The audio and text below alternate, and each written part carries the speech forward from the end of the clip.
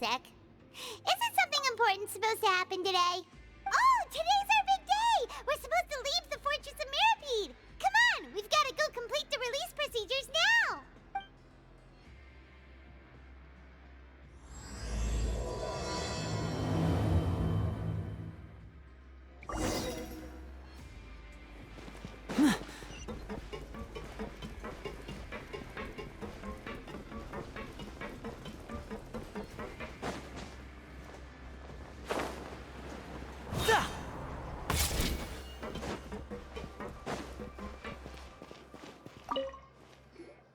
Please, sign here.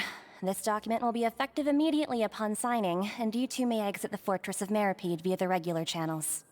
It's been so long since we've been to the surface. Let's hurry up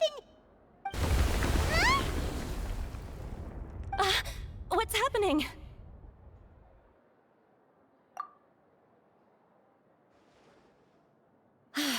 I'm fine, thanks. But I wonder what that tremor was just now. Let's go ask the Duke!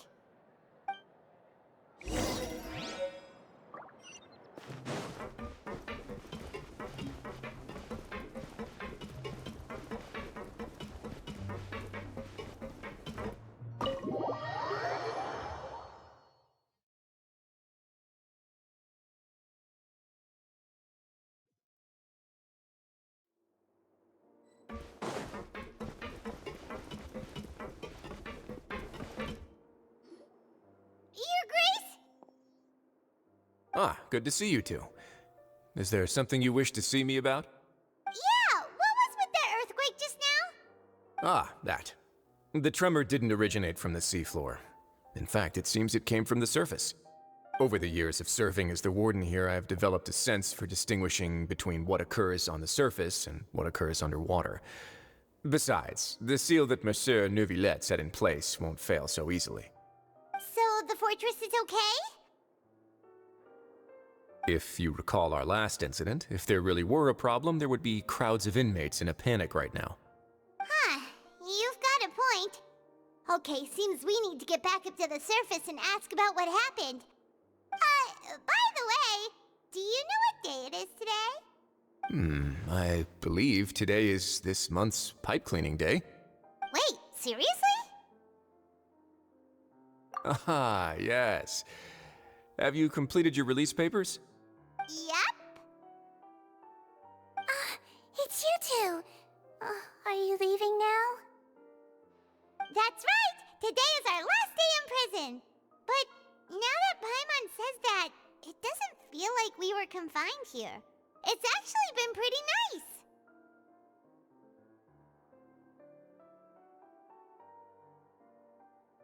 Oh yeah, Paimon feels fond of this place now!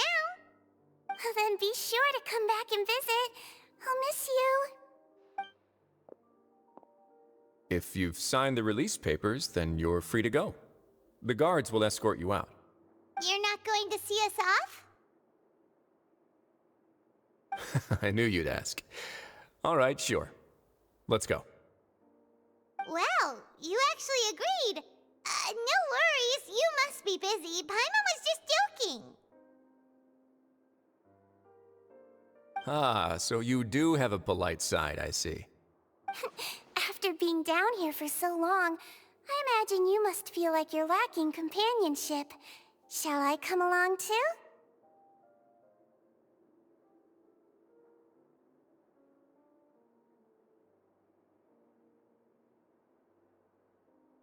Yeah, don't worry, we'll come back to see you. Paimon really likes the cafeteria here. The chefs sure do know how to make good grub. I hope you won't be here as convicts the next time I see you. We'll do our best to stay out of trouble.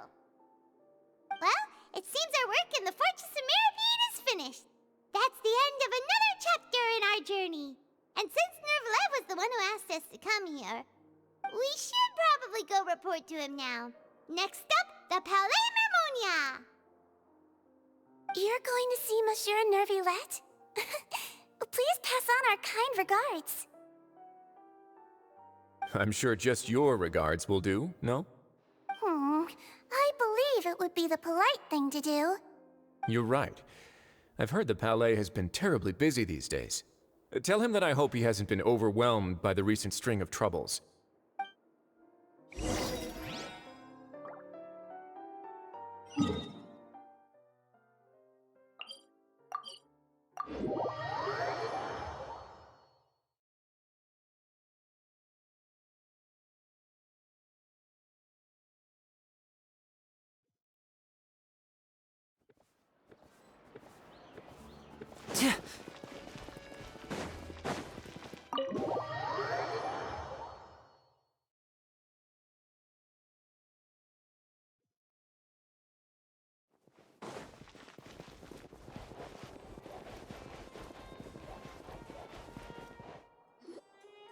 The Palais Mermonia sure is buzzing with activity today.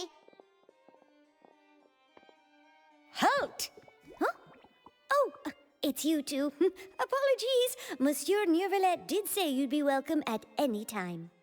Excuse me, would you mind helping me take a look at this report? I'll be right there. Sorry, I've got my hands full here. You can see yourselves in. Everyone's so busy. Seems a lot has been happening.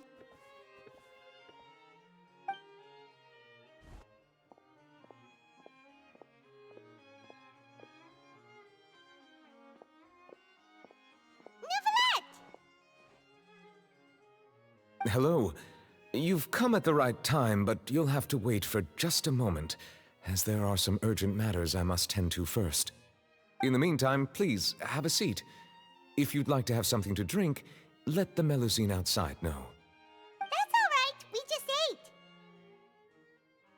Very well, then. Let's take a break over there while we wait for him to finish his work.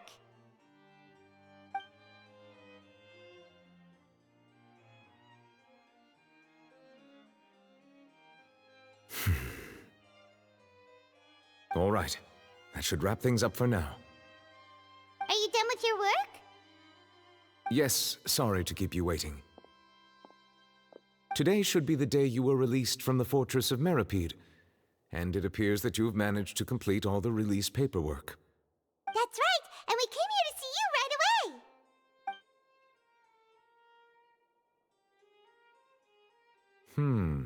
A massive whale.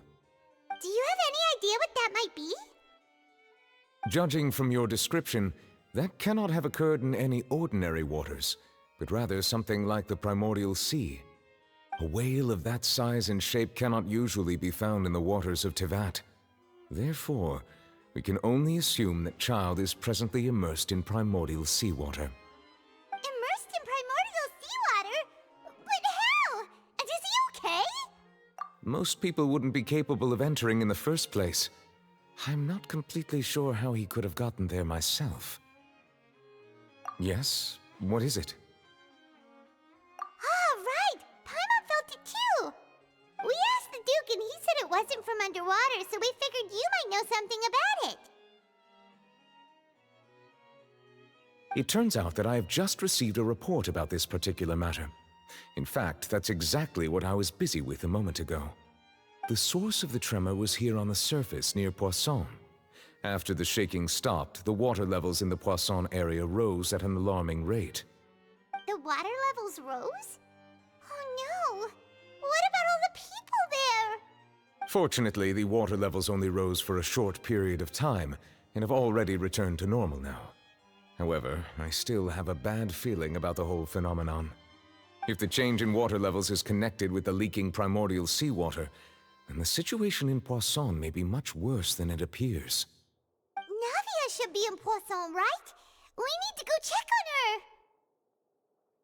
her! I would also like to go there as soon as possible, but I'm afraid I can't leave just yet. We must immediately formulate disaster prevention plans for the surrounding coastal areas to avoid potential catastrophes. I'll have to ask you two to go to Poisson first. I'll meet you there to check on the situation once I finish things here. There's no time to lose! Let's get going! Please be careful.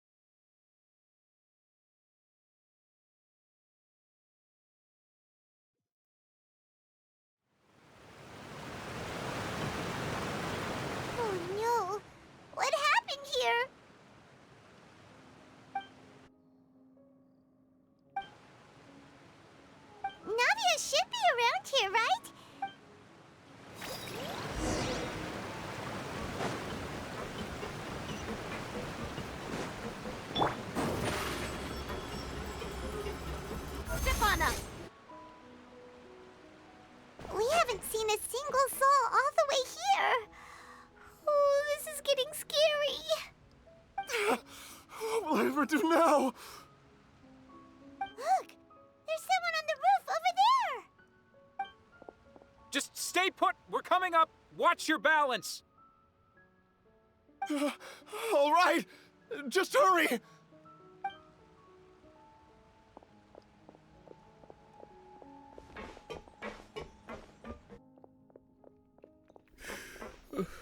I'm not young anymore. How will I survive on my own? My Desiree! Oh, he looks pretty sad. My leg! My leg! How could this have happened? It hurts! Just hang in there. Help is on the way. You can hold my hand if it makes you feel better.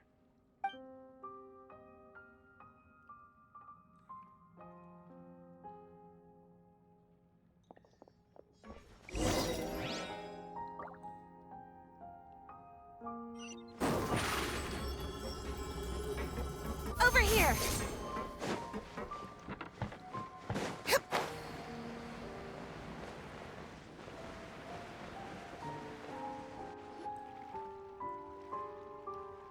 Oh, it's Navia! She's over there! Hey, Navia! Are you okay?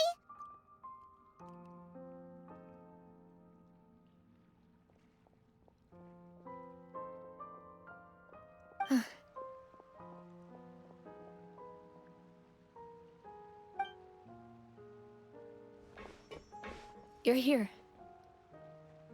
We heard there was a situation in Poisson, so we came as quickly as we could. Yes. As you can see, the water level suddenly rose. It caused quite the disturbance, in fact.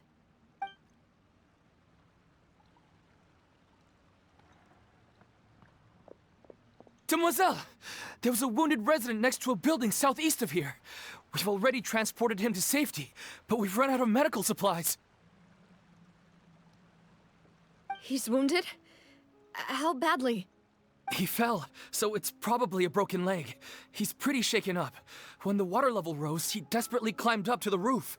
Once the water receded and he saw the ground, he became terrified and eventually... He jumped down then. Find the leader of Squad 1 and tell him to take the wounded resident to see a doctor.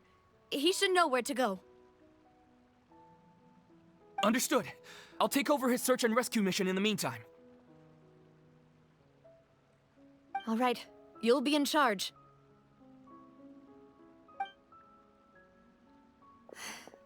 I'm sorry. Where were we? The situation in Poisson? Ah, right. Allow me to explain. A little earlier, we suddenly heard a loud noise. At first, everyone thought that something might have exploded in the waterways. But before we knew it, water started pouring out from everywhere. The rushing water seemed a little odd, almost like the unique color of primordial seawater. Some people didn't realize the danger and thought it was just ordinary water, leaking from somewhere. Everyone on the street who happened to be close to the water didn't have a chance to escape. As the water levels rose, they suddenly disappeared. They were all dissolved. Those who realized what was happening started to flee in a panic, desperately trying to get to higher ground. Many were injured in the stampede, and some people fell from significant heights.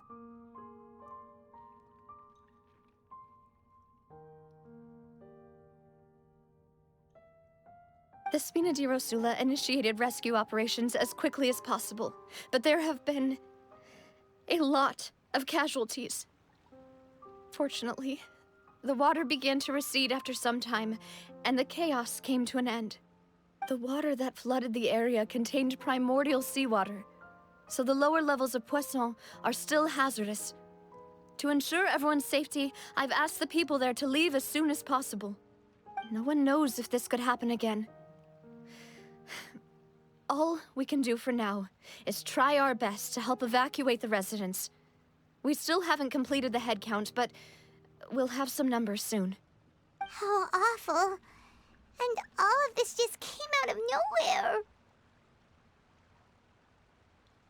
It was quite frightening indeed. I only wish that everything that just happened was a bad dream. Is there any way we can help, Navia?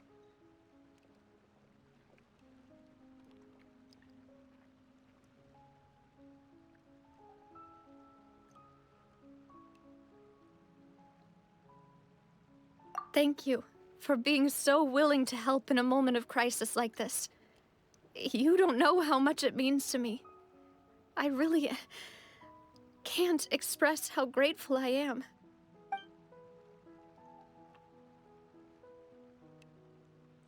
Don't say that, Navia. That's what friends are for.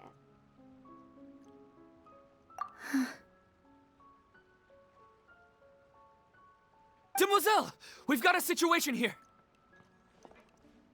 I'll be right there. Sorry, I need to go for now. And off she goes. Seems it might be a while before she can take a break.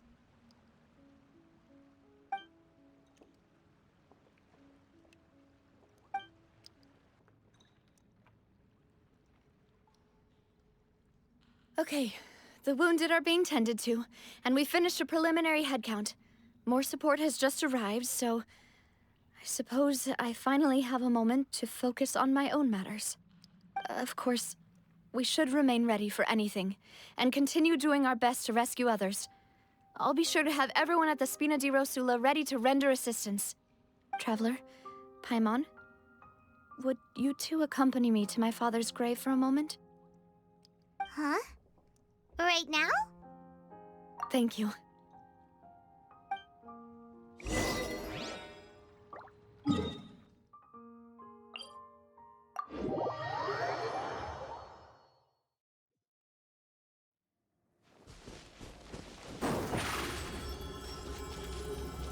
Surprise!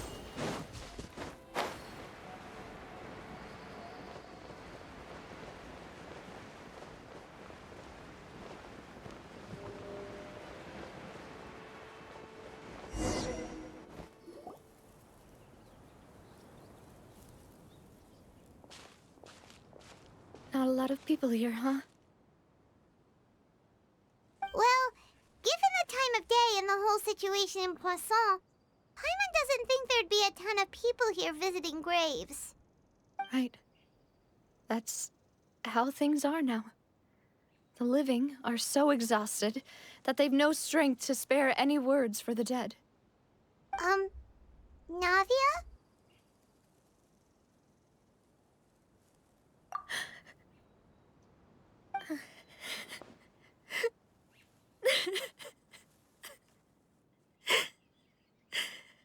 Navia, what's wrong? Sorry. I just... Malus and Silver. They won't ever come back here again. What should I do, Papa? Huh? What happened to them?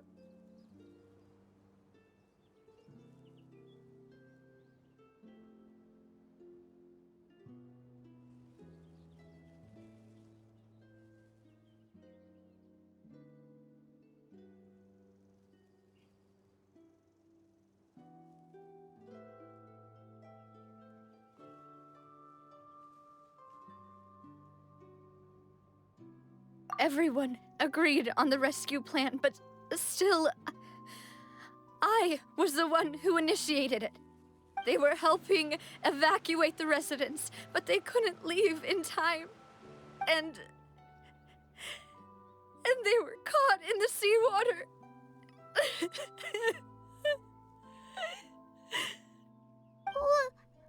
What should we do?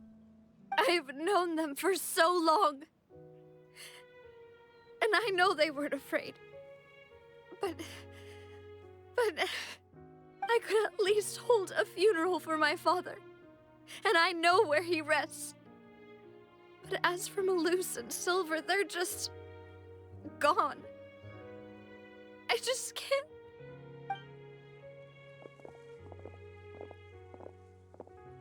Everything looks so clean after it rains.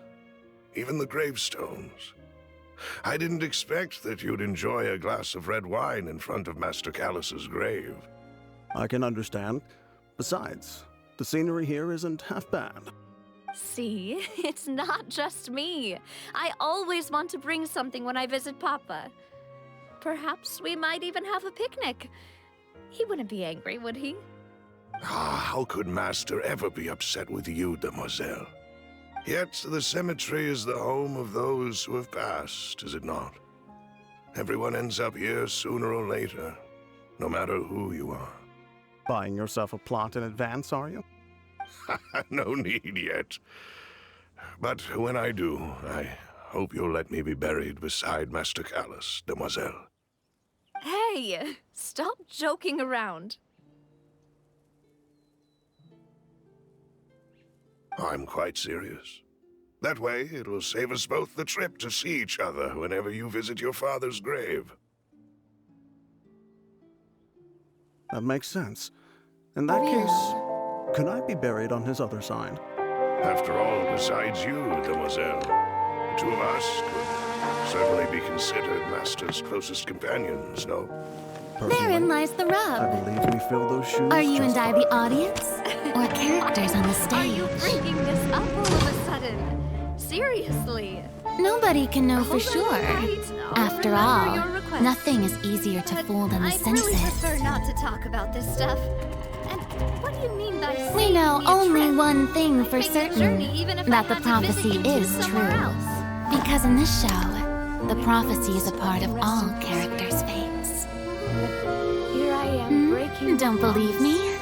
So, you still haven't noticed that I'm not even sorry speaking to for you. letting you see me in a mess This like is this. just a recording playing in your I don't usually head. cry, really. Paimon doesn't know how to help you feel better. Now, do you But- see? The prophecy has come true. She understands how And you feel. everything has been lost to I the always Great thought I Flood. could make my wishes come true. But now that I think about it, that never solely relied on me. And you Things can only be are accomplished the if someone only else one is I helping. have left. Since Silver helped me so much. And so, while fate may seem like it's playing cruel jokes on you, I'm so sorry. only fate will not deceive you. Much time as you need here, Navia. We'll stay with you. Unless Thank you you. can first Right now, deceive You don't know how much that means. fate itself. By the way, you can have a look at this. It's a list of victims from the incident that took place here. Obena, Khan, Burnett, Giverny, Francine, Karina, Daisy Ray, Joinville, Julianne, Esson, as well as Malus and Silver. So, everyone else is safe. But still... It's okay. I know what you're thinking. And you're right. We lost Malus and Silver. But we were able to save more than we anticipated. The overall outcome indicates that the cost was worth it.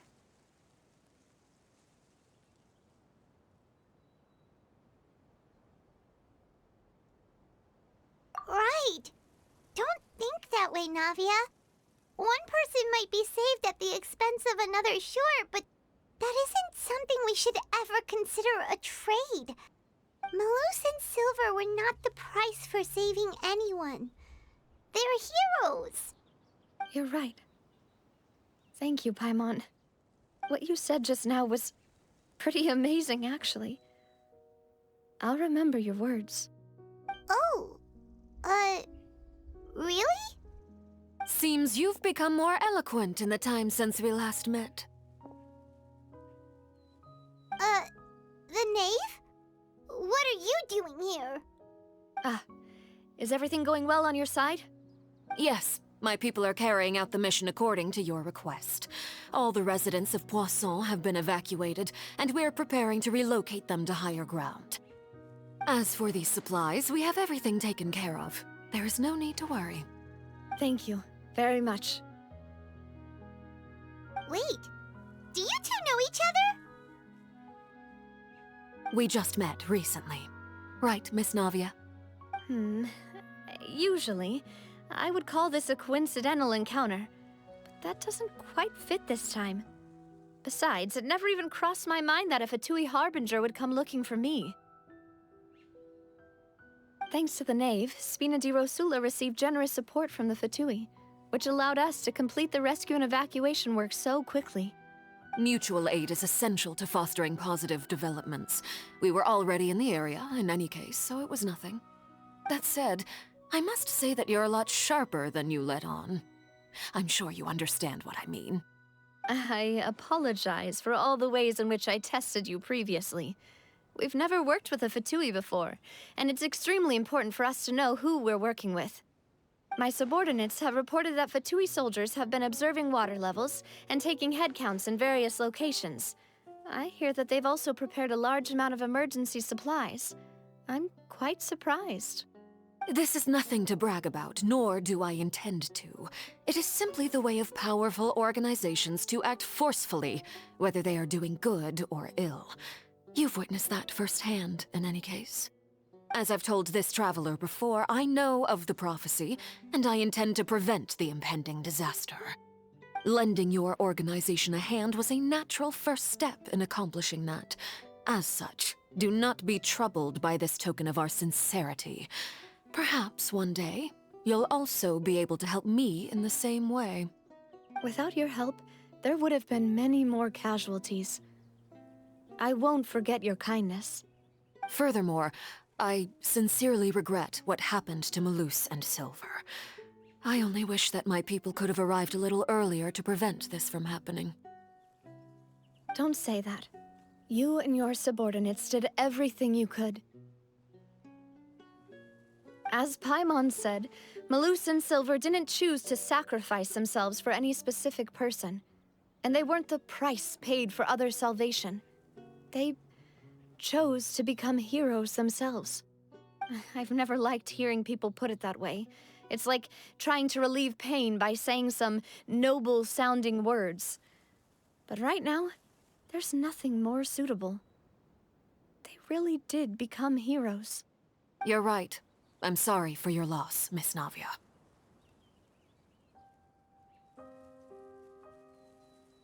Water is life to Fontaine's people, and it also spells disaster. It's no wonder that people always say that prophecies represent fate. Fortunately, I've never been one for such opinions. So, you're one who will try to change fate, then? Of course. That is why I'm going to Hotel Bouffe de Thé. I still have some things to take care of, and the children need my attention. By the way, Traveler, Paimon, one more thing. Alright, then we'll just... Huh? This isn't right. Paimon thought you would ask us to walk with you for a moment so you could tell us something in private. That is a clever and useful conversation technique, which I do like to use when necessary. But there's no need today. It would not hurt to have Miss Navia listening in. Traveler, I'm sure you remember that I said we could work together when we had the chance. You and I both know that there may be issues with the Primordial Sea. Previously, it was the Fortress of Meripede's sluice gate, and this time it was the water levels in Poisson. These are both signals. Indeed. Allow me to share the latest intel I've received from the House of the Hearth's intelligence network with you. During some recent investigations, a child claimed to have discovered some ruins near Poisson. The ruins date back to ancient times, and seem to be worth investigating in many ways. Judging by the dating of the ruins, they may be related to the prophecy and the coming crisis. The situation is becoming more urgent, so any pertinent information will prove extremely precious. My people initially came to prepare for ruin exploration. Unexpectedly, this disaster struck, and at present, we're all busy prioritizing the rescue effort. So that's why the Fatui were already in Poisson. I wanted to take the children along, but unfortunately, Linny, Lynette, and Fremine have all been dispatched to higher ground to assist affected residents. Linny told me that outside of the house, the person they trust most is you. Which is why I want to give you this task.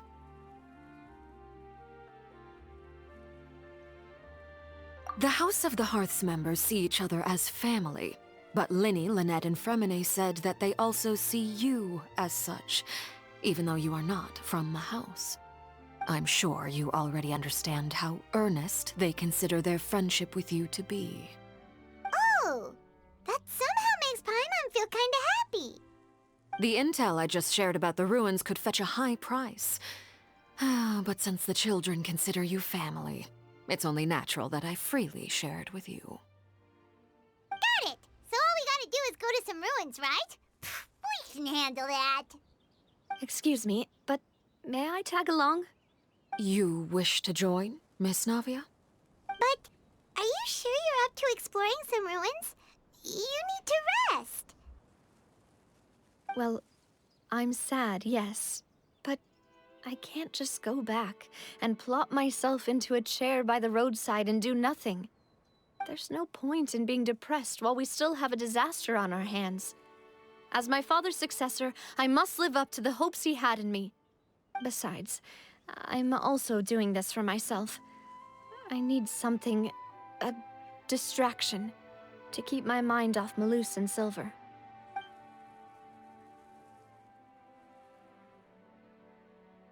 Since you put it that way, I have no objections. What do you say, travel? All right? The ruins are to the south of Poisson. Here's the map. Okay, the three of us will handle it. Come on, let's pack up and get going.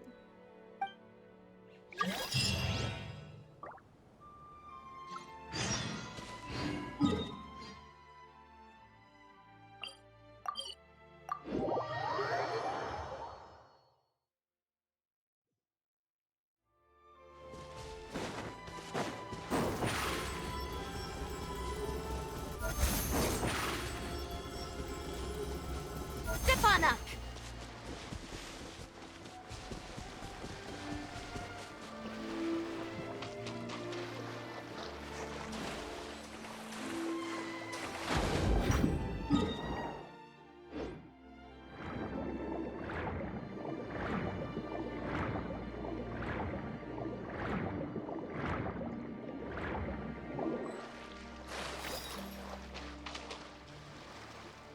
So, are these the ruins the knave was talking about? Whoa, talk about old. They seem to be pretty ancient, all right. Let's go in and have a look. Just be careful.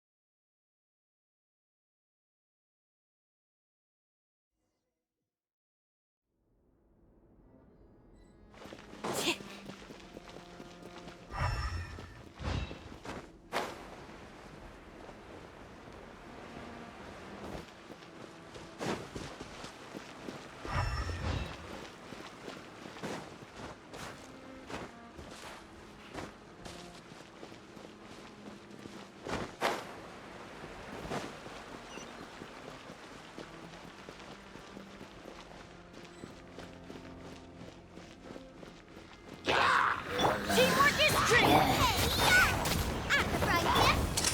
Let's get this show on the road!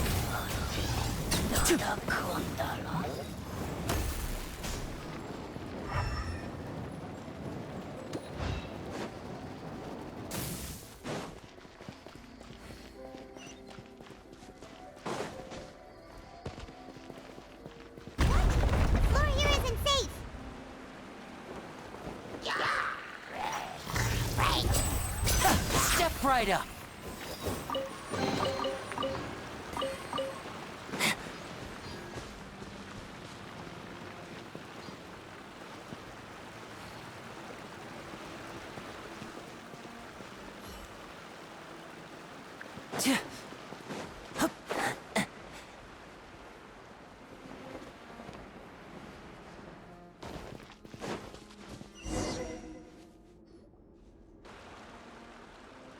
This place has also been contaminated by primordial seawater.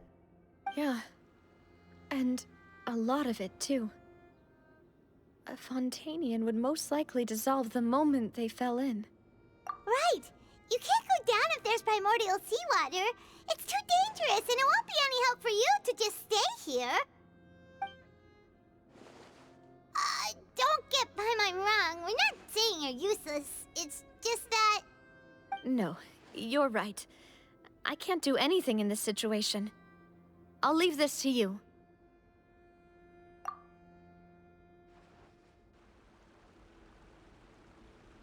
That complicates things. Maybe the only way left is forward. In that case, do you want to wait for us here? The water levels here are unstable, and there's a chance the water will rise. So staying here wouldn't be safe either. I'll go together with you. Perhaps we'll find the exit just up ahead. All right. Come with us for now then, but please be careful.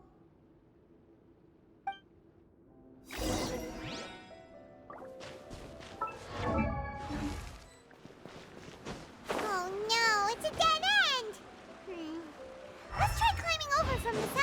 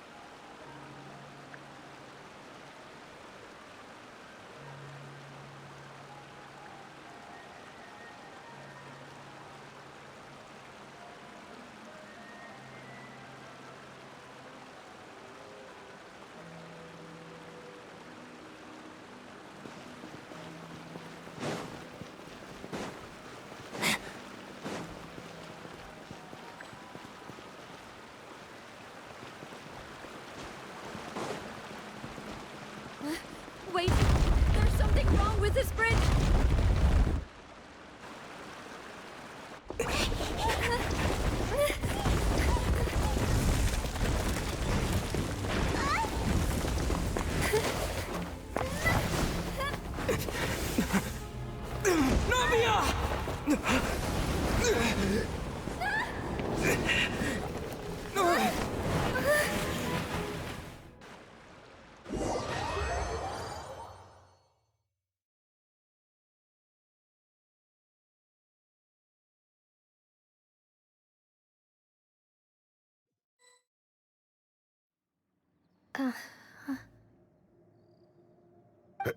Demoiselle?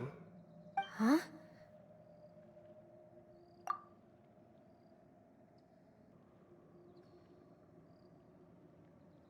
Demoiselle, what are you doing here by yourself? Would you be standing here till dark if I hadn't come to get you? Maybe she just wants some time to herself, Malus. Hmm? Oh. Was I sleeping? Yes, it would appear so. I must be tired. That's quite possible. However, you were the one that suggested we go out for a walk. Oh, right. I nearly forgot. It must have slipped my mind when I dozed off. I haven't had a nap today yet. Have I? This is a familiar feeling, yet something's a little strange. Is something the matter, Demoiselle? Oh, no. No, I'm fine. I was just trying to recall why we came out for a walk. Do you remember Mr. Giverny? He'd requested our help before with foreign merchants who had a debt dispute with him, and we'd resolved the matter not long ago. We were headed to see how things were going with him at the moment. Ah, right. Yes. I remember now. Oh, Miss Navia. Ah, Mr. Malus, and Mr. Silver, too. It's good to see all of you. How have you been? I've been great. Thanks to your help, those bothersome merchants finally realized that I wasn't the one they were looking for. Why, I wasn't even the guarantor for that person.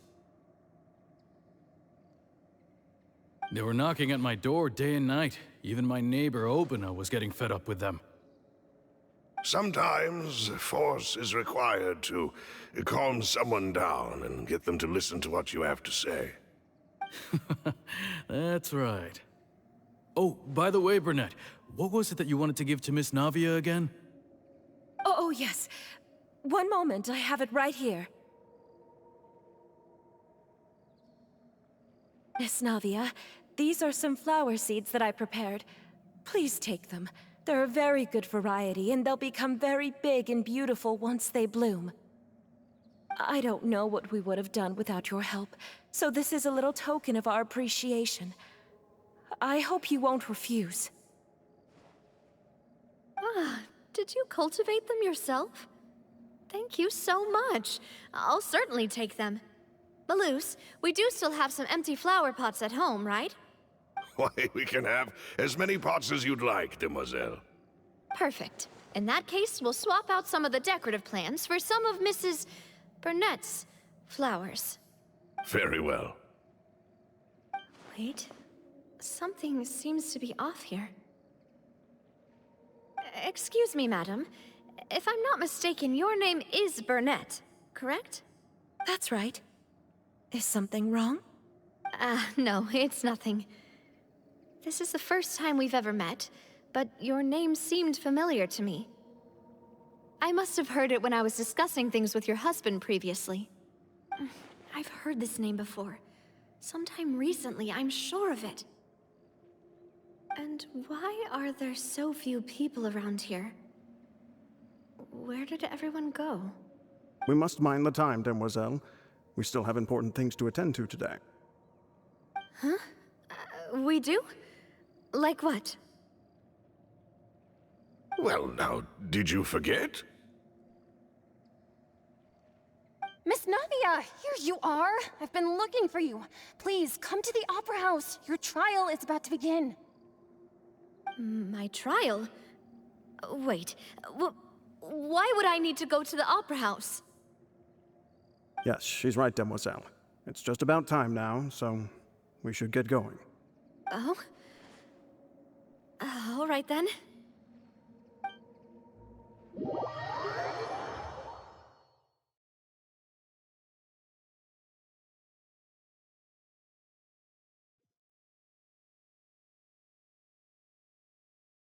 Look, it's Navia! She's here! And her two attendants are with her! Goodness, everyone's finally here.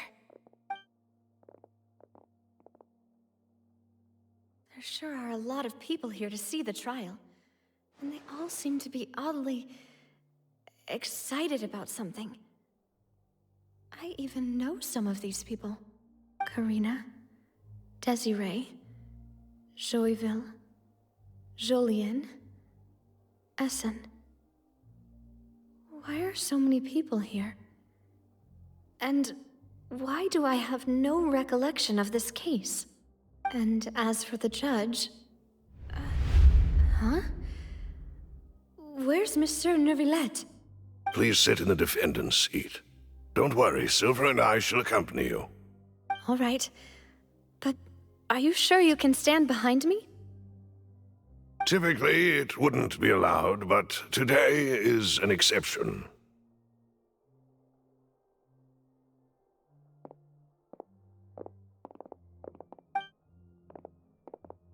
Hey, what kind of place do they think this is? Come on, do they have any idea what they're doing? Seriously. Enough with the whispering!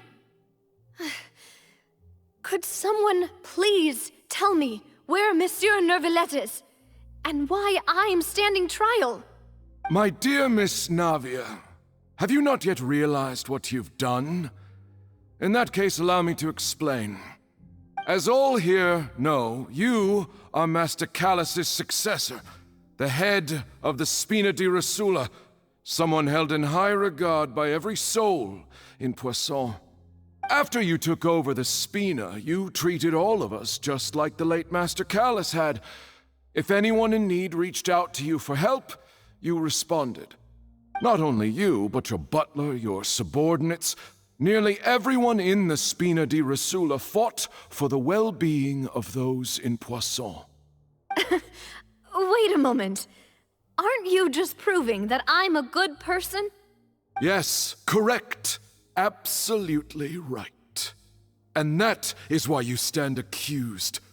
You have helped so many people get through so many difficulties. You are one with us. We are inseparable. We are one big family, all of us who are from Poisson, inextricably linked.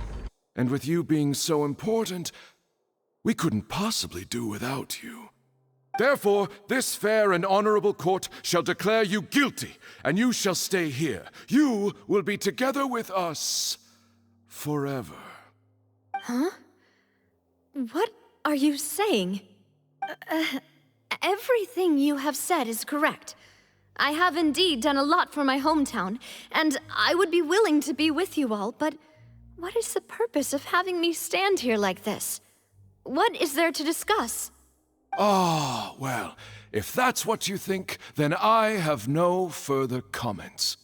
How wonderful, Miss Navia!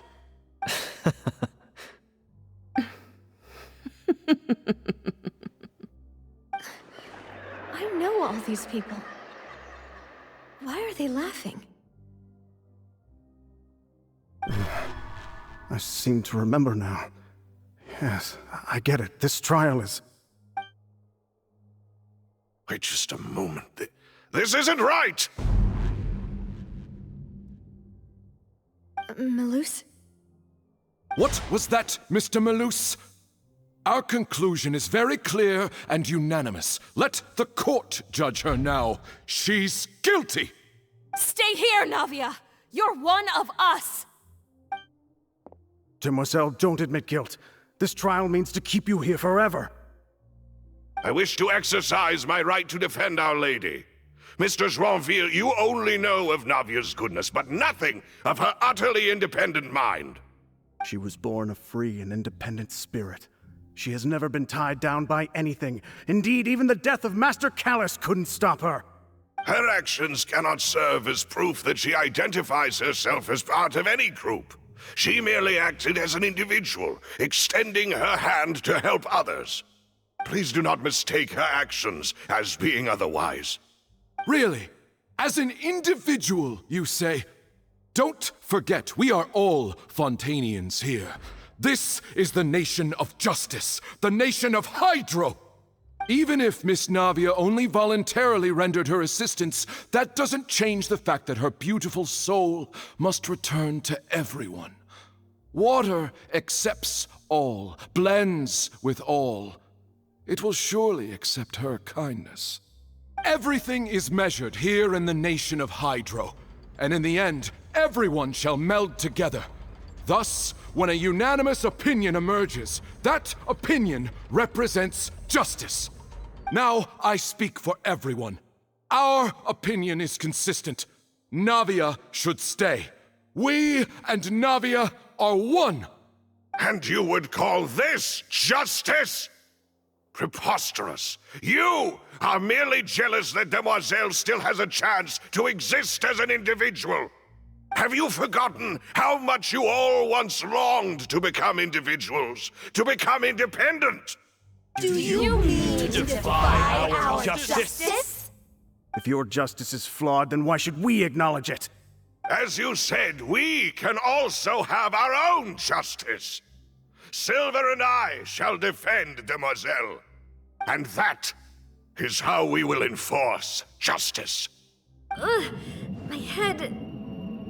it hurts. Demoiselle. Silver, it hurts. My head is spinning. All I can see is stars swirling in front of me. I remember now. Everything that seemed odd from the very beginning.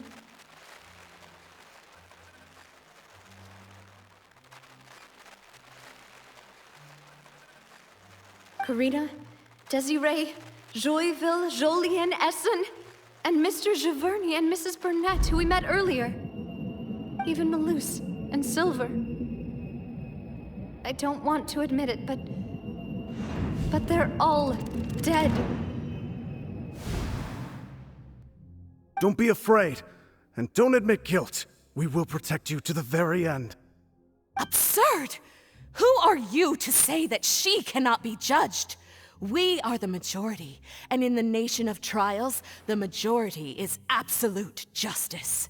We are the will of all. Don't let them escape! We shall keep Navia here with us! Mr. Malus and Mr. Silver, must you be so stubborn? How could the two of you possibly hope to stand against the collective? Do not resist. This judgment is fair and just. Navia belongs to us. After all that happened, she should not be left alone in Poisson. What are you saying? No more excuses! He says we're jealous. Jealous? How could she possibly be an independent individual? What's with these people? Who's jealous of her? She belongs to us! Miss Navia, she... Silence! That's...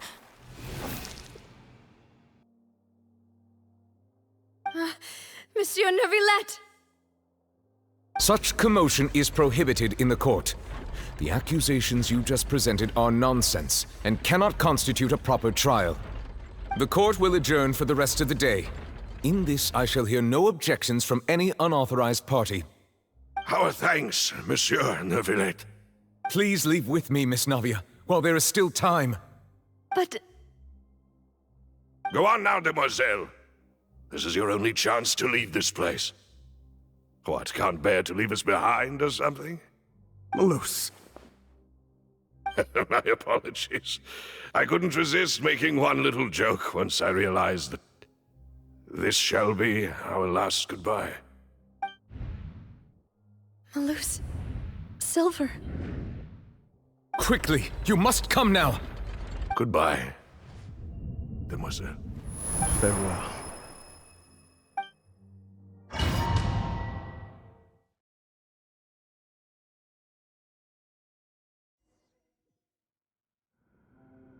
No, wait! Just a second!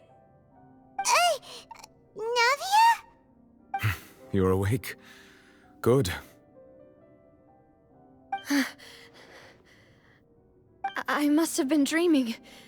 Malus and Silver were still alive, and they were defending me at some insane trial. It looks like you're all right.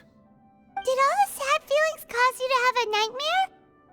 Paimon could give you a hug. The ruins you were exploring suffered a cave-in. When I arrived, I found you falling toward the water. You were just about to be dissolved within, but I...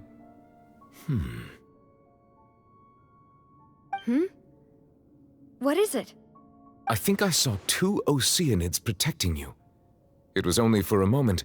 perhaps even a fraction of a second, but they gave me the chance to retrieve you.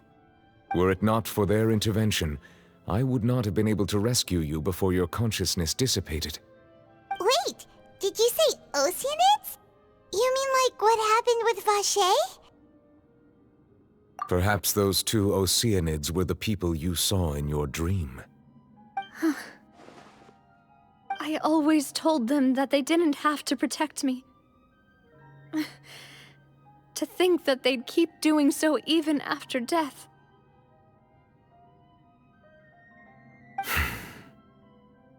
Please come with me.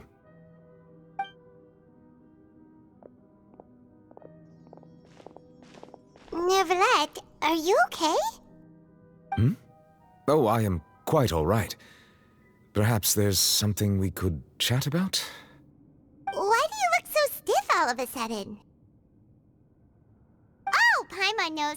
You're the type who feels awkward when there's nothing to talk about, right? I merely thought that we should give Navia some time to herself. Huh? Why didn't you just say so then? Don't you think it's even more awkward to call us over like this and then have nothing to talk about? I suppose so. Ah, Sigewinne. I hope all is well with her these days. Her work in the Fortress of Meropide has not been too much for her, has it? No way, don't worry. She's doing fine down there. She's an amazing head nurse. I see. Well, that is good. I have always worried that Sigewinne would need a lot of time to understand the world of humanity, just as I have. Oh, and the Duke also says hi. Even though Sigewinne made him do that. He hopes that you haven't been overwhelmed by all that's happened lately. Thank you. I have indeed been busy lately, and I also hope that everything is going well in the Fortress of Meropide. He still doesn't know what to talk about. Let's chat about something else then. So, Neverlet, you're probably quite the swimmer, huh? Yes, of course. This isn't going anywhere. Let's try something else. How did you find these ruins? Did the knave tell you? Yes, in fact. I had arranged to meet you in Poisson, but when I arrived, I discovered that the Fatui were helping the residents evacuate. They had even transported a large quantity of supplies to the area. Amid my astonishment, I ran into the knave, and we had a chat. She informed me that she had asked you to investigate the ancient ruins here. Yeah, we originally planned to meet up with you, but we thought you might still be busy with all those official documents. We didn't think exploring the ruins would take very long, and who would have thought you'd wrap things up so quickly?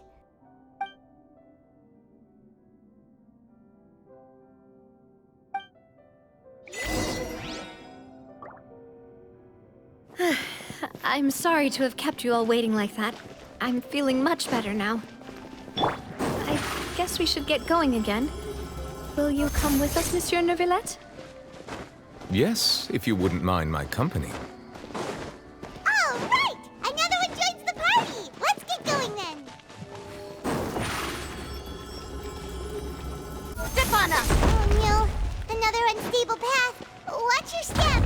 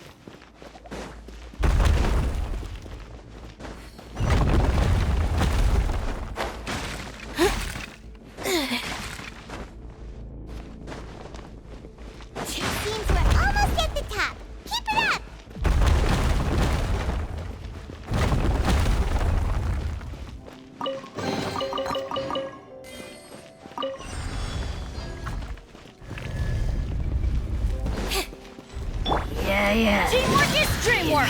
Let's... You're toast! A round of applause!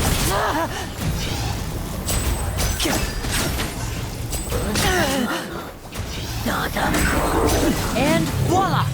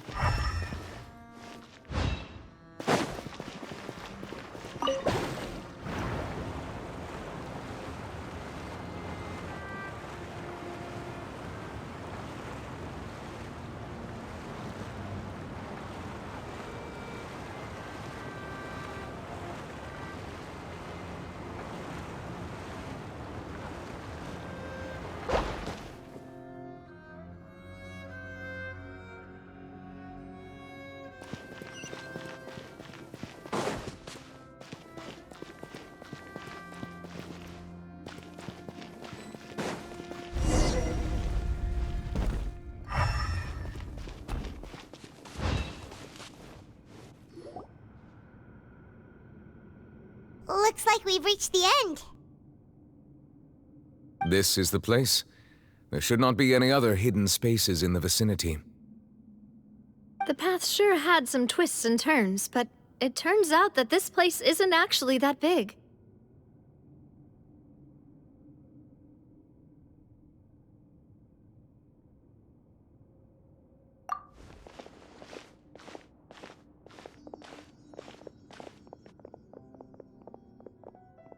Stone slates? It seems like they were put here as an offering. Could we take them down and have a look? Perhaps we should just leave them be for now.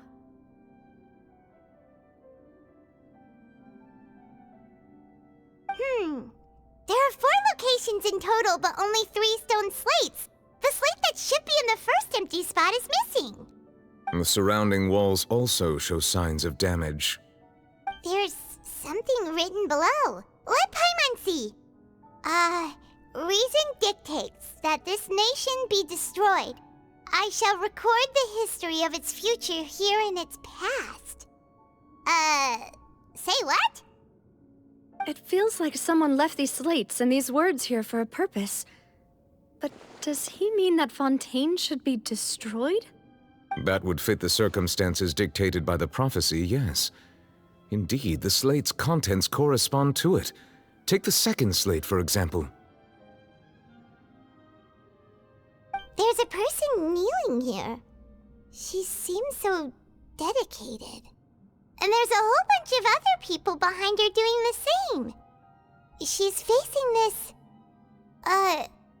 what is this? Some kind of island in the sky? And is that Lady Farina in the third image? Did the Hydro Archon fall into the water? And is that a ring of people around her? Paimon doesn't quite get it. Are they all in the water? The fourth image. I know this one. This exactly matches the content of the prophecy. The people will all be dissolved into the waters, and only the Hydro Archon will remain, weeping on her throne.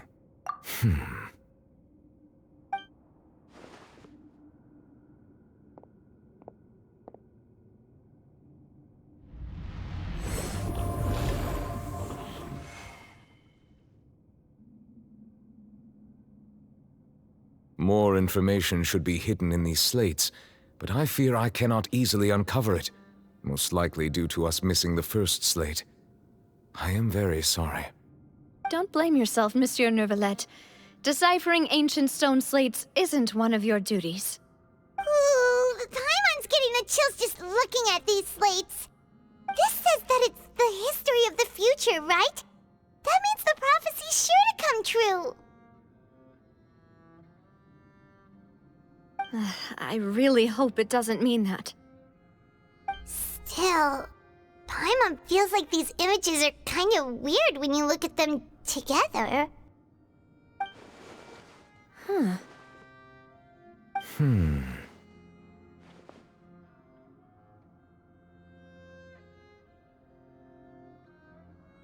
That's right! If the images are in chronological order, shouldn't the fourth, the waters drowning Fontaine, come before the third, where the Hydro Archon herself falls into the water? And yet the order is reversed here.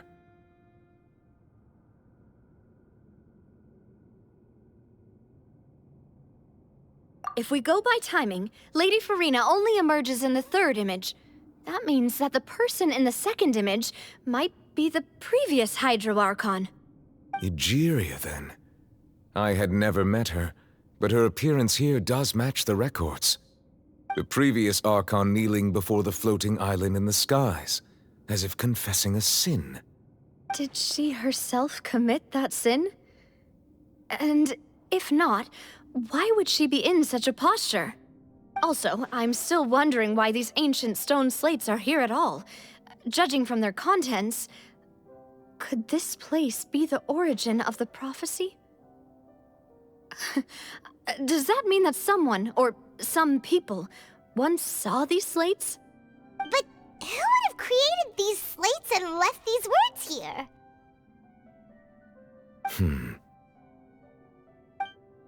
It seems that any further clues will have to come from Farina. In that case, there's no time to lose. There's nothing else to be gained here, so let's head back first. Yeah, we better get somewhere safe for now.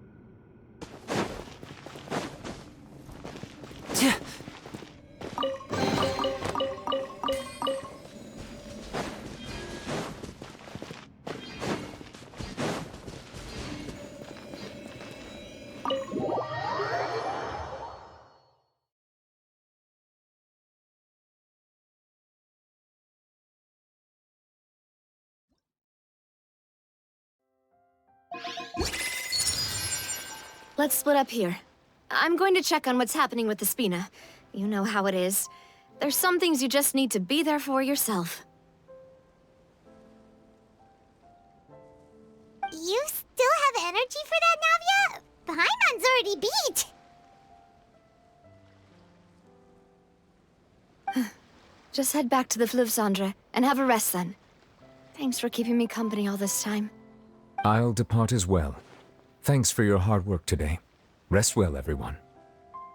Traveler, I will go talk to Farina tomorrow morning to ask about the stone slates. I'm sure that you're concerned about this matter as well. If you have time, drop by my office. I will share the results of our discussion with you. Are you really gonna talk to her about this directly? Will that be a problem? Paimon's getting a little scared now that it's come to this. She has long been harboring secrets and will not give them up easily, which makes it all the more my duty to ensure that she understands the present situation. Alright, we'll leave it in your hands then. You're probably the best person to talk to her anyway. I will be carefully considering my words tonight. Traveler, Paimon, our safe house at the Fleuve Cendre is always open to you as ever, so please don't think you're an imposition. All right. I'll be on my way then.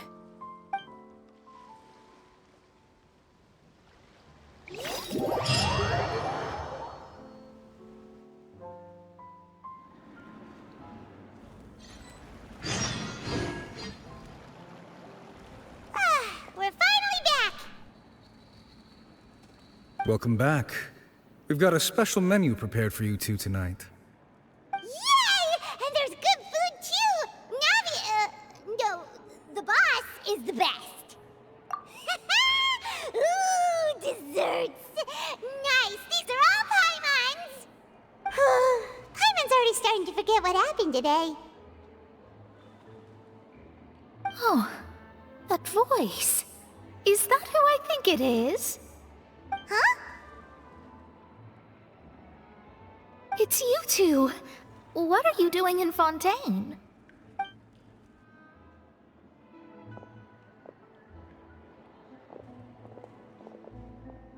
Mona?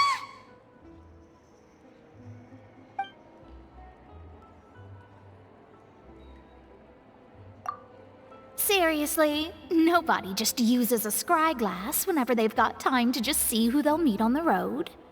Still, we didn't expect to see you here. Wait, you're not a Fontanian, are you, Mona? Well, I have some business to attend to here, so I booked a hotel in the city. I was just out for a stroll when I bumped into you.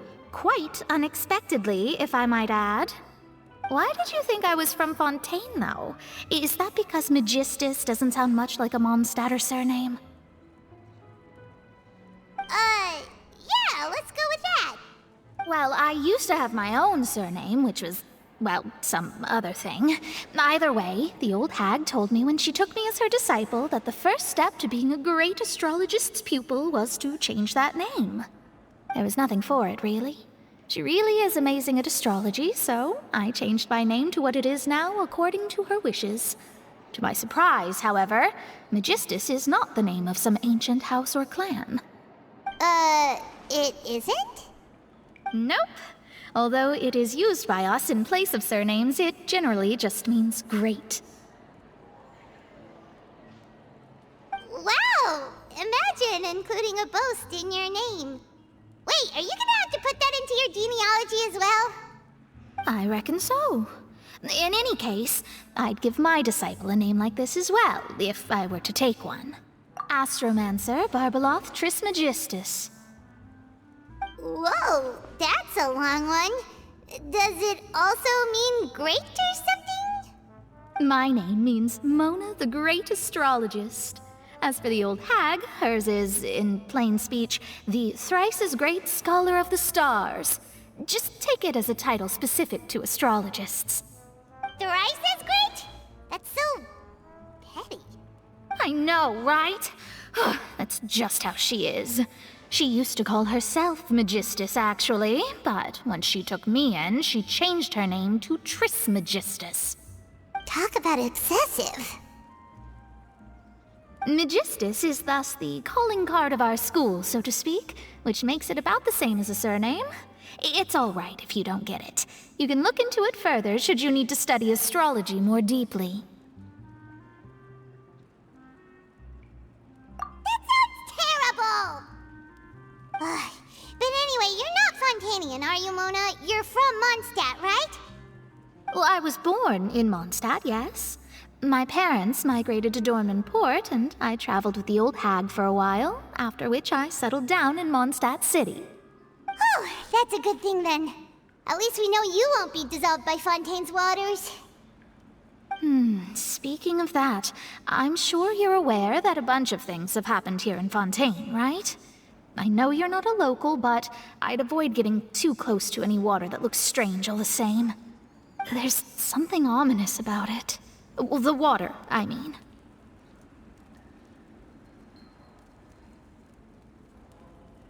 That was the main reason, yes. Just a while back, the Steambird invited me to take part in a panel and speak about the circulation of the prophecy as an astrologist. The invitation was sent quite early on. I don't think anyone expected Fontaine to be in this much trouble. What do you make of that prophecy, Mona? Just tell us what you think as an astrologist. Your word would go a long way to make things more certain and less scary.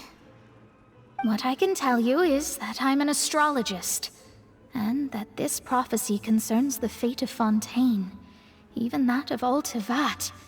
Ascertaining this is akin to reading the fortune of the whole world. I'm afraid that this is not something that just anyone can do. If I could do it, you would no longer call me an astrologist, but a visionary. But on the flip side, the prophecy is so huge and powerful, that it must surely come from a powerful visionary. Its contents involve the fate of the world. Disregarding it would be a mistake. A visionary? Sounds really powerful and all, but does such a person really exist? Of course. The old hag could do it, and I'd bet there are others amongst those Hexenzirkel colleagues of hers who could do something similar. Huh? Are you sure? All right, I'll help you. It isn't often that I see you with such a serious look on your face. I'll tell you once I hear back from her. Thanks, Mona. You're amazing as always. Oh, well, this is something only I can do after all. So yes, your praises are quite welcome. That's the greatest of astrologists for you! Of all the people we know, you know the star's the best! Indeed, indeed. That's the spirit. Oh, sorry. I came to see what all the commotion was about. If there's anything you need, do not hesitate to inform the Spina di Rosula. Oh, whoops. Guess we were getting a little too carried away there. Well, I'll go tend to my own business now. If I receive any news, I'll be sure to come find you two again. And there she goes, quick as rushing water. And here we are with the Spina guy giving us suspicious looks. Right, but we were able to recruit Mona's help, didn't we? Our Fontanian friends will thank us someday.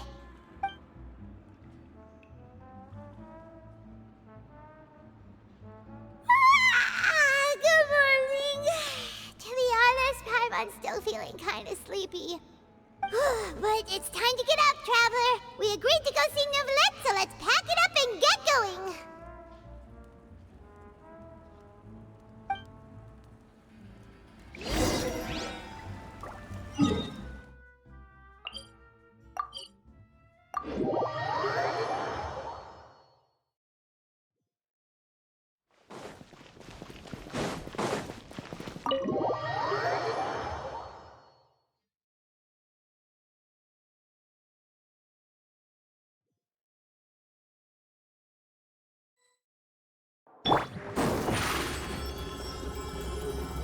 Over here!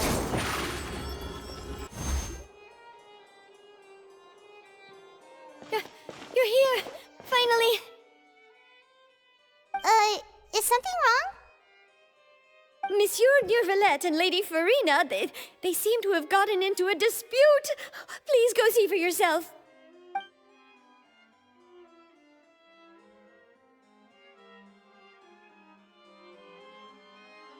Like I said, I've already explained everything! And yet the problem has not been properly solved. There is little space for excuses between us. It is not my intention to offend you, but please, tell me where you stand.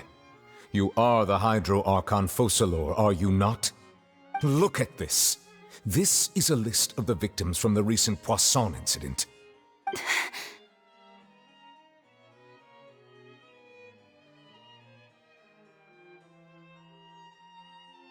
You mean... they're all... We did not arrive in time to avert this disaster, and I will not have it happen again. I will say this once more. You must tell me everything you know.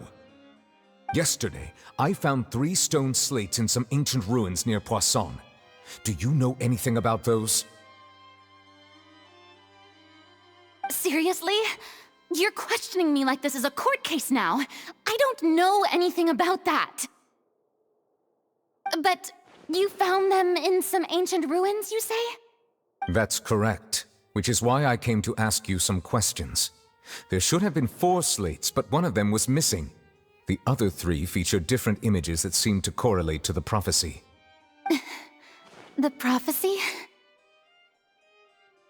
The second of these slates depicts the previous Hydro Archon Egeria kneeling before a floating island in the sky, as if confessing something. Do you know nothing of this either? I don't. I've never seen such slates. I'll ask you again. Do you really have no information regarding the previous Archon?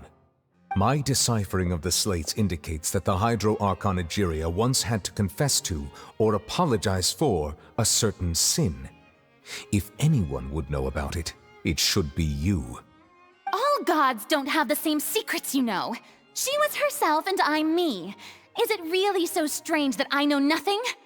I understand your concerns, but I'm sorry. I just don't have anything to tell you. Forgive me for saying this now, Lady Farina, but I have long known of your various secret investigations into certain matters. There are several indications that you have been investigating the prophecy on the sly. This is not strange in itself, considering that you are the Hydro Archon. But it is strange that you should also claim to not know any of Egeria's secrets, as well as do nothing following your inquiries. You have never been as superficial as you have presented yourself to be, nor are you a fool. And yet, your behavior is very inconsistent.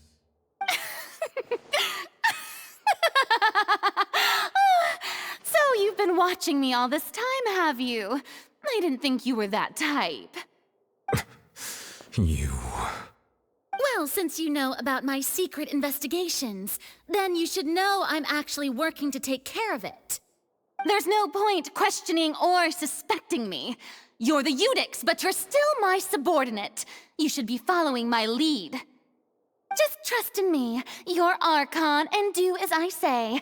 Never mind whether you can truly convince yourself to or not. It'll all turn out fine. That's all I have to say. We do not discuss this matter again. Oh, the opera's about to start. Toodles!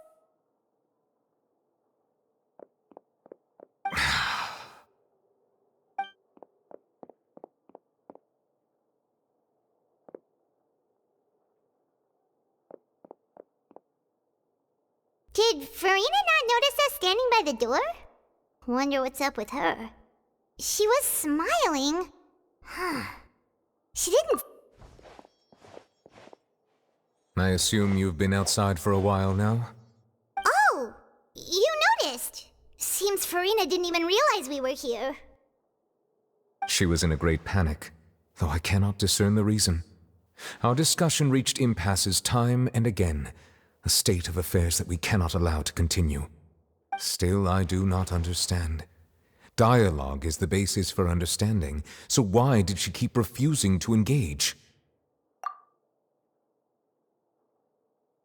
Everyone in her inner circle has noticed that she is hiding some secret.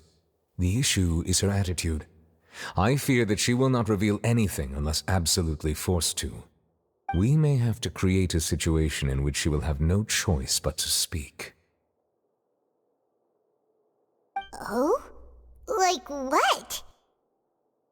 Normally, people will only reveal the truth when standing trial. Perhaps we must have the Hydro Archon experience just such a scenario. But Farina's seen so many trials, and she's really good at dodging questions. How do we make sure that she won't just slip away at the first chance she gets? We will need to consider this thoroughly, join forces with various parties, and then do what we can. If at all possible, I would prefer to recuse myself from this affair, but we must prevent the prophecy from coming to pass. This may be cruel to her, but all Fontaine is in crisis.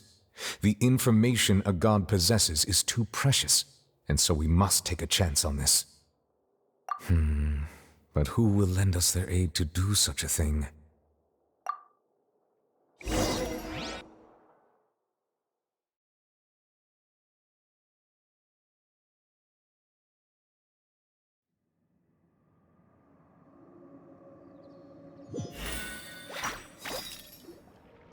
Well, that's everyone, huh? Speaking of which, it was pretty smart of you to think of hiding here. Poisson was just involved in a disaster, so it's presently devoid of people. That naturally makes it the best choice. And here you are drinking tea like it's the most natural thing in the world, huh? That's what family should do. Sit and enjoy a leisurely time together. It's nice to enjoy tea here, you know? Care for a cup? Lend me your ears, everyone. Or perhaps one of you might like to start us off. How about you, friend? Me? No, I don't think I can. Then, how about you, good sir? I fear that I will cause the mood on this boat to become as somber as it is in court. Well then, I guess we're lucky we've got a local like me to organize things. Wonderful, the spotlight at last. I guess I'll be facilitating things from here. That was a little long-winded, don't you think? Oh, you might be right. Anyway, to cut to the chase, our friend here, the Traveler, has brought us together to discuss something. As for what that is, well, let's start by saying that we'll be pooling our efforts together to create a series of traps. Oh, how intriguing. Well, it's just an expression, really. One that I just learned from Chlorand, and used on the spot. So, let's invite her to explain in detail. A round of applause, please.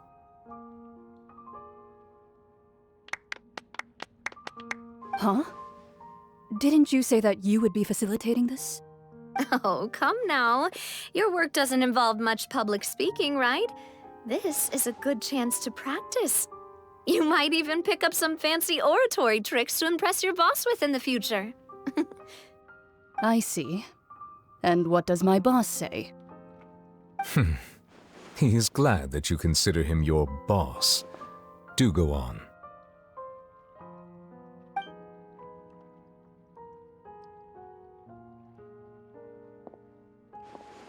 In that case, do any of you have experience hunting? Not that I recall. Fremine and I once used a wooden stick in a basket to catch wild rabbits when we were younger. As for Lynette, oh, right. You were sick that day, weren't you? I've also gone diving to catch some fish before. Does that count? I'm afraid not. You may or may not have heard, but Fontaine once played host to a group known as the Marechaussee Hunters.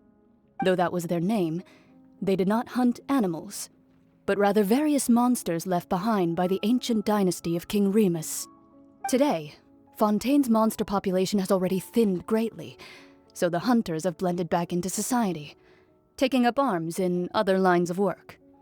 They even left a unique methodology of hunting in their wake. A trap comprises of the following components: bait, a trigger, and a containment device. Sometimes a lethal implement will also be necessary to deal with the prey. So, if we were to build a trap together, right now, what would you choose to build it with? For me, I would prefer something basket-shaped. Pigeons and rabbits will see the bait and naturally enter the snare. Our line of work requires a deft hand, and we're some of the best in the industry, so you can count on our techniques. You used some of those techniques while moving the people of Poisson, didn't you? My subordinates mentioned that you even performed some magic for the bawling children. Yes, and I even managed to gather some intelligence in the meantime. I'm quite the multitasker if I do say so myself. I'm afraid I can't claim that as my strong suit. I prefer more stable methods, like placing bait in the water and waiting for the fish to come within reach. That's the kind of method I would count on. Calm and steady. Exactly the kind of person who would catch loads of fish. And I can be their assistant. With discretion, I'm sure. I'd probably use some sort of mechanical animal. Papa once bought me some small clockwork squirrels, mice, and such. When placed in the forest, they can attract others of their kind. I remember that you liked those too, didn't you? I did. And that would be a good way to go about it. If they're realistic enough, animals of the same kind will follow them all the way to the trap. What about you, Monsieur Neuvillette? I fear I do not have any related experience. That makes sense. You usually solve problems directly, without the use of any such tricks. But I do have one more question for you, monsieur. If we were to create a trap now, how would you design it?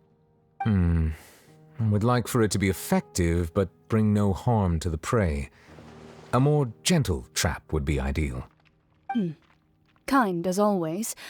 However, our intention doesn't necessarily change the containment device and the type of implement we need. If we wanted to kill the prey in one strike, we would need a powerful implement. However, that also goes for prey that must be captured and safely contained. Wait, why's that?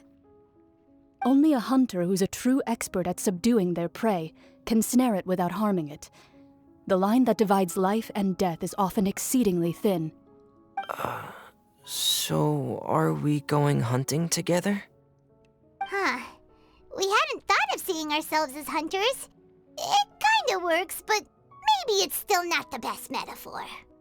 If our means of capturing and dealing with our prey is to put them on trial, then the hunting metaphor is actually quite accurate. But we shall require much more courage than any hunter to judge a god, a being whose seat is an exalted throne. Oh, so that's what's going on. Sounds very interesting.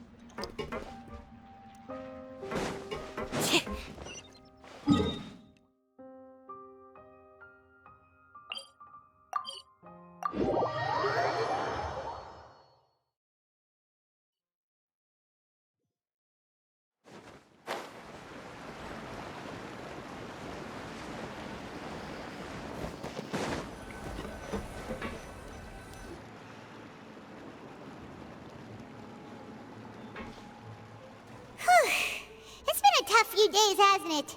So much has been happening. Paimon didn't think the meetings would go on for so long, but everyone seemed pretty fired up, huh? Paimon thought they'd be at least a little frightened.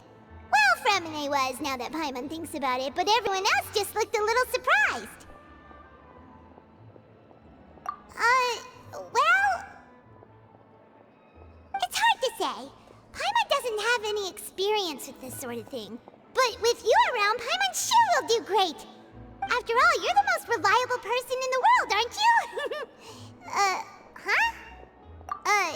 Did you just pour some tea? Paimon didn't notice you doing that at all. Then what's that? Paimon's never seen that cup before. Don't be frightened. I'm just joining you two for tea. I merely refrained from saying anything till now.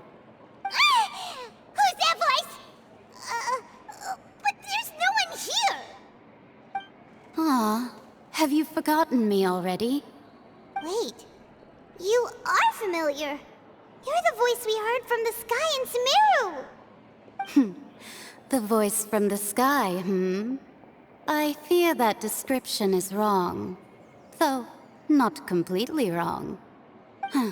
You're feeling lost now, just as you were feeling previously. I sensed that confusion and thus came to you. Guiding people is an irresistible hobby of mine, after all. Consider me a passerby, just accepting a commission from my friend's disciple on a whim.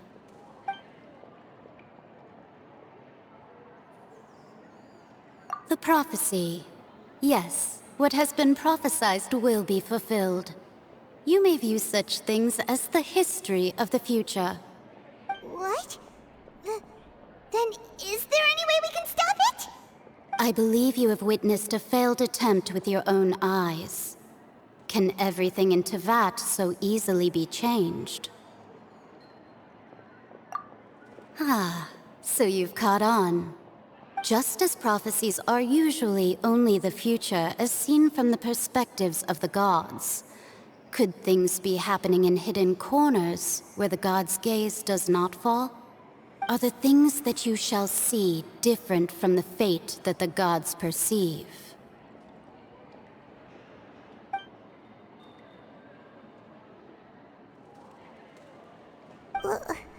What is she talking about? It all sounds really impressive and important and stuff, but it also sounds kind of scary.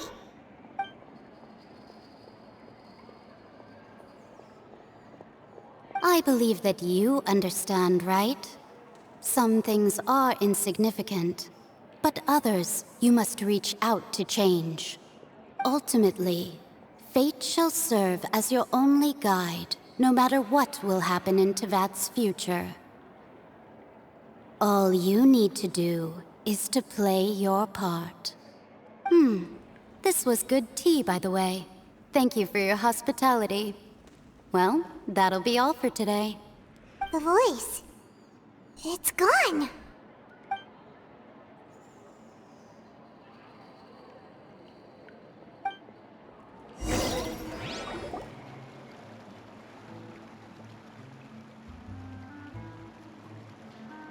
What?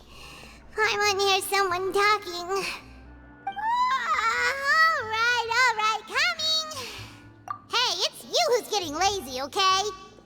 Well, I see I've walked in on some lively banter. Luna!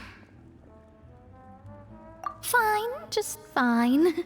I went to take part in that Steambird panel. It turned out to be more interesting than I expected. Not all Fontanians are pessimistic about this. One journalist mentioned that sitting around and waiting for the end to come would be wrong, and that they should make their own rescue preparations. I agreed, so we had a brief chat with her. Did she have pink hair by any chance? Why, yes! It was Charlotte. You remember her, right? That daredevil journalist? I'm in full support of her view. Prophecies are very important, but how can people allow their lives to be commandeered by just a few words? That's right! Paimon's glad to hear something sensible for once. Ah, yes. About what we had discussed before. I did try, but I'm afraid I couldn't reach the old hag. I'll try again tonight, but I wouldn't get your hopes up. Huh?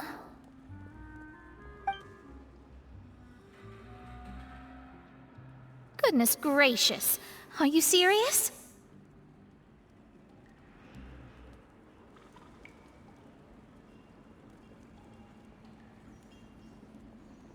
She said that even the god's gaze has blind spots. Pretty bold if you ask Paimon. Most people would believe the gods to be all-knowing, right? The Hexen Circle members are certainly anything but ordinary.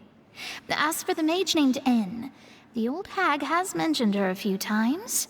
She said that N's sense of direction is incredible, and that she loves guiding those who are lost. But I've never met her, and if she were still alive, she'd be... well, suffice it to say that the hag's at least a few hundred now, and N's been around for longer than that. Whoa, the Hexen Circle sounds like a scary group. But they must really stay in shape to live so long. Their abilities alone are pretty terrifying. If she came to see you personally, then the problem you're facing must truly be of great importance. Well, it's not like Paimon could understand anything she said. Yes, she was quite cryptic, but I suspect she means that there is still a way to turn things around. She didn't say when or what that would be, though, so... perhaps it is something that you cannot know right now.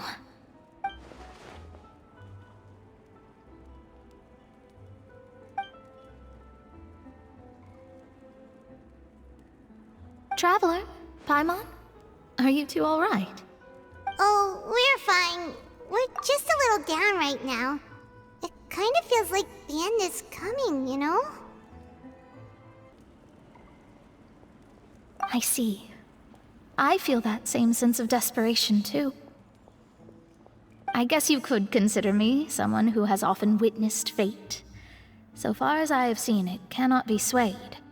But even so, I still hope for and believe in miracles.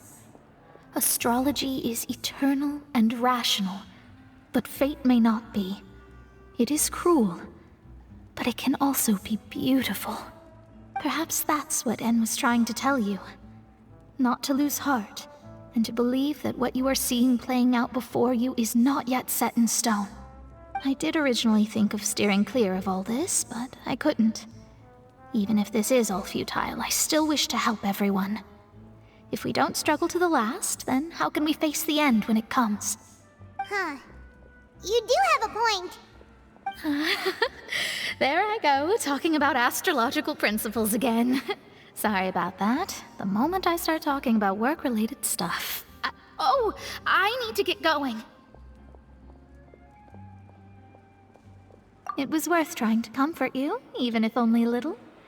I believe that you'll help those who are struggling in the same way I did. I suppose that might be why we always seem to meet by coincidence. Paimon feels kinda moved by what Mona said. But also kinda sad, too. Hey, Traveler. Paimon suddenly feels like going outside for a walk. Let's go. Let's walk around the city, shall we? There's a few spots we always like to walk by.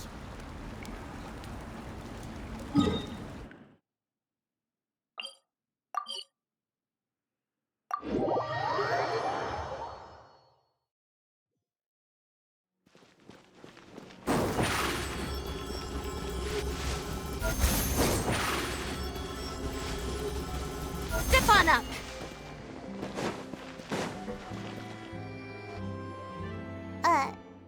Huh? Our names are written in this newspaper. What's going on? Let Paimon see!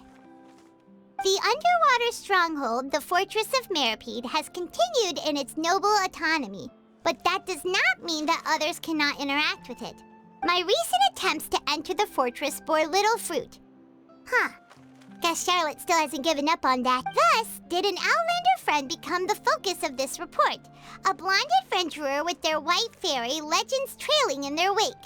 It is said that this mysterious traveler once visited the underwater fortress.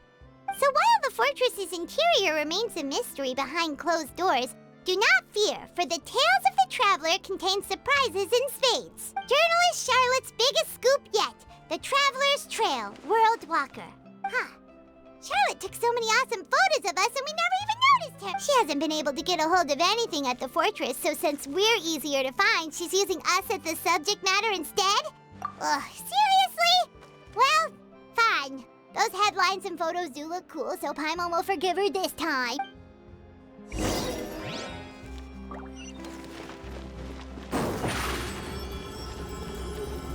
Over here!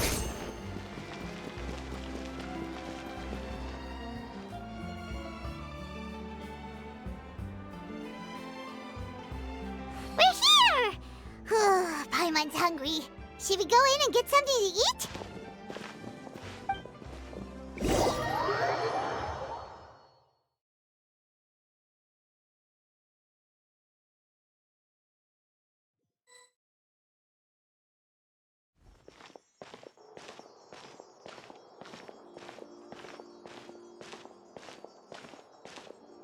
Hey, quick! Look! That's the limited edition only 16 slices a day cake! It was so delicious the last time we tried it! Despite the tense situation we were in, let's give it another go! Paimon's sure it'll be great! 1 slice of cake, please. Someone showed up after all! Oh, wait, you're the one from the Palais Mermonia. Oh, are you here to buy cake too? It seems Monsieur Nervalette was right. You really can eat. Wait, did he really say something like that? That's right. Even he has his own preferences when it comes to food. As for me, I love the cake and coffee here. Do you come here often? Usually every day. Every day? It's part of my daily schedule, apart from work. I shall have my cake and coffee. Then what if someone told you one day that this place would be closing soon, and you wouldn't get to eat cake here anymore? What would you think? But why would it close? Well, Paimon doesn't know either, but maybe the waters will rise tomorrow. You know, like in the prophecy. Oh, the prophecy. To be honest, I haven't paid much attention to that. No, still, even if there'd be no more cake tomorrow, that wouldn't keep me from having some today. No, it's the same for eating in general. You might not be able to eat tomorrow, but if you can do so today, then you should carry on. That's what people call living, you know. Huh. Don't be sad. Excuse me, could I have 2 more slices of cake to go? These 2 slices are for you. Sijuin said that this kind of expression you're making is what humans call being sad. Oh, you know Sijuin? I sure do. She was born before me, and she sometimes comes to the surface to teach us things about humans. She said that humans are creatures that are saddened easily, yes, and you can only lift their spirits by feeding them delicious food. So please try the cakes here. I've got something else to do, so I'll be going now. You two try to stay in a good mood after eating, all right? Bye.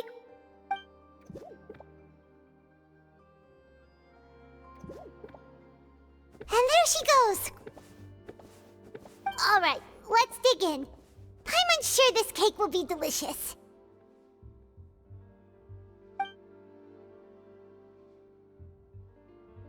It's more delicious than last time, and the flavor gets even better with a sip of tea. It sure would be nice if we could come again tomorrow. Sure would be nice if we could always eat delicious food here.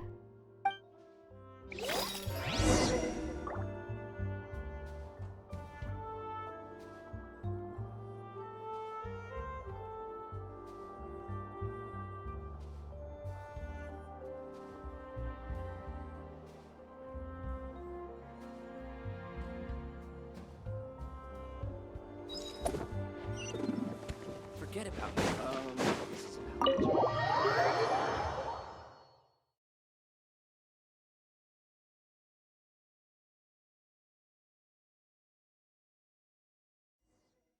Oh, we're near the Steambird office.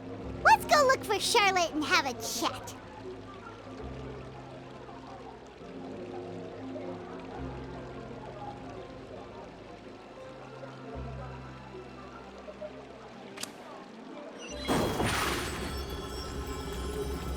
Surprise!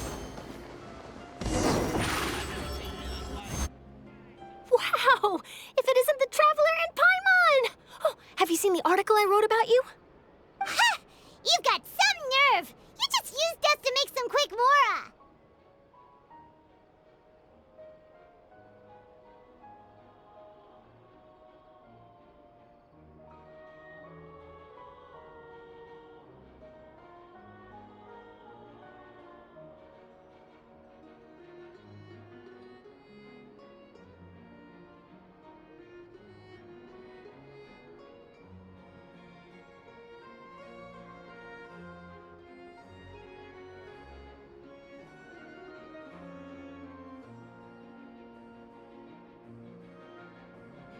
Oh, you needn't worry about that. I heard that you were in Poisson some time back, so I sent you a letter to discuss just that. It appears you didn't receive it, though. It's all right, though. I've set aside the amount intended for you. I've even set the table with some food. Really? Oh, you're the best! You're almost a little too easy to win over, Paimon. If I were a journalist with ulterior motives, you'd be in trouble now, you know. Oh, Paimon knows you're not like that. Still, what brings you here all of a sudden? Were you looking for me? When Mona mentioned you, we thought of coming to see you at work. I see. It seems you've already bumped into Mona here in Fontaine. So she mentioned me? What did she say? She said that you're a real daredevil of a journalist. Nice. In which case, can this daredevil journalist dare to request an exclusive interview with the legendary traveler and Paimon? Huh? So your article in the paper today doesn't count? Oh, of course it doesn't. That was more like live photography. What I'd like to do is dive deeper and ask you to talk about the things you've seen and experienced.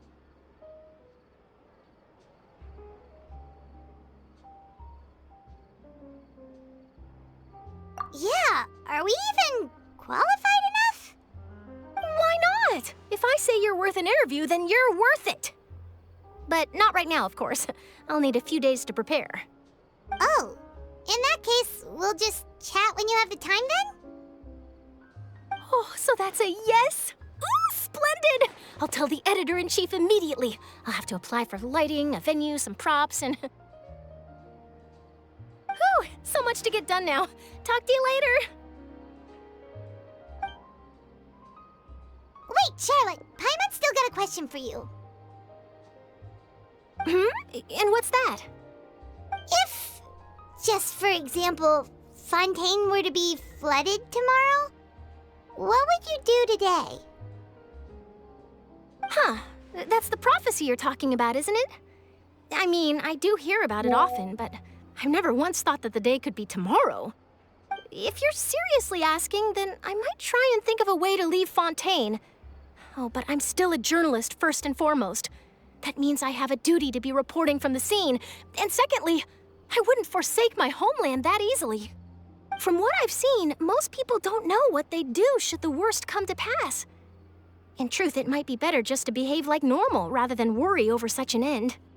So in all likelihood, I'd probably still be prepping at the office for that interview of ours. I know what you're thinking.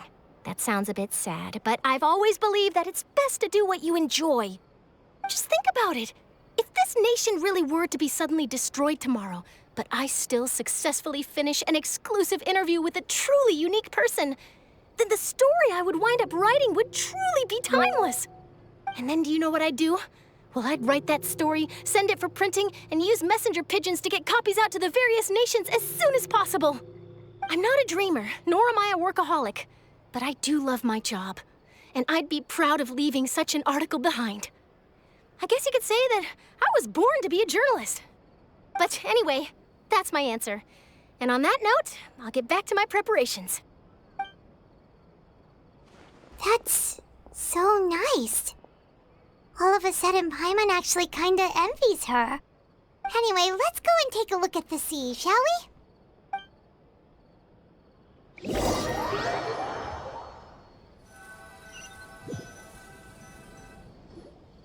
The sea breeze and scenery can be a pretty soothing combo, huh? Paimon's been thinking. If it wasn't Fontaine, but all of Tevat that would be destroyed tomorrow, where would we go and what would we do? No, Paimon should ask, if you could choose, what would you like to do?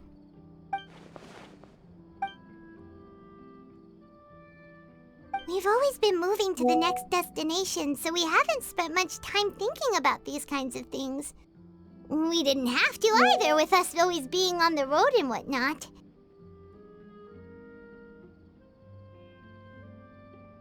You mean, still traveling?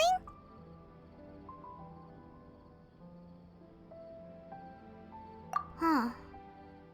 Wait, isn't that what we've always been doing?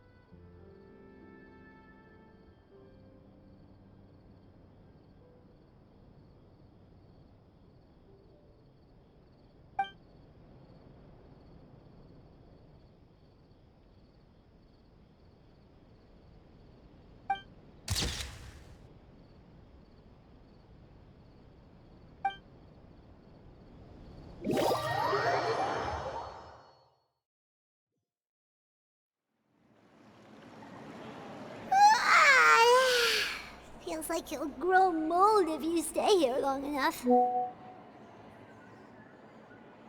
it's still better than the Fortress of Mirapede, that's for sure. It's not only damp there, but salty too. Ah, so the two of you are still here. Wonderful.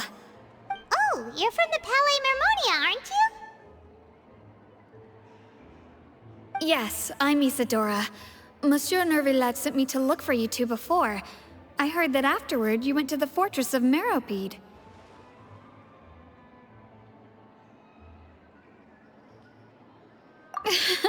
Not at all. I'm well aware that you're friends of his. Actually, I'm here to pass along a message from him. Yes, inside the Opera House.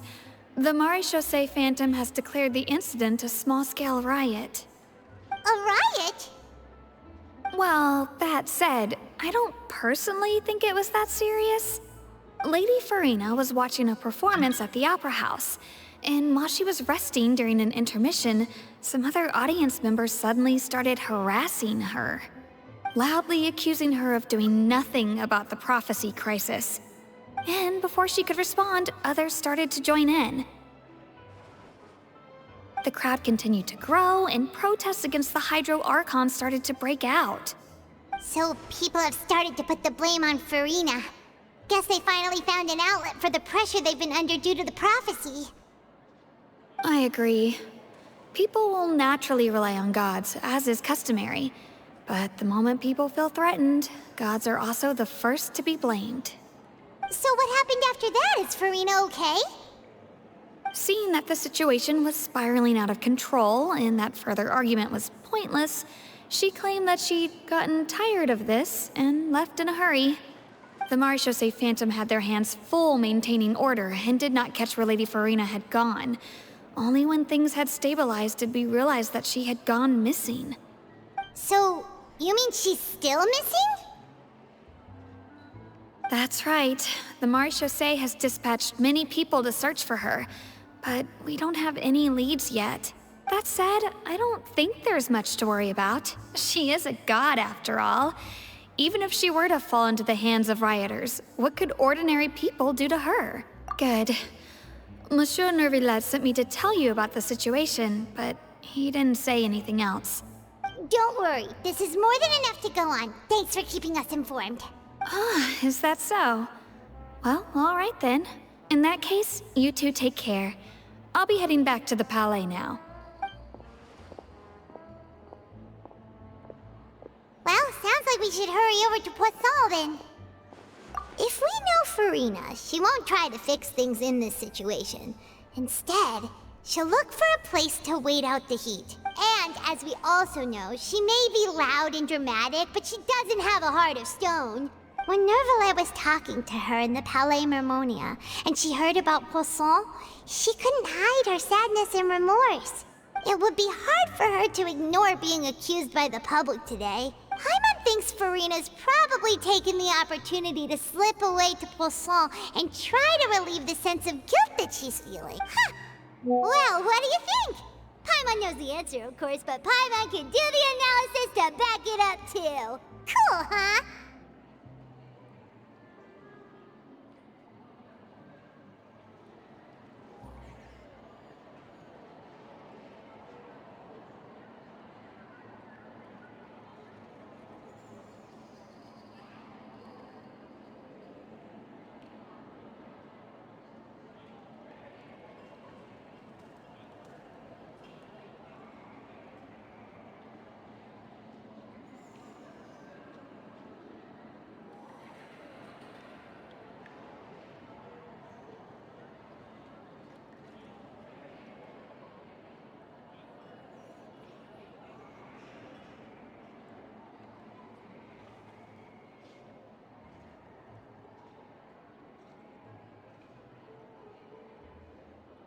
In that case, there's not a moment to lose! Poisson, here we come!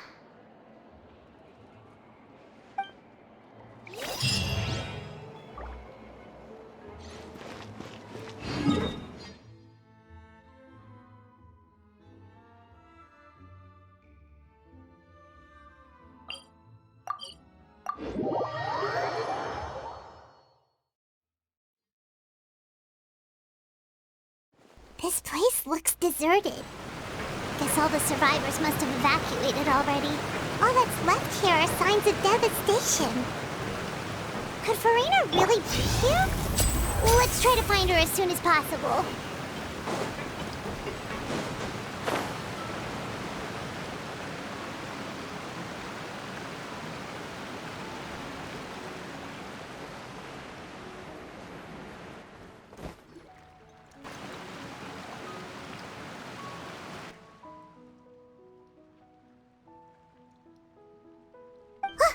That's Farina, right over there. Phew.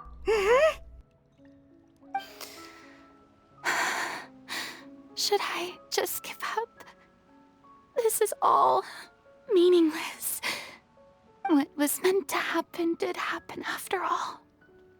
Everyone's dead. I'm sorry. I'm so sorry. Give up, Farina. There's no point in holding out. I'm sorry. But what can I even do other than to repeat meaningless apologies over and over? Who's that? Don't worry, Farina. It's just us.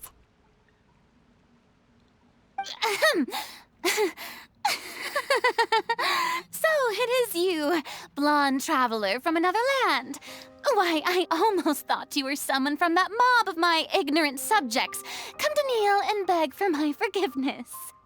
Farina, you were crying just now, weren't you? The tear stains on your face are obvious. What do you mean, tear stains? Oh, I remember. The show at the Opera House earlier this morning was so moving. I'm still trying to process it.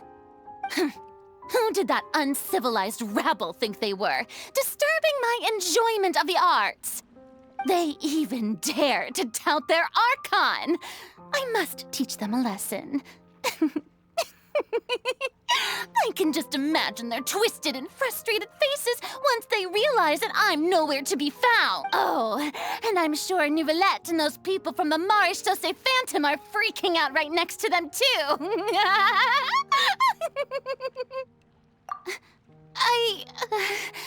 Of course not. Hey, there she is! The Hydro Archon's over there!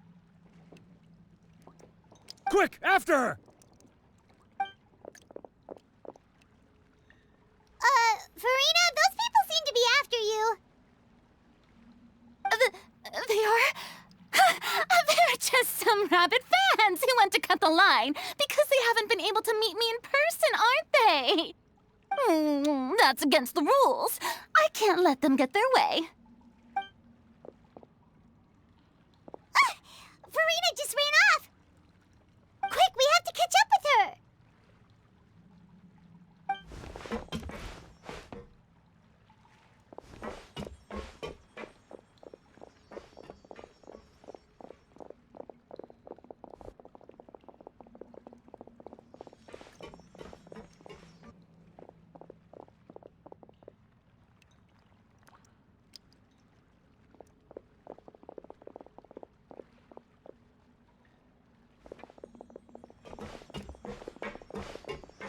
This should be the place, right?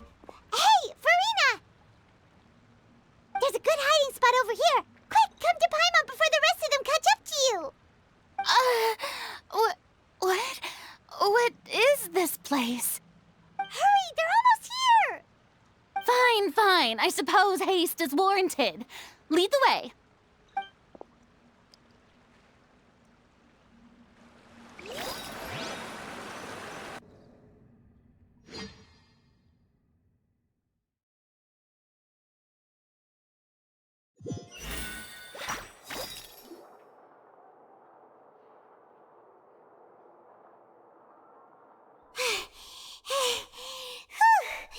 Paimon's exhausted.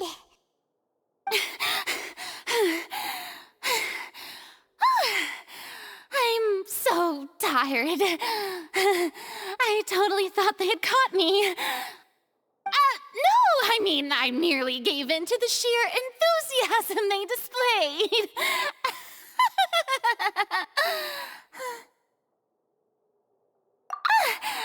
You're right. Yep, that's a good girl.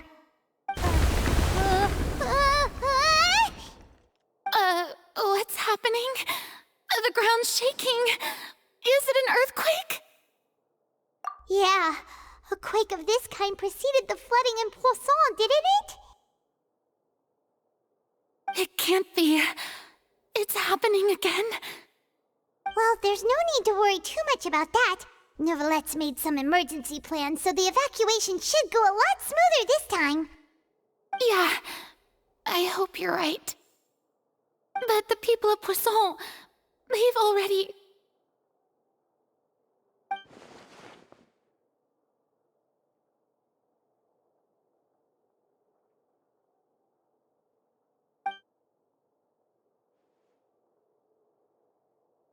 It's true. I've been investigating the prophecy for hundreds of years. I once had informants all over Tevat, searching for clues and feeding information back to me. I've tried all kinds of ways, too, to hold back the sea. Anything to keep the coastline from advancing. But all my efforts proved to be futile in the end. Really, the truth has been clear to me for a very long time. We cannot make an enemy of the divine. No matter what we do, the will of the heavenly principles will have its way, and the prophecy shall be fulfilled. Give up. I do love the sound of that phrase. It would mean finally coming to terms with fate, but also for me to finally be free. Indeed, I've thought about giving up so many times, especially after we almost lost Poisson. Fate is really unreasonable, isn't it? It has no heart and obeys no rules. The prophecy has only just started to come true, and so many people have already lost their lives. But just now, it all became clear to me. I still don't have the right to come to terms with fate on behalf of everyone else. As long as the final moment hasn't come, it's still not too late. Don't worry. I will keep hope alive for everyone until the very end. Well, that's enough for now. I got the impulse to play the stricken maiden, but honestly, considering my rank and station, that wasn't a good fit at all.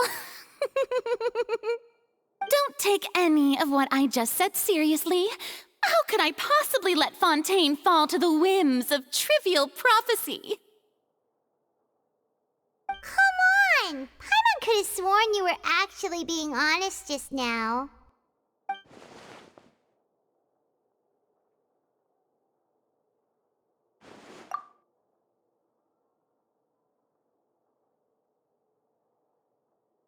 Share my burden. That's impossible. It was fated right from the start that this would be my duty alone.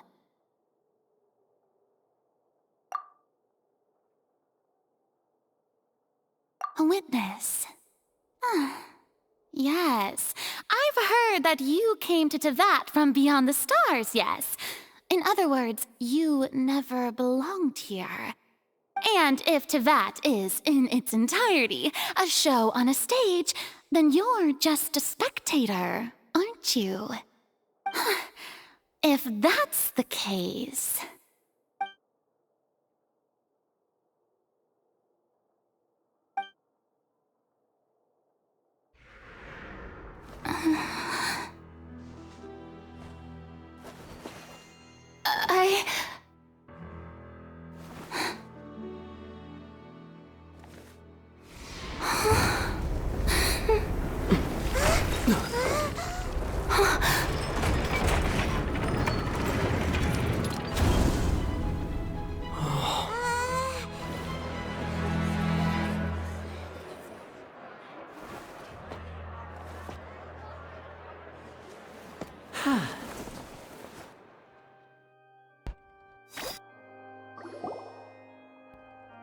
Ladies and gentlemen, this concludes my opening performance.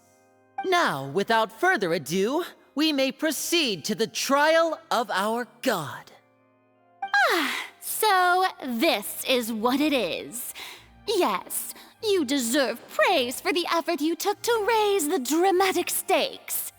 Do not forget, however, that I am Focalor, the god of justice, the embodiment of justice itself.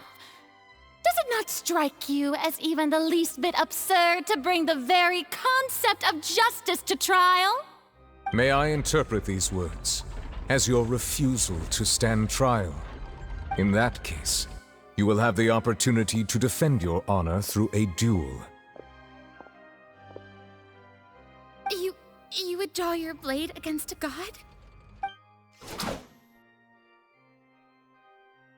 I see.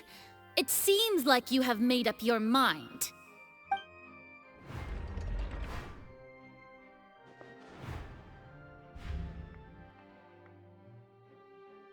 Paimon can't believe it. She just surrendered. What the heck is going on?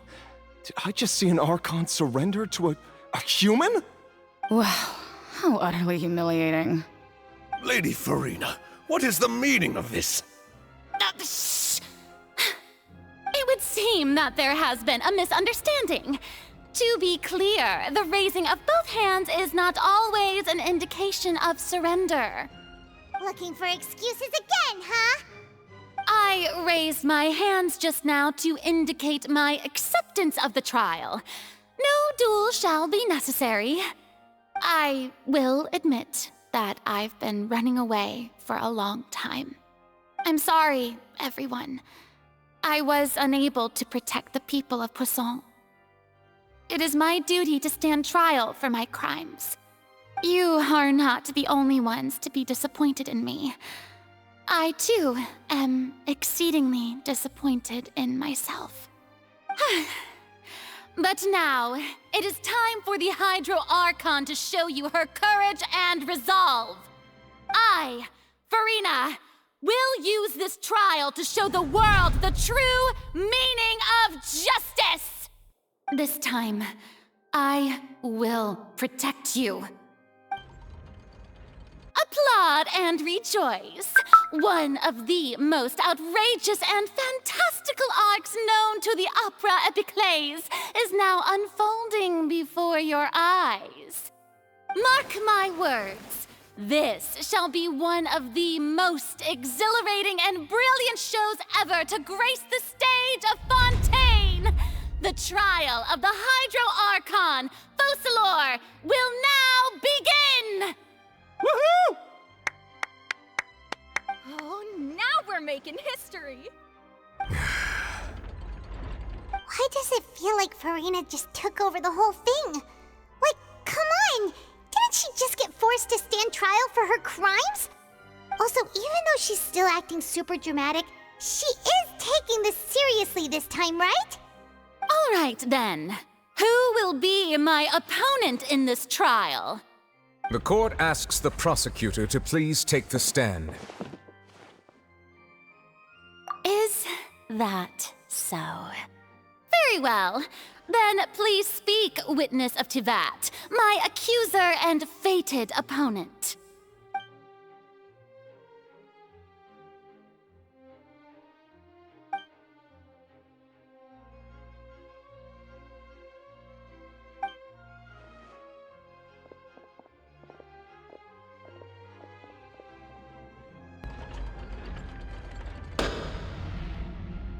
Also, please allow me to ask, as a final question before the trial begins.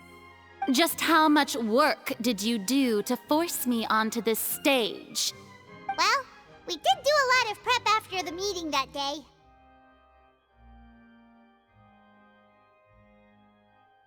I can go over the tasks assigned to the Spina di Rosula, since they were rather straightforward and easy.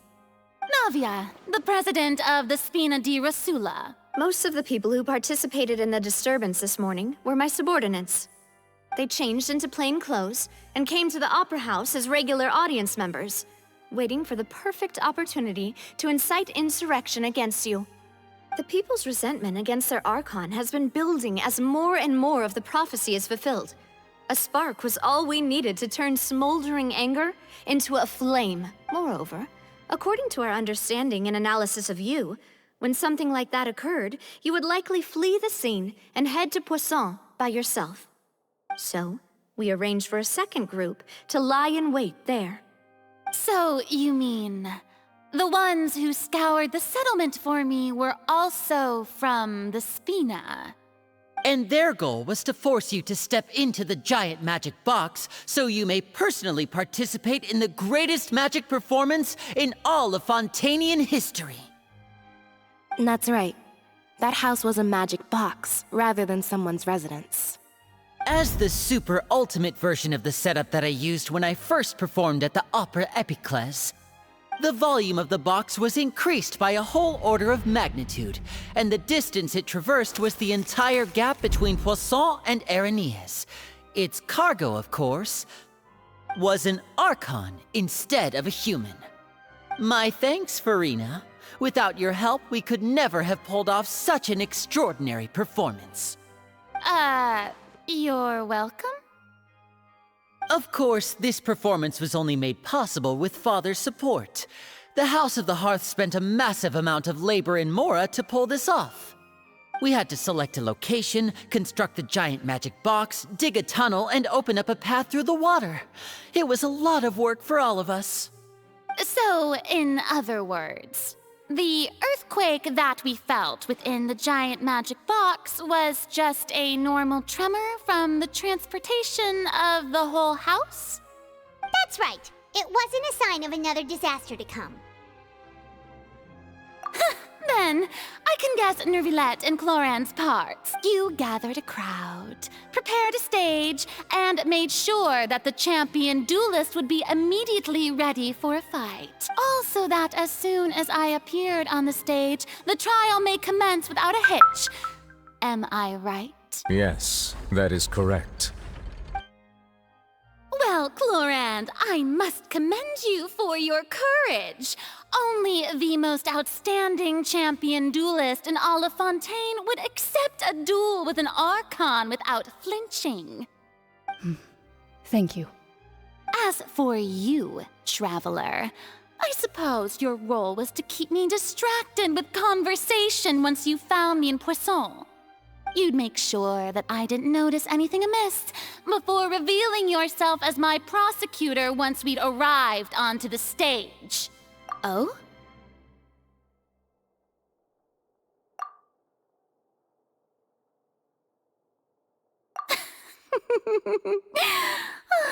Is that so?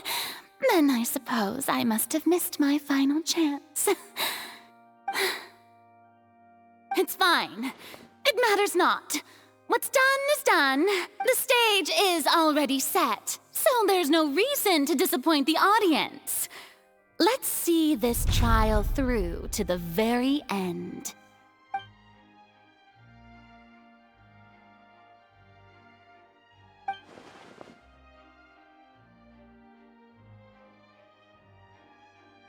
Sir Prosecutor, please allow me to pass this along. This is a document that Miss Charlotte applied for and received permission to share with you during the trial. According— Huh? Charlotte wanted to give us something? Oh, so she's here too! Hey, Charlotte! Oh, let Paimon see. Isn't this the exclusive interview that she did with us before? So she's already finished it, huh? Wait, then that means this document is a perfect timeline of everything that's happened ever since we stepped foot in Fontaine! So in other words, we can refer to this anthology of evidence every time we want to use something from our journey as evidence for an argument. Let's quickly confirm the information in it. Just think of it as a refresher, alright? You defeated the Hydro Archon in the very first duel you took part in at the Opera House. That's one for the history books, all right. I didn't think that you'd wind up getting to the bottom of the case I'd been following all this time. I guess you could also see this as a happy coincidence. This is the first time Monsieur Nervilette had a difference of opinion with the Oratrice. Even the Hydro Archon can't figure it out. A Fatui Harbinger. She's an extraordinary person. Her instinct must mean something. The fortress of Meripede was almost destroyed in a single day. That I didn't witness that scene personally will always be a source of professional regret, I think. According to Monsieur Neuvillette, both Child and that whale should have been in the primordial sea at that time. I nearly lost my awesome friend Navia. To be honest, that still gives me shivers. The words of someone as extraordinary as a witch can probably only be truly understood when something so... The prosecution and the defense are both in position. The trial shall now begin. Oh, come on, Neuvillette. There's no need to repeat all the unimportant legalese. Just fast forward to the part where the prosecution lays out my offenses. As the defendant and the lead actress of this performance, I still haven't even been informed of my supposed guilt in all of this. Of course, it is only natural for humans to struggle to understand the actions of a god. However, you will need more than that to convict me of a crime. That's true, but my charge here is unrelated to your conduct as an Archon. Instead, I would like to charge you as a fraud who's never been the Archon in the first place. Wait, what was that? Lady Farina's a fraud? Hey, I came here thinking that we were going to try the Hydro Archon for forsaking her duty, but did I hear that right? She's not our Archon at all? Charge accepted. Lady Farina, do you plead guilty to the charge?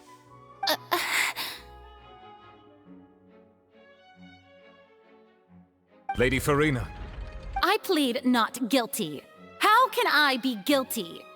There is no way that I, Focalor, otherwise known as Farina de Fontaine, a member of the Seven and the Regina of all waters, kindreds, peoples, and laws of Fontaine, could be anything other than your true Archon.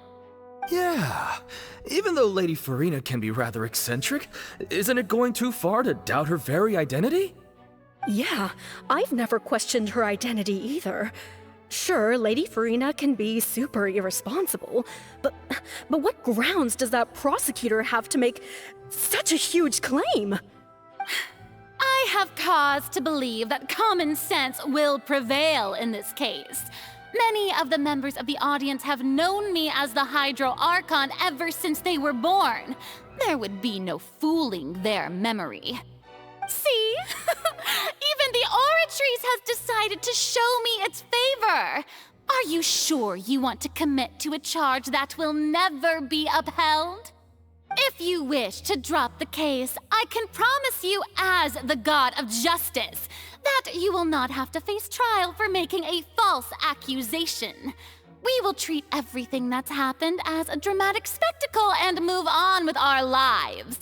What do you say to that? An argument with near impossible odds, huh? We have to not only refute Farina's claims, but also overturn the long-held beliefs of the people. Well, I tried to give you the chance to surrender. If you must persist, then let me ask. If you believe I'm not the Archon, then what manner of being do you think I am? And if I was not the Archon, then how did I manage to live for over 500 years?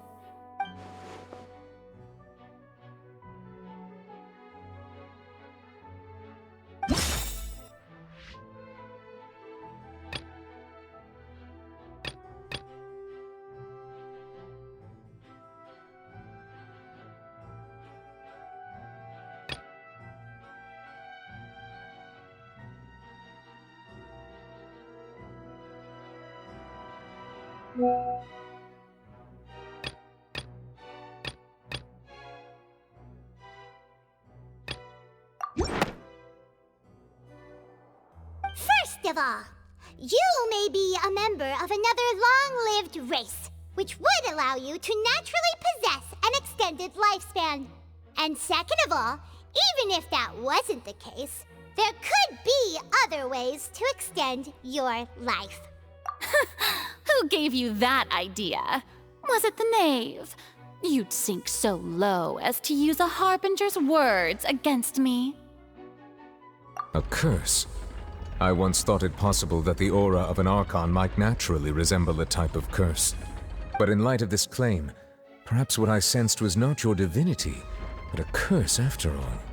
You sensed it too, huh, Nervalet? Lady Farina is actually a human? Well, it is true that it's extremely difficult to tell humans and gods apart just by looking at them. It's not impossible.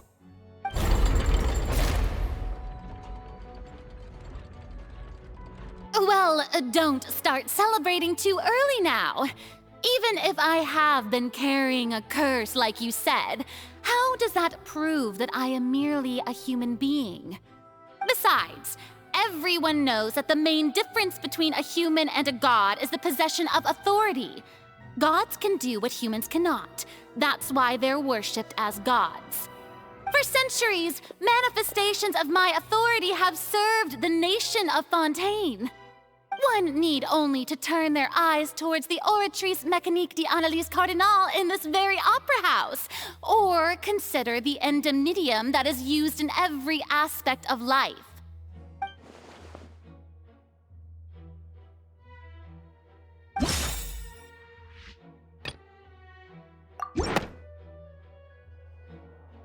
You tried to reference the Oratrice. But weren't you as confused as all the rest of us when the Oratrice declared Child to be guilty without any proof? Otherwise, you should have come up with a good explanation for that by now. Didn't I make myself clear at the time? The decisions of the gods are naturally difficult for humans to comprehend. There is no need to provide an explanation. Lady Farina, I believe a reminder of your current circumstances is in order. While the court is in session, the principles of justice and the law must come before all else. While you are an Archon, you are also first and foremost the defendant in this trial. You will prove yourself unable to defend against the prosecution's charges if you continue to withhold vital information against the rules of the court. I never thought you'd use that kind of rhetoric against me. That was no trick of rhetoric, Lady Farina. I've merely reiterated the rules of the court. Rules that all should respect and follow.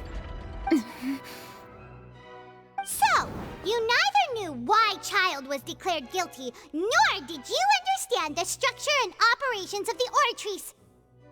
Instead of having been created by you, the manifestations of authority you mentioned have been made by the real Hydro Archon, haven't they? The real Hydro Archon? Well, now you're really losing me. It is true that I did not know why the Oratrice gave out a guilty verdict that day.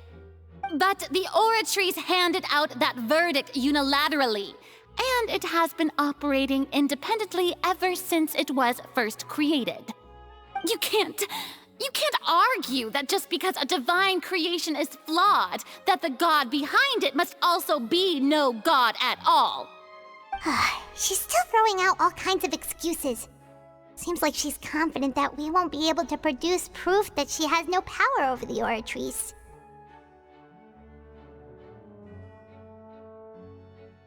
My power as an Archon. There are many ordinary citizens in the audience. How can I just carelessly demonstrate the formidable power of an Archon? If that poses a concern, I'm prepared to extend my protection to the audience. You don't need to go that far.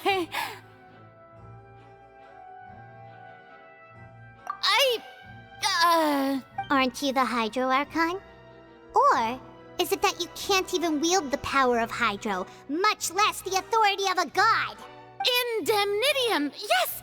It's all because of Indemnitium! All Archons derive their power from the faith of the people, and I've converted the people's faith in justice into Indemnitium. Thus did I give up all of my divine power to provide everyone with energy for their daily lives. Have you ever seen a more magnanimous god? Isn't that a huge stretch? Yeah, no matter how generous an Archon can be, how could they give up all their power? Can a god with no power even still be called a god? It seems like nobody's buying Farina's excuse. Hey, come now, everyone. Please don't stare at me as if I was a liar. I'm still the same Farina you knew, right? The one that you loved. Shouldn't you want to believe in me? Please? You've got to believe me. If what the prosecutor said is true, she really has committed a grave offense. Did she deceive all of us? And all of our parents and grandparents too? And then all of our ancestors? Ever since they were born? Enough! That's enough. Tell me then, if I'm not the real Hydro Archon, then who is? If you have no evidence of another Hydro Archon's existence, nor can you find anyone who can back up their claim to be such, then what grounds have you to say that I'm not actually the real deal? Wow, she came up with yet another argument. How can we refute her now? Seems like she really doesn't want to give up.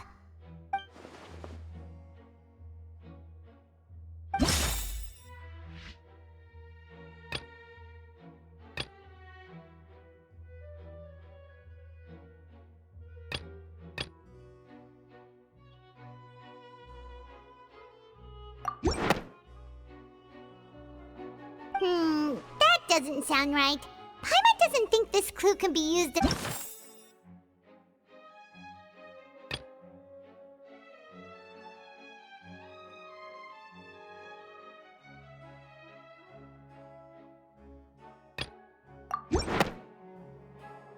That doesn't.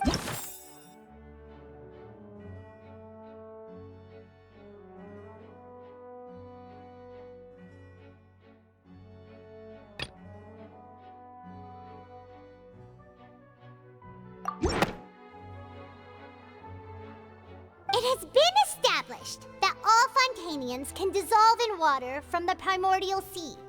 And that means... Since you insist on claiming to be a god and not a human, then there's a method that you can use right here and now to eliminate all suspicions of you being the latter. Miss Navia, please apply to serve as a temporary attorney for the prosecution before addressing the court.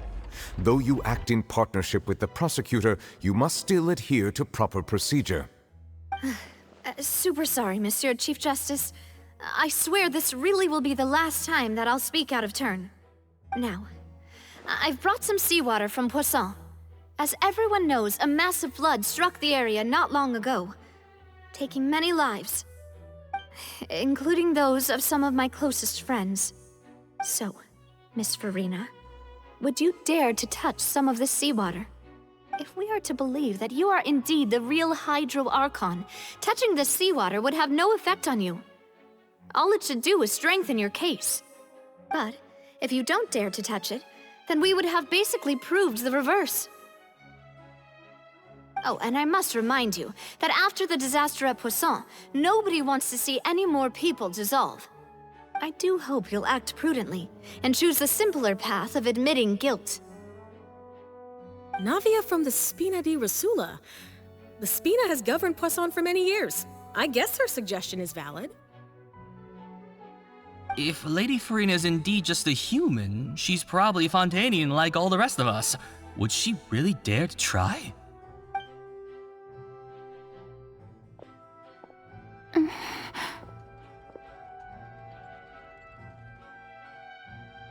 Lady Farina, this test has been unilaterally proposed by the prosecution. As it falls outside the realm of standard court proceedings, you possess the right to decline participation. Well, of course he had to tell her that.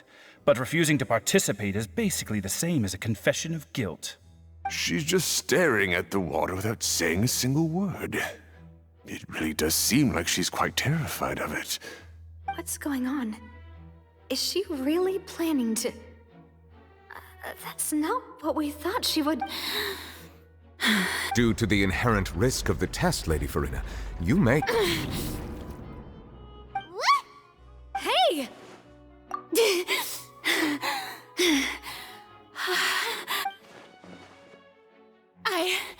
I'm fine! Look at me, everyone! My hand is still here! I haven't been dissolved! Will you believe me now? I really am your Archon! I'm nothing like a normal human who would fall apart as soon as they touch this water! Really? Was this not the most obvious thing in the world? Miss Siegewien? If you are present, Miss Siegewien, please come forward and attend to the defendant. Siegewien? Don't be nervous. It'll just take a few seconds. Let me see. That should be enough. Please announce the results of your evaluation to the court, Miss Siegewien. As everyone doubtlessly saw, Miss Farina was displaying symptoms of hyperventilation and flushed skin.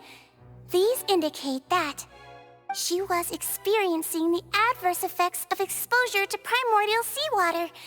The extent to which she was affected is the same as other humans when exposed to primordial seawater of a similar concentration. Thank you, Miss Siegewien. Lady Farina, you may return to the defendant's stand. Oh, wait. What did she just say? I didn't get dissolved! Shouldn't that be enough to prove my innocence? Well, considering your tendency to run from your problems, we did originally prepare a direct sample of the seawater around Poisson. However, after extensive discussion, we exchanged it for a sample that is not concentrated enough to dissolve an actual human. After all, on the off chance that something entirely unexpected might occur, we don't want anyone else to lose their life to the sea.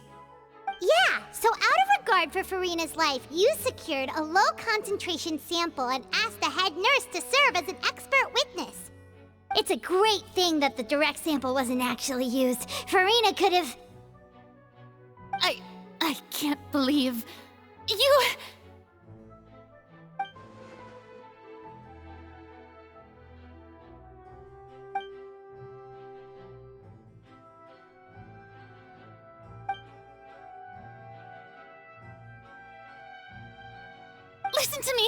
Listen to me, everyone! Please don't give me such cold and disdainful looks! What happened just now didn't prove a single thing! Think about it! How can you conclusively prove that an Archon can't also be affected by the primordial seawater? Also, if I was really just a human, why would I dare to just put my hand in that kind of water?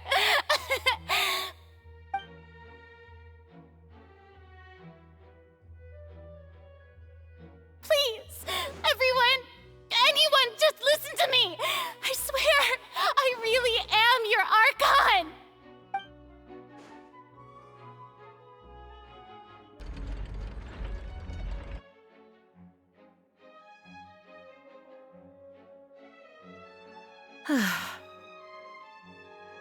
I don't think anything she says at this point will sway anyone. The odds are just too stacked against her now. With all the things that have been said, Paimon doesn't think there's any way left for Farina to win. I believe the time for arguments and presentation of evidence has come to an end. If there are no objections, we will move on to the final judgment.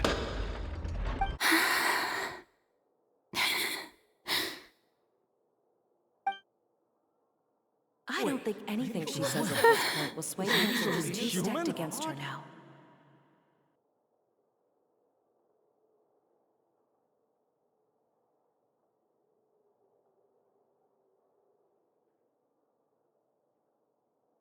In my capacity as Chief Justice, I shall now render judgment on Farina's misrepresentation of herself as the Archon of Fontaine. As a human who knowingly deceived her fellow citizens, Farina is... guilty.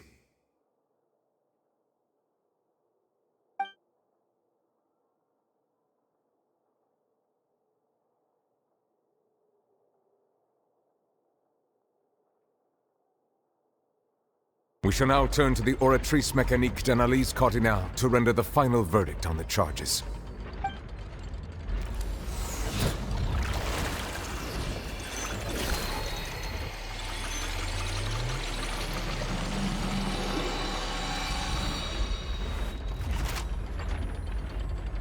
According to the judgment of the Oratrice Mécanique d'Analyse Cardinale, Farina is... Well, what's wrong? What's the Oratrice's verdict? No, the Oratrice also displays a guilty verdict. Isn't that correct then? However, the exact wording of the verdict is thus. The Hydro Archon, guilty, to be punished via the death sentence. The death sentence? That's actually one of the available sentences? I've always thought that it was just a myth. The one and only time the death sentence has been handed out at the court, and it's been given to the very person we've worshipped as the god of justice? What an unexpected twist. Farina's been sentenced to death by the Oratrice? We just wanted to use the trial to show her the seriousness of things so she'd tell us the truth. How did things escalate this quickly? This outcome is indeed quite strange. According to Fontaine's current definitions of justice, as well as its recommendations for criminal sentences, is this sentence really appropriate for the crimes that have been committed? Yeah! Even Fauché wasn't sentenced to death by the Oratrice. You know, the real evil mastermind behind the serial disappearances case. Indeed. Not only is Farina's sentence overly excessive, the very point of our trial today was also to prove that Farina has never been the Hydro Archon in the first place. But now, the Oratrice seems to have deliberately invoked the title of the Hydro Archon. What does this mean?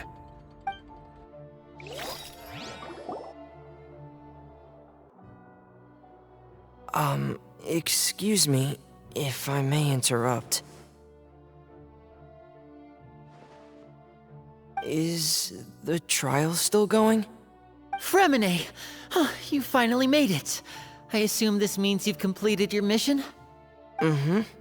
Any mission Father assigns to me will always be top priority.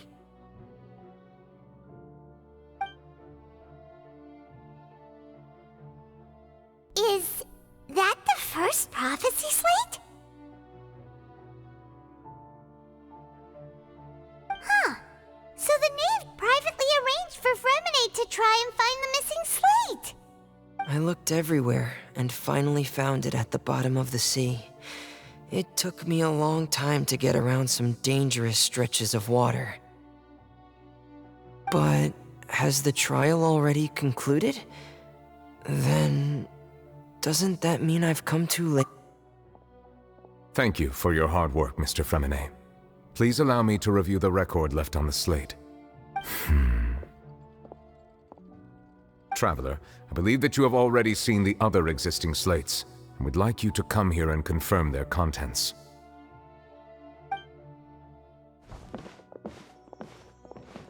Huh? So what do you see? What is it?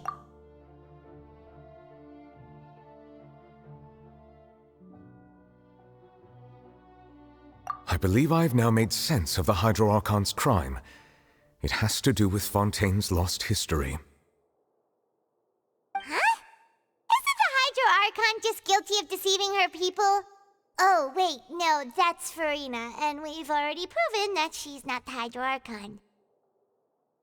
So when you say Hydro Archon, do you mean the real Hydro Archon we've been kinda talking about? In truth, everything that you've encountered in Fontaine up until this point can be traced back to the contents of these stone slates. However, I'm uncertain as to how much sense they currently make to you. Okay, let's try to recall the contents of the other 3 stone slates. Paimon will do her best to help you remember.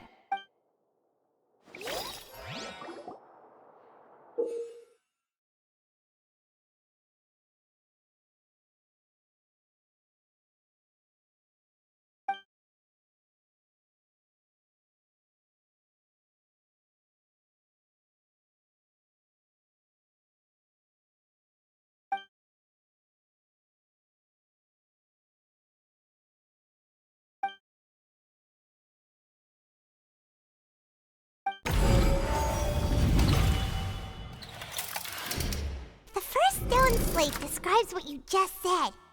It seems to show the previous Hydro Archon using her divine power, and then the Oceanids turn into humans. Does that mean that Fontanians are transformed Oceanids? Oh, Paimon wasn't expecting that. But if Oceanids can turn into humans, then perhaps this process can be reversed as well. The second stone slate shows Celestia floating in the sky, and the Hydro Archon and her people worshipping it together. But the heavens still brought judgment down upon them.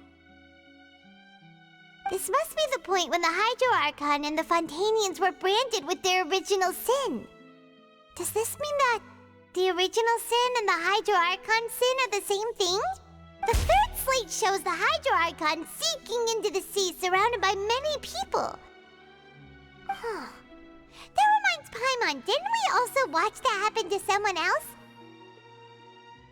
Well, the fourth slate is the prophecy the Fontanians have been talking about.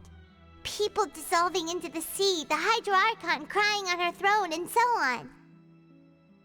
We didn't believe that such a crazy disaster could happen at first, did we? But after that incident, it was just a question of when and not if.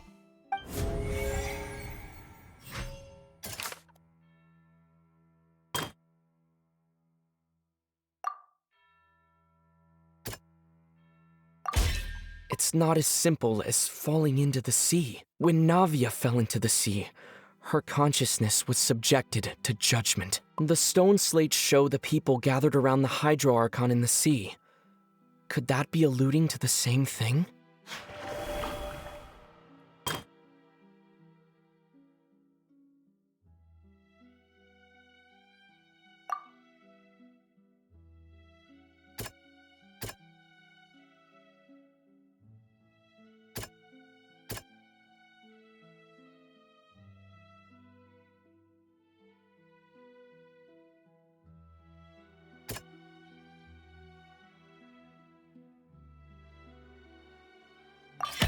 Perhaps what is about to take place has all happened before. The true sin of the Hydro Archon that Nervalette mentioned, and the original sin cast down on the people of Fontaine by Celestia, as recorded on the stone slates.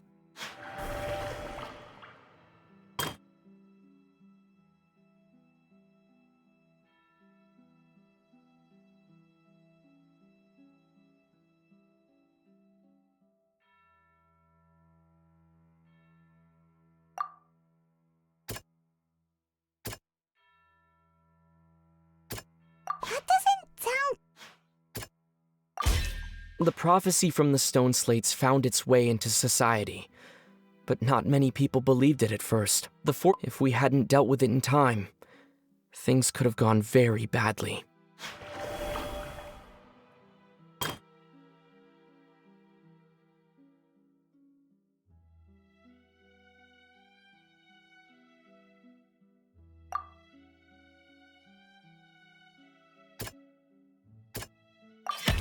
We know from the case of the serial disappearances of young women that Fontanians can be dissolved in primordial seawater, and the first stone slate tells us that long ago, the Hydro Archon used her power to turn Oceanids into humans. This might be the reason that Fontanians can dissolve. They'll dissolve into the primordial sea but won't cease to exist. Their essence will flow in the seawater, converge, and take the form of an Oceanid. The Hydro Archon was sentenced to death in court, shocking everyone present. Perhaps this means that her sin was actually Fontaine's original sin. Navia fell into the water inside those ruins, and she nearly dissolved. She was surrounded by the people of Poisson in a court within her consciousness, and was forced to take part in a trial meant to make her stay. The eruption of the primordial sea at the fortress of Meripede was the surest sign that the prophecy was about to come to pass no matter what. The prophecy's contents can all be verified by recent events. If we combine what we know together, loads of truths should come to light.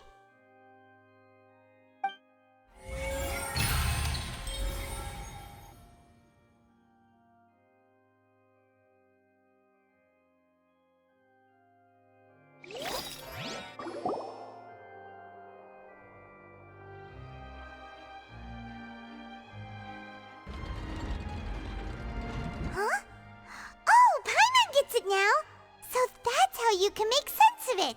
But then it feels like we're going to have to share some truly shocking revelations. Let's hear them. Incredible.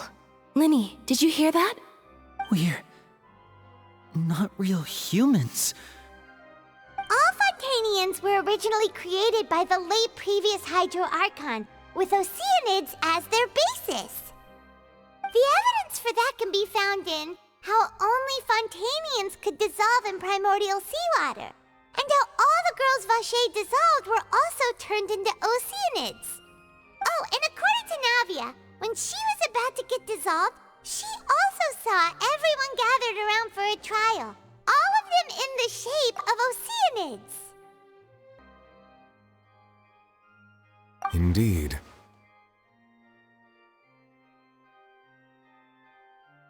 Yeah, and it follows from the content of the first slate that she probably angered Celestia by creating humans without prior permission.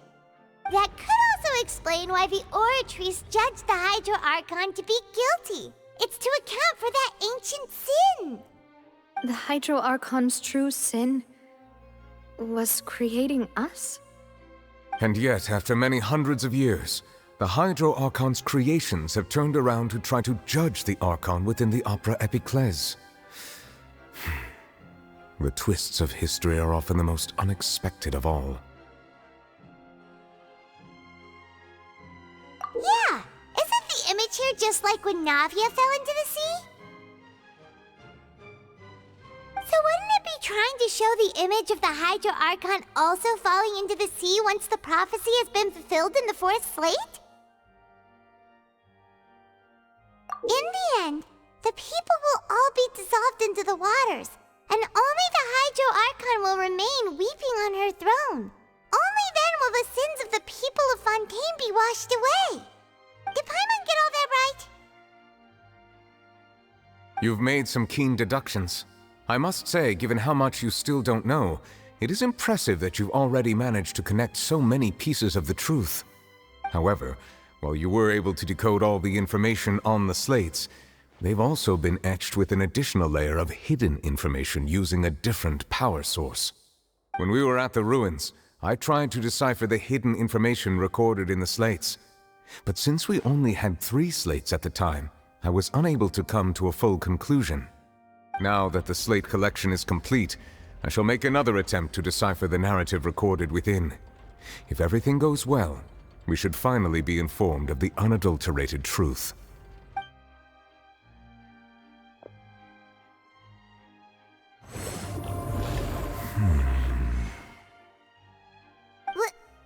Well?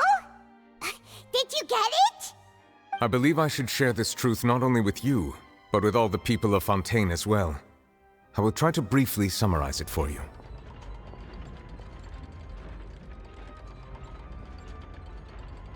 Your hypotheses regarding the origin of Fontanians and the sin of the Hydro Archon were both correct. In the Fontaine of old, the previous Hydro Archon sensed the yearning of her Oceanid familiars for life on land.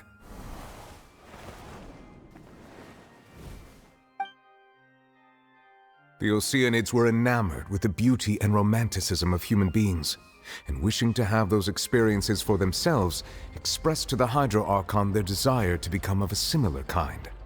However, even though water as an element is intricately linked with the power of life, the Hydro Archon, as one of the 7, did not possess the authority to create a new form of human life. Not one to give in, she eventually found a way to create permanent humanoid bodies for her familiars by appropriating the power of this planet's primordial sea. She poured primordial seawater into the Oceanids' blood vessels, creating humanoid mimics in the process. But if Fontanians were to ever come into direct contact with water from the primordial sea, the power within their bodies would escape these artificial restraints and return to the sea. As a result, their forms would collapse, and they would be reverted to their original forms as Oceanids. Of course, the Hydro Archon never received permission from the heavenly principles to create a new human race. And thus, The Hydro Archon and all of her creations came to shoulder the original sin of appropriating the power of the primordial sea. That is the true history of how the people of Fontaine first came into being. So we were all Oceanids before we turned into human beings? That's way too much information for me. I think I'm just going to pretend that I never heard a single thing. Wait, but if that's the truth, we can't let the Hydro Archon be sentenced to death. After all, her only sin was creating us. This really might be too much information for your regular Fontainian, but it does answer a lot of our questions. Alas, your hypothesis regarding the third and fourth stone slates was inaccurate. The slates' respective positions are, in fact, correct. A key point of the visual on the third slate is how all the individuals depicted in the water are humans rather than Oceanids. They have not been dissolved, which implies that the water depicted in this slate is not water from the primordial sea. The nation of Fontaine is the nation of Hydro, as well as the nation of trials and justice. Instead of being the literal element, the water in the scene symbolizes judgment and justice. You may also recall Navia's experience. When she fell into the sea, her consciousness was surrounded by that of many others who intended to hold a trial to determine her fate. Therefore, the meaning of the third slate is that the people of Fontaine shall try the Hydro Archon at the court of justice. Yes, it refers to our present situation. I think I'm following now. So, what you're saying is, even though we decided to put on this trial to avoid fulfilling the prophecy, in truth, everything we've done has happened exactly as the prophecy foretold. So now, it seems, we're the ones making sure it comes true. What should we do? Huh. No matter what, the prophecy will be fulfilled. Is this what it feels like to be a prisoner of fate? If that's the case, does that mean the scene in the fourth slate will also be fulfilled soon? Traveler, I would like to point out another small fallacy in your deductions. About the fourth slate, you probably thought that the eruption of primordial seawater beneath the fortress of Meripede served as the surest sign that the prophecy was about to come to pass, yes? However, I believe that rather than being a sure sign, that eruption could in fact only be a small warning of something far worse to come. As for the root cause of the catastrophe, I believe you've already encountered it once before.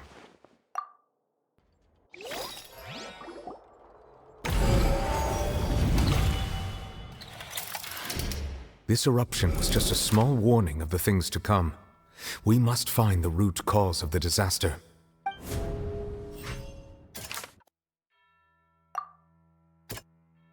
That doesn't sound quite...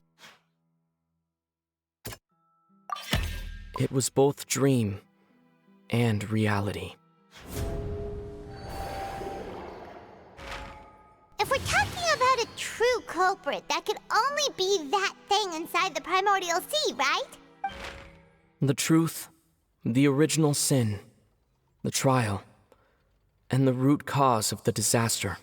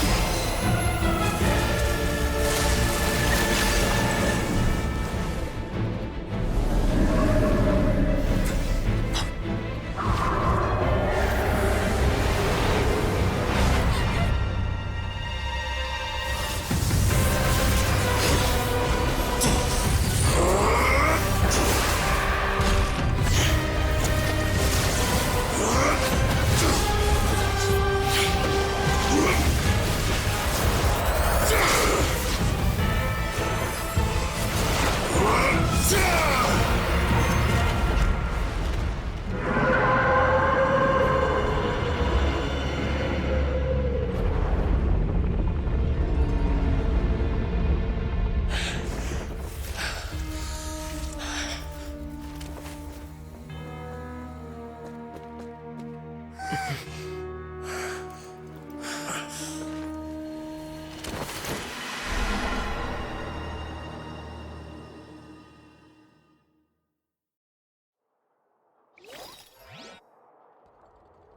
was way too close!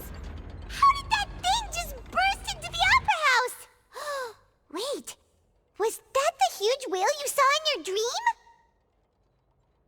So we've met it at last. I understand very well why it has chosen to make an appearance here. That whale does not belong to Teyvat.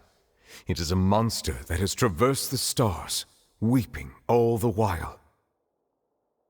It has been greedily consuming the energy from the planet's primordial sea, using it to grow. That is the main cause for the rising sea levels. And once it has finished consuming all of the energy contained within the sea, its next step will be... You said that when the Hydro Archon first created Fontanians out of Oceanids, she filled their blood vessels with primordial seawater. Precisely. That whale finds the blood of Fontanians nigh impossible to resist. Therefore, when it left the primordial sea, it decided to make its next stop a packed opera house full of food. Food in the form of Fontanians. We just barely managed to push it back, right? In that case, won't it come back to target the people again once it's managed to recover its strength? That is correct.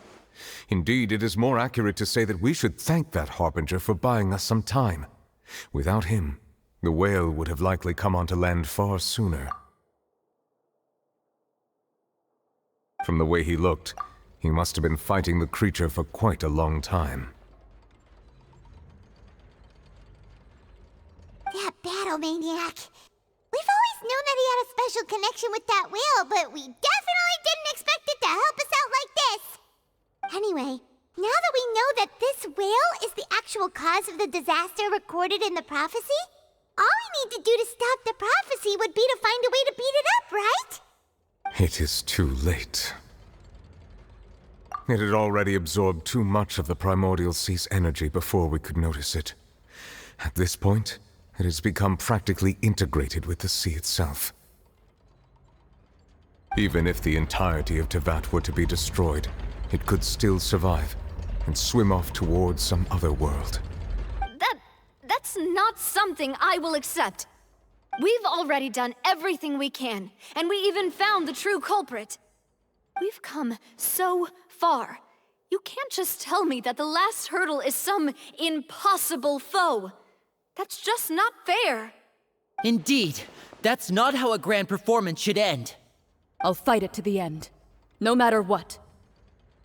So the prophecy will be fulfilled no matter what, huh?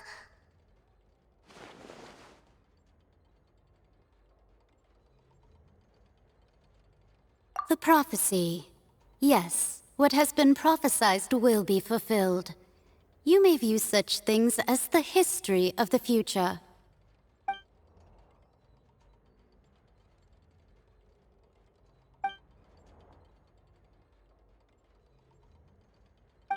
Just as prophecies are usually only the future as seen from the perspectives of the gods, could things be happening in hidden corners where the gods' gaze does not fall?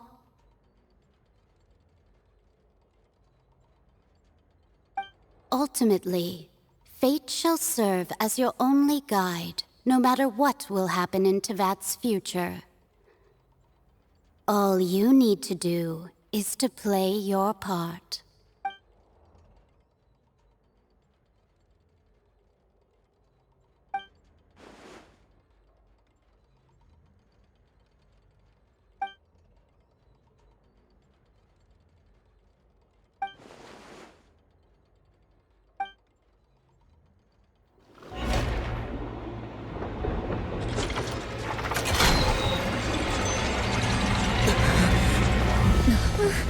What's happening with the oratories? I believe it is preparing to carry out the death sentence.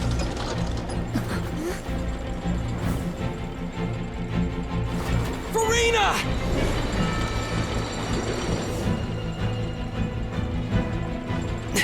No, I still need answers.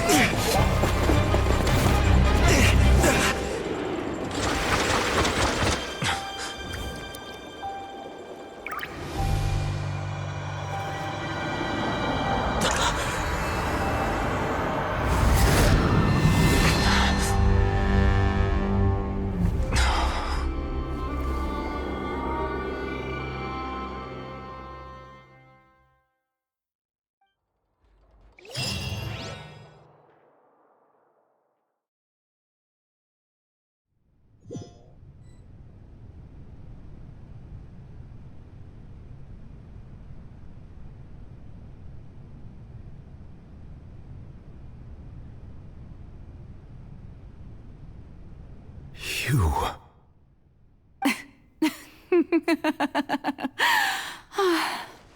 Sorry. That shocked expression on your face is just too amusing. I couldn't help myself. You are not Farina. Who are you? The sweet sound of bewilderment. Marvelous. A sure sign that my attempt to deceive everyone was a resounding success. But to answer your question, I am Focalor. You know, the god. Focalor? Why did you deceive us? Oh, that wasn't my goal, of course. Goodness, no. But I had to fool everyone else too, if I was to stand any chance of deceiving the heavenly principles. Deceiving the heavenly principles? It's all because of that pernicious prophecy. Dreadful, wasn't it? Everyone doomed to dissolve. Fontaine condemned to be flooded. One was not amused. In fact, one was positively bemused when that problem was thrust upon me by my dearest predecessor.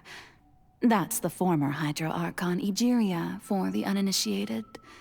It hardly gets more disastrous than a preordained national catastrophe, now does it? She knew full well that the prophecy would surely come to pass. And as one of the seven, she also knew full well that one defies the heavenly principles at one's peril.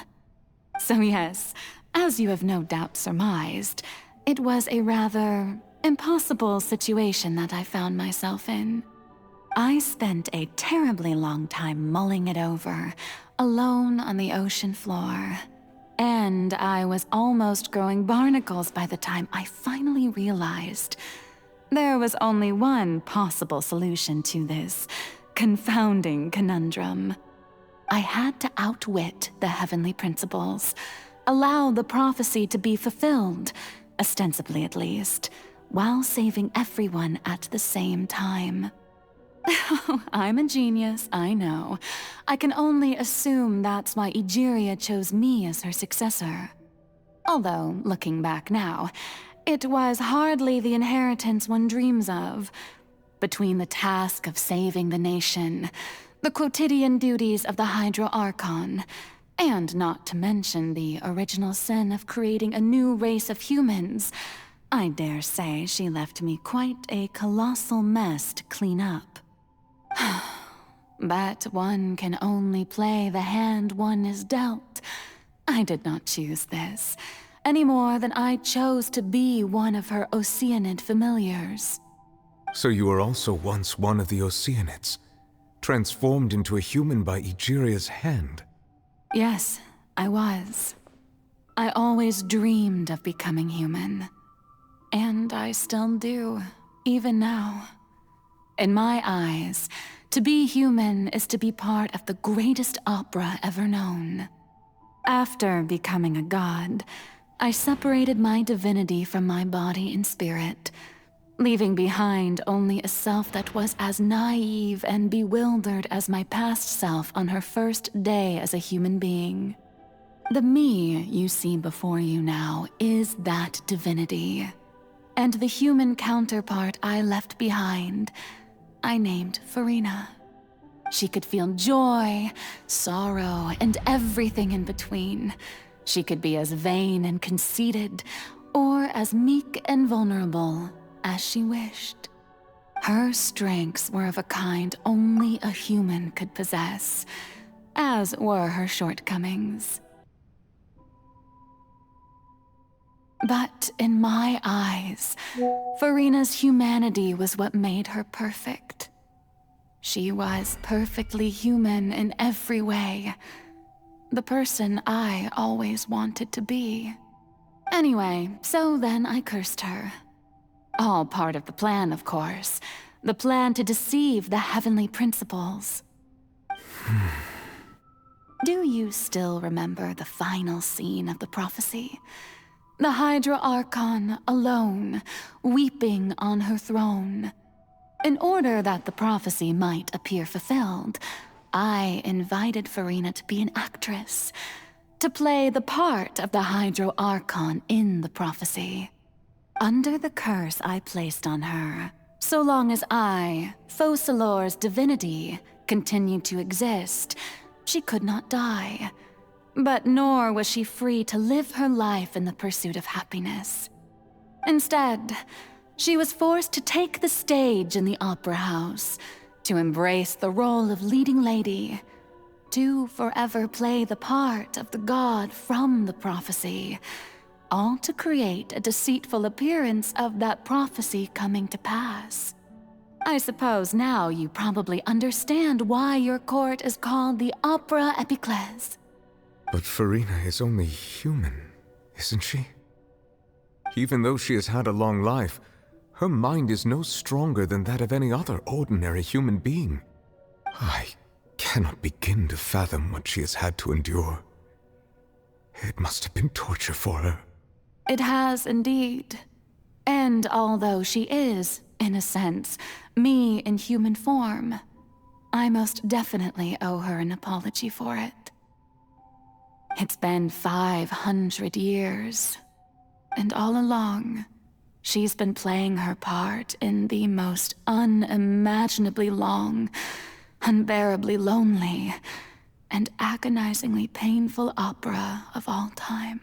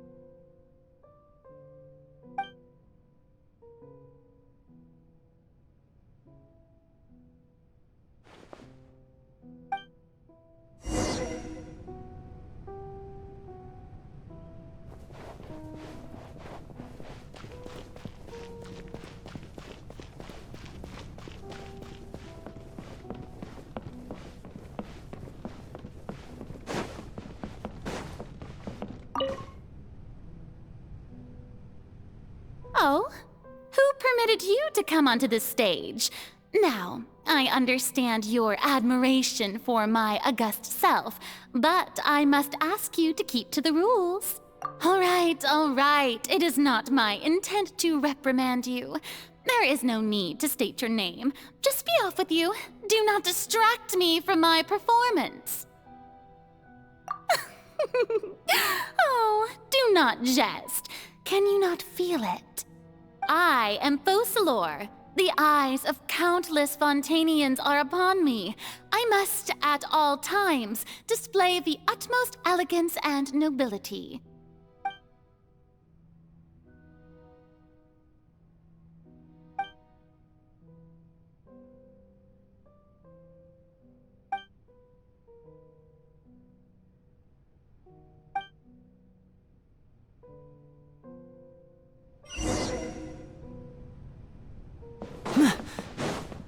Dear audience, the performance is experiencing a technical difficulty, but worry not. The guards shall resolve it soon enough. Hey, what gives? The audience is still watching me, you know. Guards! Wait, where are the guards? Guards!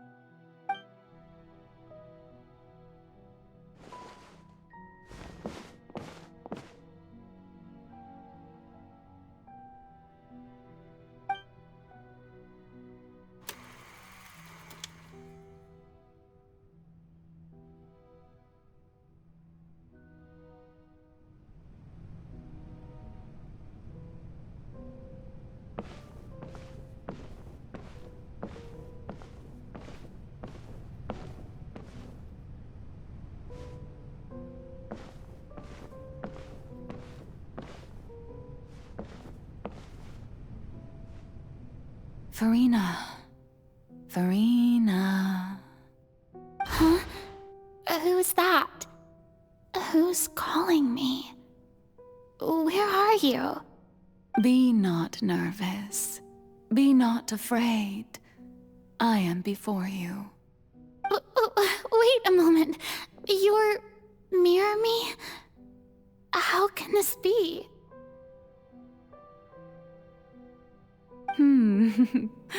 Mirror you, huh? You know what? That's not bad. Let's go with that. Mirror me? What do you wish to say? The prophecy. Have you heard of it? What prophecy? Wait. I know. I think. I don't know why, but it's in my head somehow. The people will all be dissolved into the waters, and only the Hydro Archon will remain, weeping on her throne. Only then will the sins of the people of Fontaine be washed away. Oh, very good. You know it well. What's going on? I can't seem to remember anything clearly. The only thing I know for sure is this prophecy. Will it really come to pass? Yes, it will. And that is why I've come to you. Disaster will come to Fontaine sooner or later. Things will develop just as the prophecy declared. There is no escaping it. But doesn't that mean everyone will die? I'm a Fontainian just like them. Will I dissolve too? Oh, don't worry. Magical meetings exist in this world precisely to give people a chance to turn things around. It is the reason why you met me today. I will tell you how to save everyone, but you may have to suffer somewhat. Oh, so there's still hope after all. Goodness, you frightened me. You spoke so much and with so much certainty. As for the suffering, well, I will admit that the first thing that came to mind was, why do I have to be the one to suffer? But if the prophecy will come true, I'll also die anyway, right? So if I've already met you as my magical meeting in this world, if there were scales, with all the people of Fontaine on one side, and my pain on the other, is it not obvious where the scales should tilt? You truly are the perfect human, my ideal. I suppose this would also be the justice that belongs to you. Huh? Don't worry, it's nothing. Listen well. Fontaine has just lost its Hydro Archon. I need you to play a role, that of the new Archon. Play as a god? That's right. You must begin a never-ending masquerade. You must never let anyone suspect your identity. If you can keep it up, then I shall have my way of defying this prophecy. But should your identity be revealed, then all hope will be lost. But how will I do this? A human assuming the role of a god without being exposed? Don't worry. What you must do is not to turn yourself into a real god. You simply need to play the role of a god as humans imagine them to be. Being a human yourself, I'm sure you already know what such an entity would be like. Remember, your true challenge will not be pursuing divinity, but contending against humanity. I'm still not sure I understand, but I'll try. I'll try to do this. So, how long am I going to have to play this role? To accomplish this mission, you will have to stay on the stage for many, many years. You will endure and not grow old until your task ends. But I promise you, all will eventually end in a magnificent and dramatic trial, and everyone will be saved. A trial? Huh. How exciting. I'll be looking forward to it.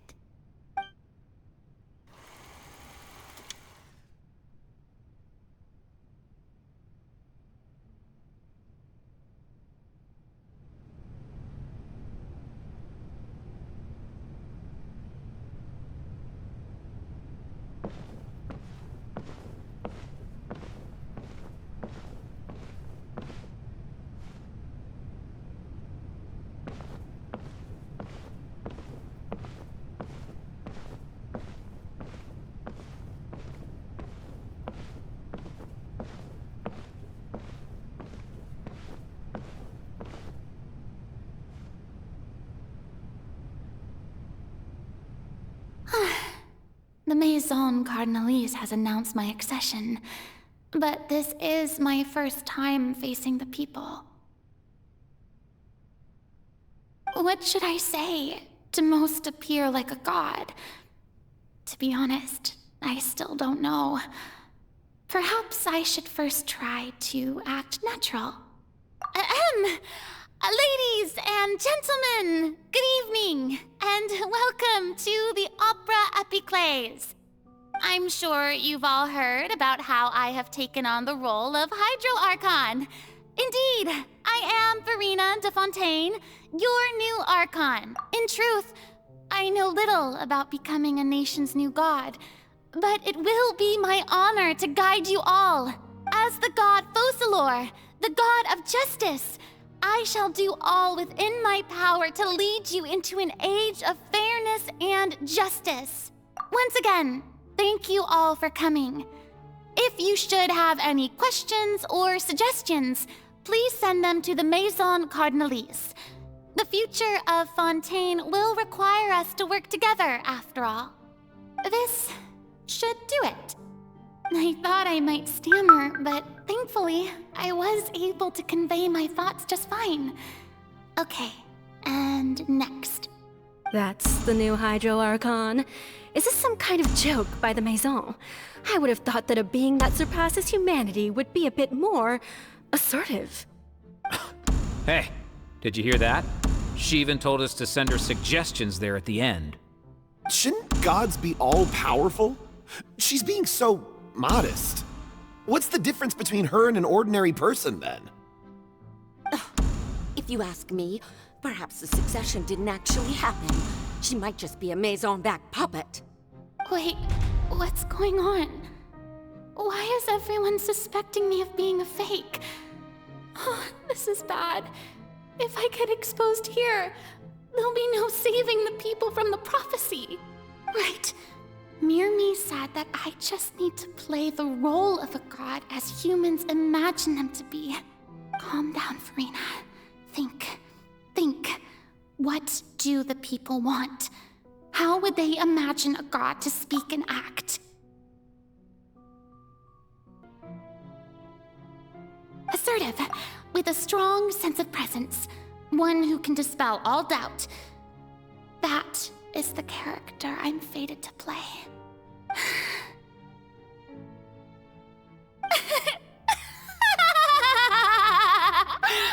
Oh, very good, my people. Only ones such as you are deserving of my rule. Now, I was wondering if some weak puppet were to one day come onto the stage and claim ownership of this opera house, would the children of Fontaine follow them? Well, it seems that you would all see right through them. Having passed my test, you are qualified to witness wondrous trials alongside my august self, here in this opera house. You may consider my previous act a door gift of sorts. I thought it was a debut that suited the atmosphere. Now then, let us be reintroduced. Ah, so that was just a performance. How could I have forgotten that we were inside an opera house? Her personality. It's quite shocking, to be honest, but I suppose it's a better look than before. Such a fascinating and bold deity. How wonderful! Our future may yet be bright after all. It seems I've turned them around. Best follow this flow and restart my accession speech. My dear people, whether you acknowledge me or not, whether you trust me or nay, I say to you, keep faith in your ardor for justice. We have heard it said that this nation's sins can no longer be washed away. Well, I say that justice is most fragrant when it blooms amid sin. The scales of justice should not weigh heavy in the hands of its God. On one side, it must carry fairness and justice. And on the other, praise and applause. May law be the prayer on our lips. May judgment be our worship. Let us light the fires and drink to the future of Fontaine. There is no trouble in this world that justice cannot solve. All that is needed is for you, my people, to believe in it, heart and soul. So long as I, the Archon Focalor, stand within the Opera Epiclese, so long as I stand before the Oratrice, I shall even judge the gods of this world!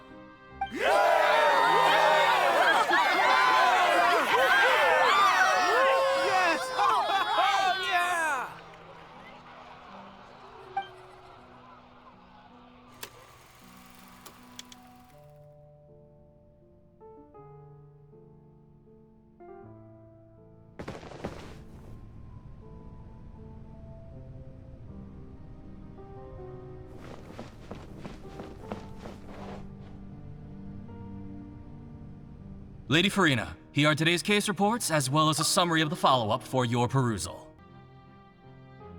Come now, was I not just at the Opera House in person? Leave these kinds of things to Neuvillette.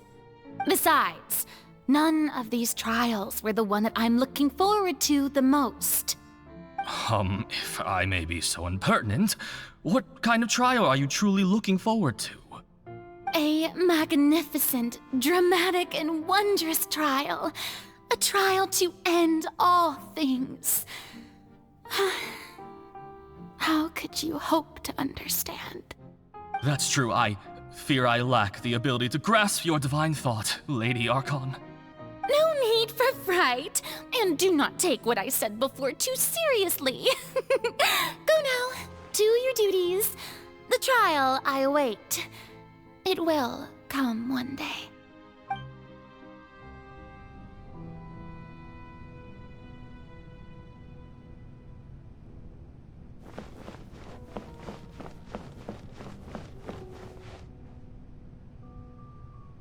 Lady Farina, I don't know what to say.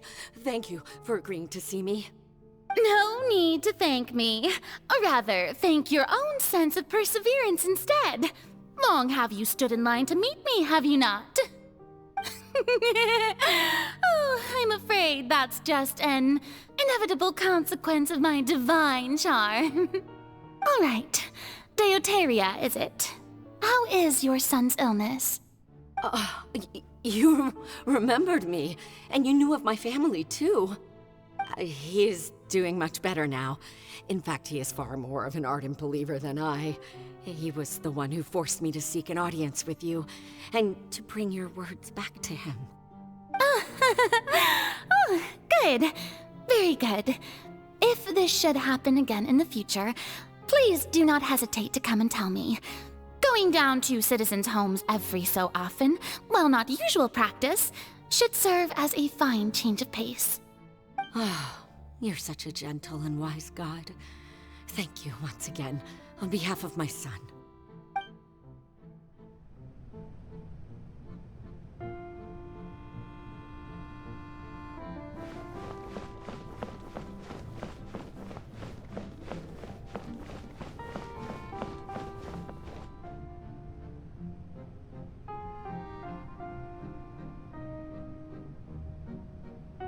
Lady Farina, here are the latest hydrological reports. As for the specific parameters you asked to take note of, I'm afraid things still don't look good. I see. It's as I thought then. As your god, I did already expect this, but I wanted to see how far your human wisdom would allow you to analyze it. All manner of signs indicate that the prophecy will still come to pass. Forget it. That's not something you need to worry about right now. Well, as I understand it, the Fontaine Research Institute is also trying to find a way to counter the rising water levels. Really? Have they found anything? I'm afraid that they haven't found any effective solution thus far. Oh, is that so? Well, no wonder. This issue has reached the realm of the gods, after all. Still, their spirit is praiseworthy.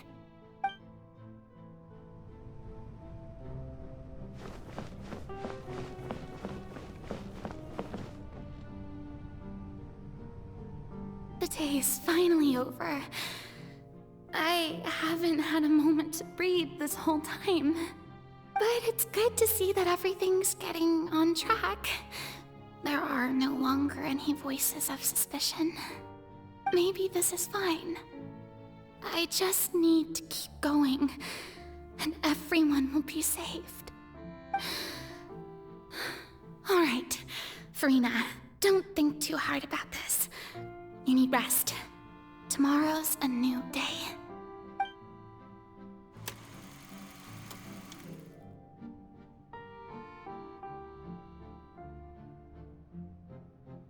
Lady Farina, here are the new trial reports for the latest cases, as well as a summary of the follow-up. There'll be no need for that. I've seen them already. There's no need to go back over scenes I've witnessed in person before. Lady Farina, I've waited so long for this chance to see you in this manner. Indeed, my dear, loyal citizen. This joyous moment is an honor for us both. Lady Farina, we're detecting significant hydrological anomalies near Poisson. Understood. Keep monitoring. Keep me informed should anything come up at the Institute.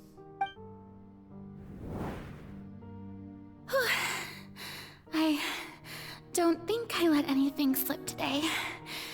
I must show the people that there is nothing to worry about. I just don't know when these days will end. I feel utterly exhausted.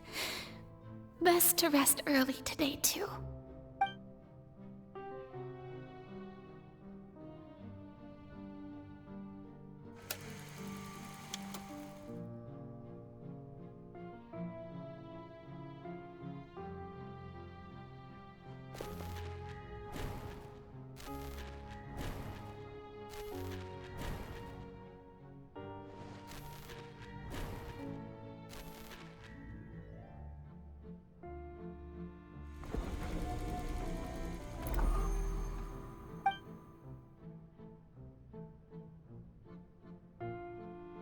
Lady Farina, it's like a dream being able to speak with you up close like this. I've heard that the first member of our family who was honored to receive an audience with you was Madame Deoteria, almost 20 generations ago. And what a fine family yours is indeed. It brings me great joy to meet such a faithful believer, a descendant of a line most ardent. Surely you exaggerate, Lady Farina. My lady? Are you crying?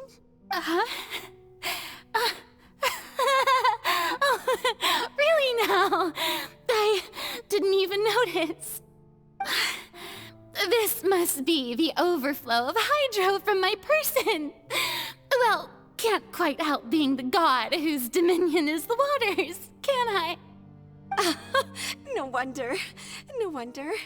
A manifestation of your power, then. Oh, Archon, I am honored to have witnessed it. Honored indeed.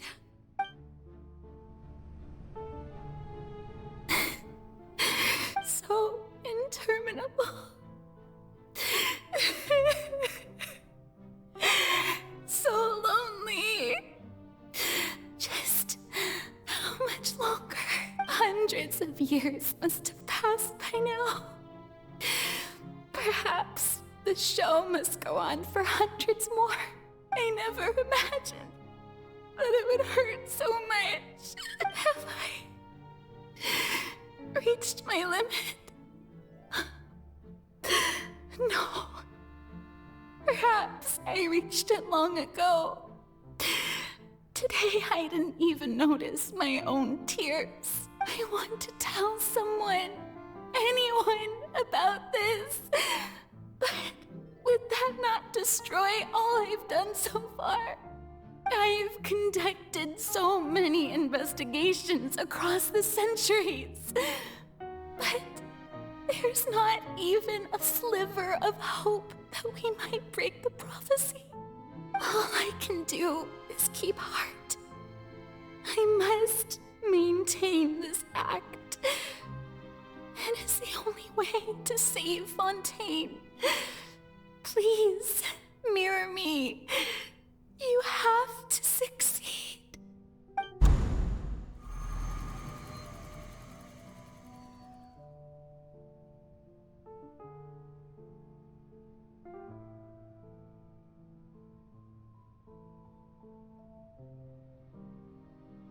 Farina, you don't have to shoulder this burden alone.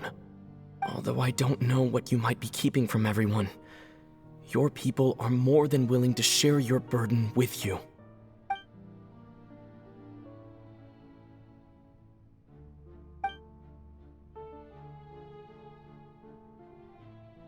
Share my burden. That's impossible. It was fated right from the start that this would be my duty alone. But even if your burden doesn't need to be shared, you can still choose to confide in someone. Just share it with me. I'm what you'd call a witness. A witness? Yes. I've heard that you came to Tevat from beyond the stars, yes. In other words, you never belonged here.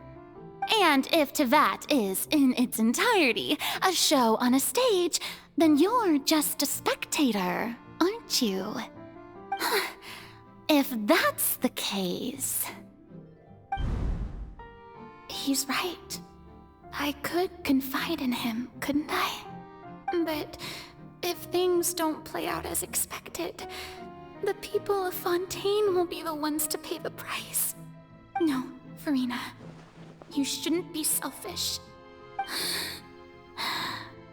But what if it's really all right? Farina, you've worked so hard for so long. Surely it would be okay to put yourself first for once. Just this once. Is it such an outrageous thing to do anyway? To find someone in whom you can confide your frustrations and sorrows?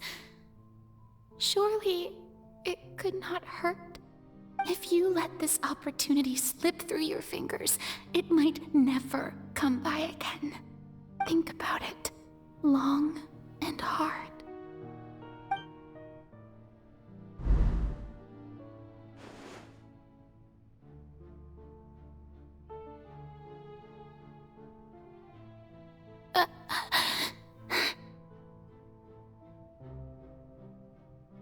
No, I have nothing to say.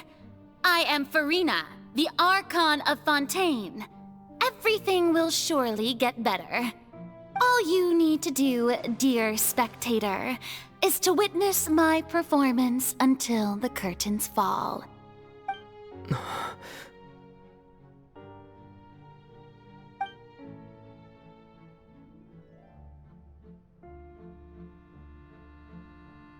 Fine.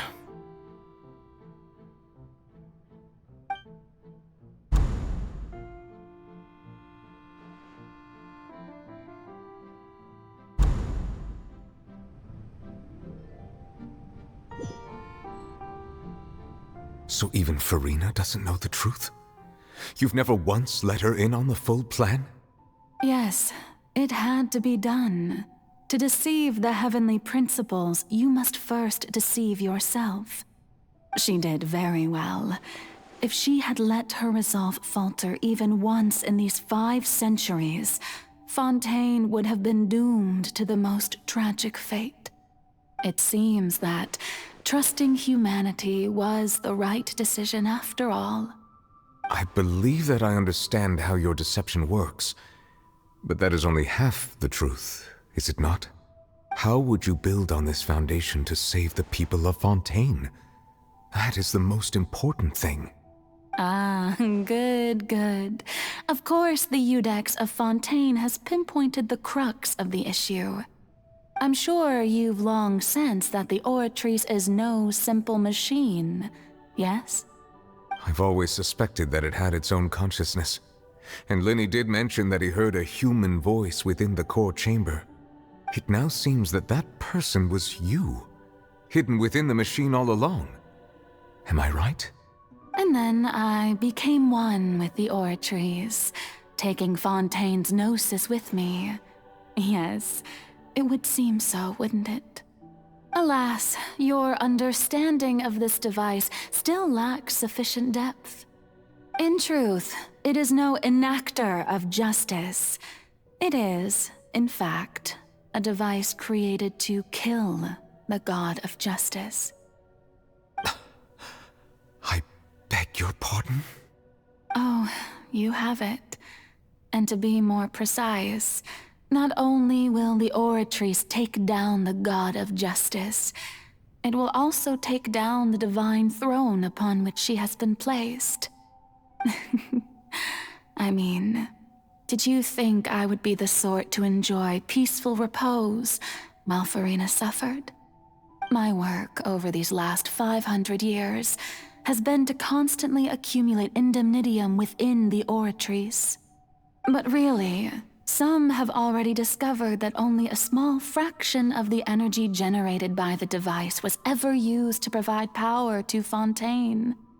The vast majority had to be, accumulated to enact this death sentence. It was all a part of your plan, then? Both the trial and the sentence? Indeed. This power, accrued over 5 centuries, could have sustained Fontainians for millennia had it only been used for that purpose.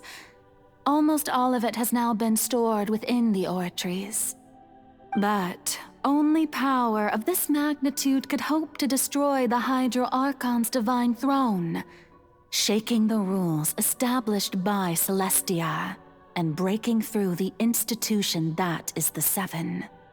So the Oratrice's call for death was for neither Farina nor Focalor, but for the Hydro Archon. The destruction of that divine throne. If I do not misunderstand your intent, you must be... Returning what's rightfully yours to you, of course. In other words, this was all done to return the authority of the Hydro Archon to the Hydro Dragon of this planet. But...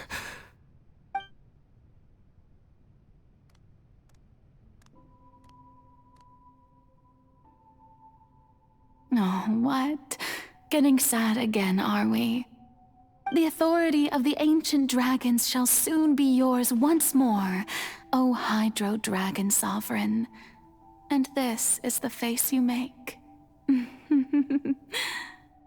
All you've done throughout the years is just so you can sacrifice yourself at the very end. I've never quite seen it that way, you know. Even now, I'm quite pleased at how well my deception worked.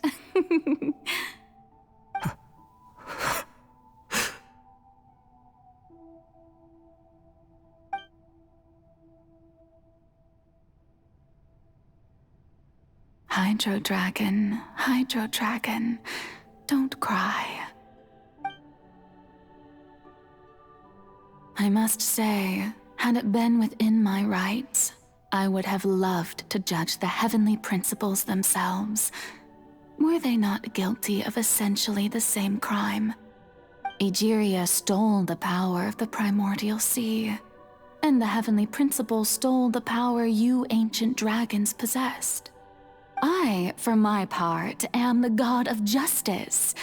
And is it not just that your original powers should be returned to you? Speaking of justice, I have always believed that justice lies in the process of pursuing human existence itself. So, if the theft of the primordial sea's might was Fontaine's original sin, then, leaving matters of procedural right and wrong aside, the descent of the Fontanians as humans and their right to exist in this world would be Fontaine's original justice. In other words, existence was Egeria's justice, and to me, justice is the continuation of that existence. Defying the prophecy and ensuring that Fontaine's people shall live on, that should be the justice enthroned over all others. At this point, we, whether it be myself or all other Fontanians, have shouldered the burden of this sin for far too long.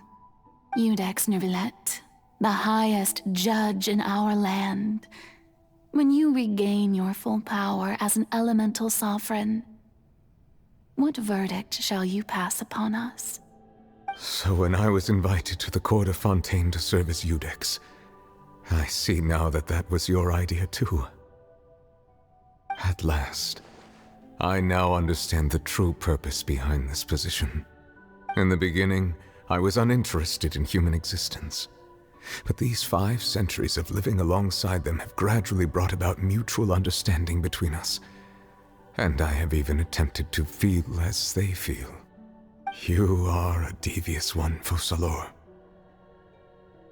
Things being as they are, surely you know that I could never declare them to be guilty.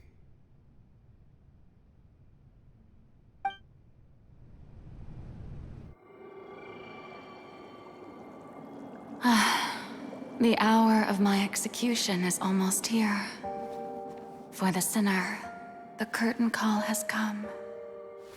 I know I may not sound it, but faced with death, I find myself a little afraid. Perhaps this is one thing both gods and humans have in common.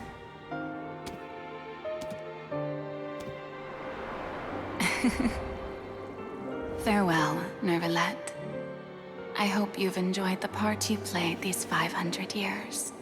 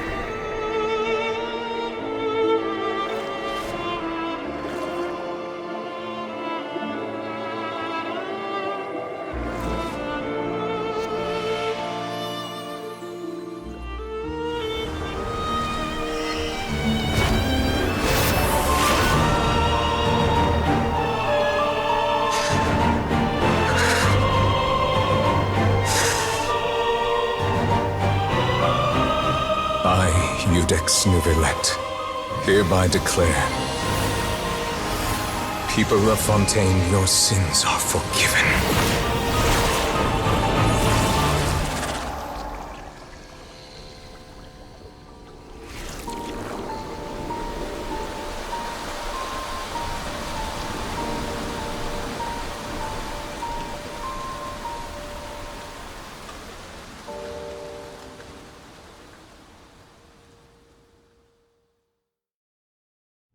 I wonder what my...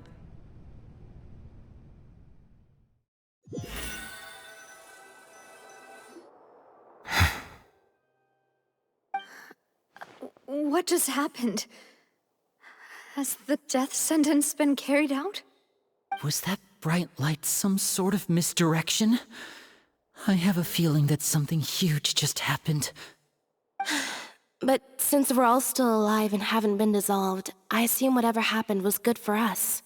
It's time to end this. We must mete out punishment to that beast. Didn't you say just a moment ago that it can't be defeated? I have gained the strength sufficient to deal with it. Through certain means, I now have the ability to separate the power of the Primordial Sea from that creature. We should seize the opportunity to pursue our quarry.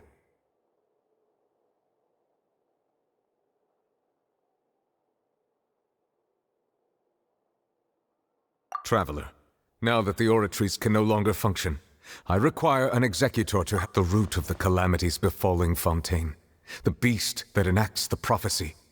Its name is the all-devouring narwhal. Come with me, traveler. The...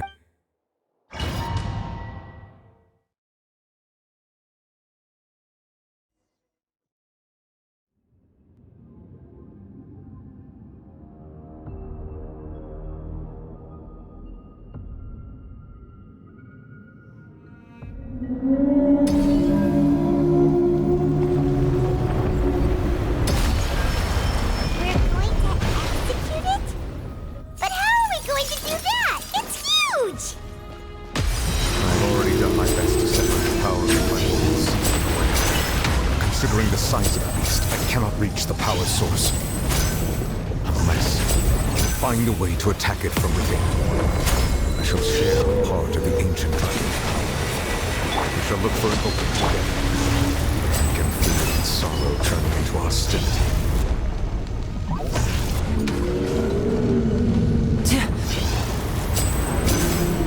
Step right up! The all-devouring narwhal cannot resist its instinct to devour. Continue to trigger its hostility. Chance will present itself.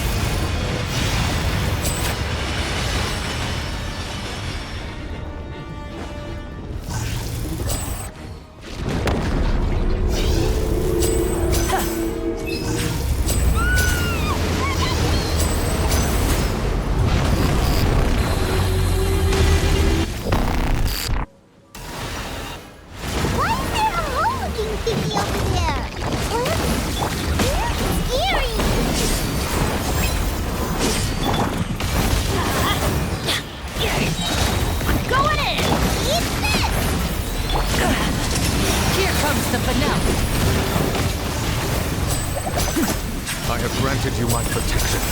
Do not fear. Seize the moment and use my power to cripple.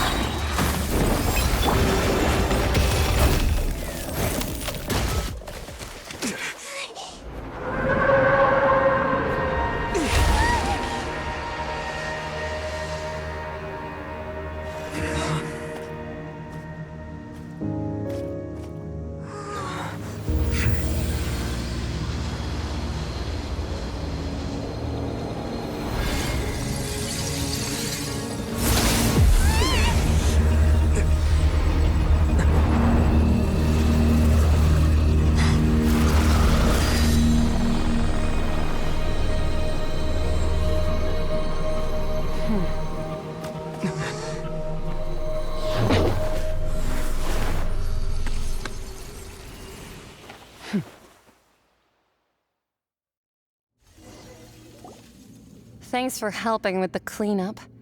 It should have been my job, but... oh well. It was just supposed to be a short private training session for me. I didn't think that my disciple and my master's pet would start brawling in the meantime. Well, actually, I had a feeling that it would happen at some point, but they bumped into one another earlier than I thought. What a blunder. I suppose I'll have to swing my sword 3 million times as penance. That power. Who are you exactly? Paimon has an idea. From what she said earlier, she must be Child's master. Skirk, right? It's just that he gave us the impression that she was the less talkative person. I simply did not have anything to say to the weak. But you, on the other hand, managed to defeat the all-devouring narwhal without using power from beyond this world. So you may speak to me as equals. I have to agree. It's a strange use of a planet's primordial waters just to raise an all-devouring narwhal. That kind of power is wasted on it. It's not cooperative. It eats too much. And I have more important things to do with my time than pet sitting. The only thing that creature has going for it is its looks. All in all, it fails as a pet. Miss Skirk? I think you might have missed the point. The point being? Well, being that this pet almost destroyed an entire nation. So what sort of person is your master? Well, Child's master's master. Wait, is that right? Oh, right. So you don't know him. Sorry, I assumed you did. His name is Sertologi. Huh? I am unfamiliar with that name. Huh. So Master isn't sufficiently famous. How should I describe him then? Have you heard of the name The Fowl? The Fowl? Still nothing? Well, how about the Visionary? Vetterfulnir then? Or Gold Rhine-Daughter? Ooh, that one we've heard! Rhine-Daughter's part of the Hexen Circle. She's Albedo's mom, right? Oh, so you do know that name. To be honest, I also heard all of those names and titles from my master. I don't actually know them either. But I suppose you understand now, yes? My master is likely a similar sort to Rhine-Daughter. They are both pursuing some form of perfection. Wait! Didn't you also mention a visionary person? Paimon didn't quite catch their name. Actually, never mind that. I believe it expedient to inform you that the all-devouring narwhal used up nearly all its strength fighting you. Such roiling hydro energies will prove difficult for the planet's deep seas to digest. As such, the fontaine back on the surface has most likely been thrown into chaos.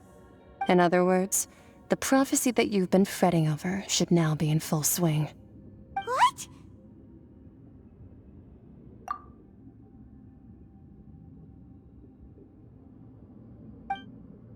Not to worry. Focalor has already managed to deceive the heavenly principles.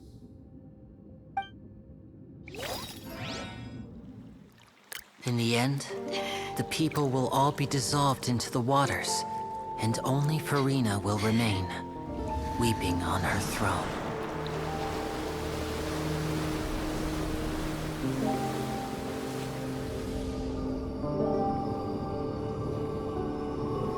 Only then will the sins of the people of Fontaine be washed away.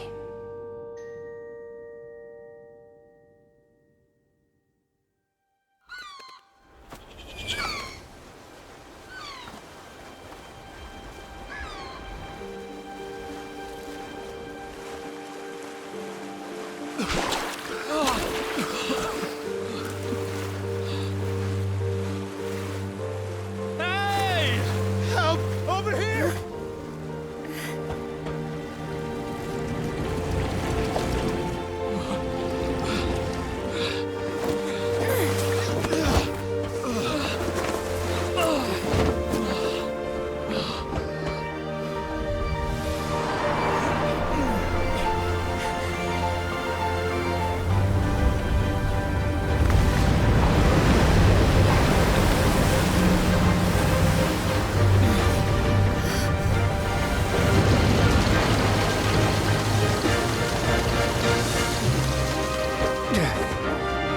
Lands, initiate emergency rescue!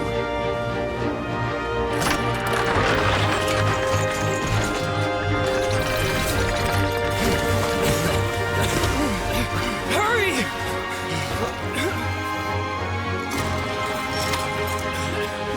Hey, lend a hand!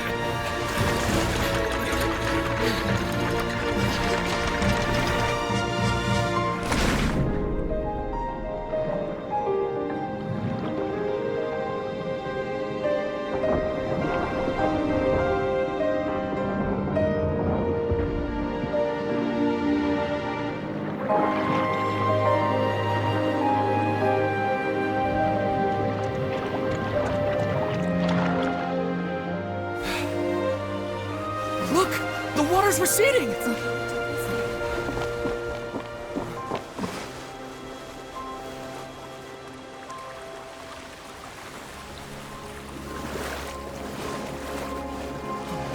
It's a miracle! Water's receding. We didn't dissolve. The prophecy was wrong. The prophecy was wrong.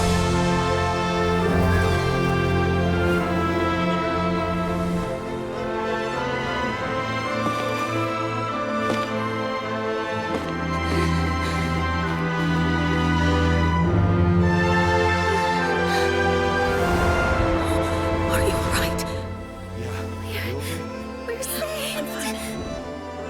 The prophecy was wrong.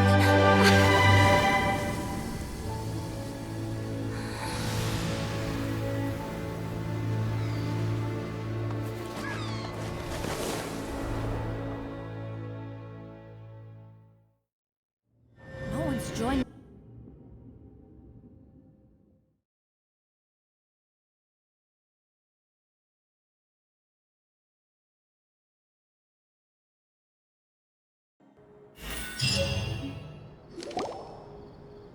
The soil renewed.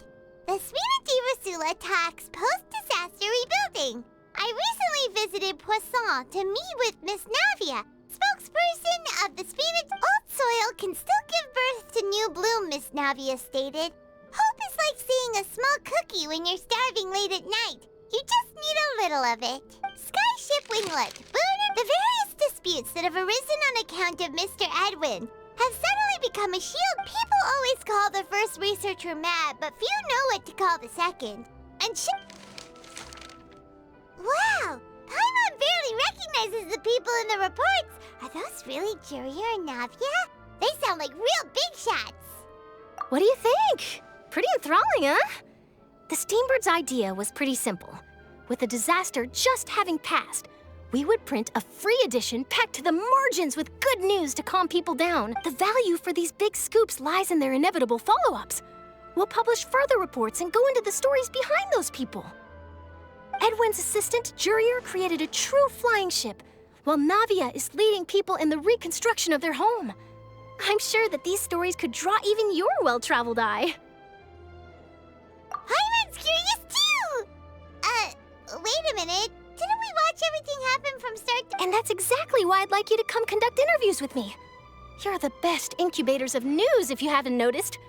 And also, with you around, I'm sure I'll get to see that Duke. Are you sure? Hasn't he turned you down several times already? Oh, this time will be different. Come on, let's head to...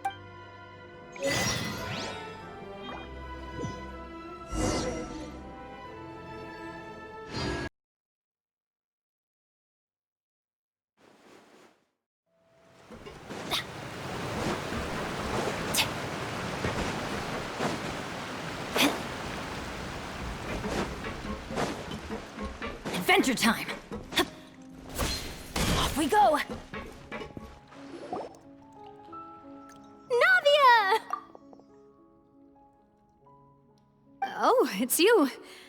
What brings you all here? Hey, we're just having a look around. I'm here to update myself on how things are going here. Oh, the Fatui are here too! Let me introduce you. This is Mr. Garunt Snezhevich. He represented the Knave in sending us a large amount of supplies, and is helping with our work. Our residents are hard at work as well. Thanks to everyone, work is progressing nicely. We've lost a lot of people, but we're moving forward. That will have to be enough. Hello, Miss Charlotte. I'm a big fan of yours. I especially like that article you wrote last year about Fontaine's stray cats. But if you don't mind, could you not emphasize our role too much in your report? It's not charity we're doing here. We just happen to share the same interests as the Spina. I get where you're coming from. I'll keep it as simple as possible.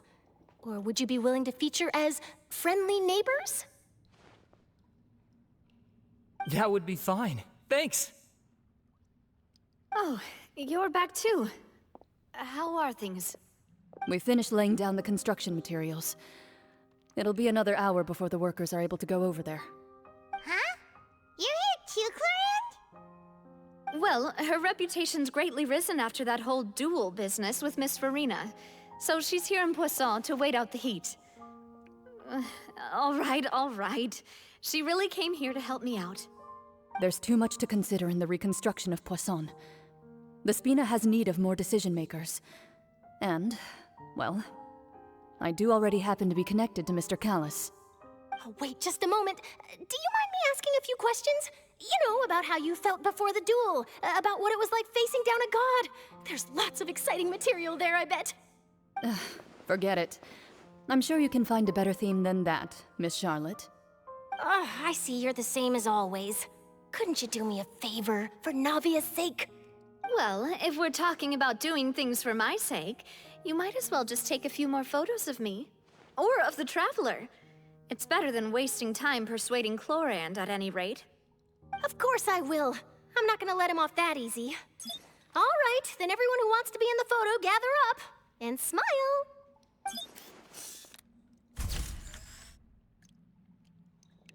How did it go? Was it a good shot? Did Paimon look cute in it? Not bad. Your addition really helped the composition of the picture. All right, hang on a moment. Let me snap a few more shots.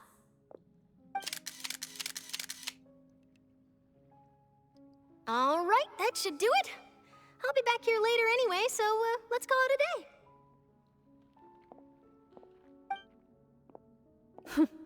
You're very quick. Speed is of the essence when it comes to the news, and freshness is the key. Also, not to brag, but I'm pretty good at building connections. Who knows? I might eventually get that interview with you after all, Miss Chlorand. Wow, you really do have that never say die spirit. I'm impressed. I'll hazard a guess that this is how you got that interview at the Fortress of Maripede.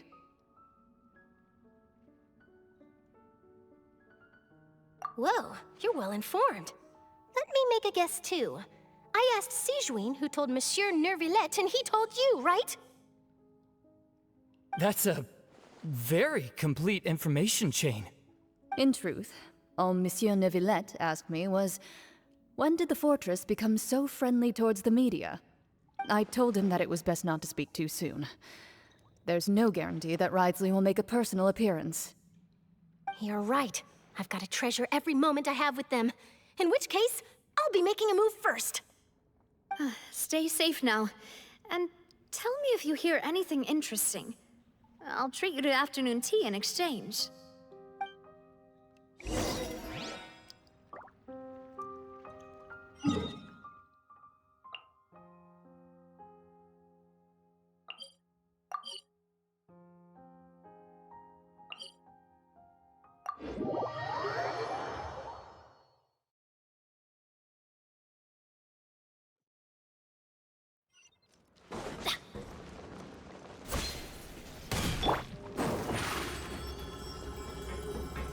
Step on up!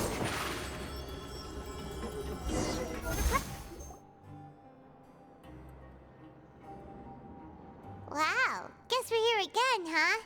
There's a real nostalgic feeling to this place. Looks like you've been missing us.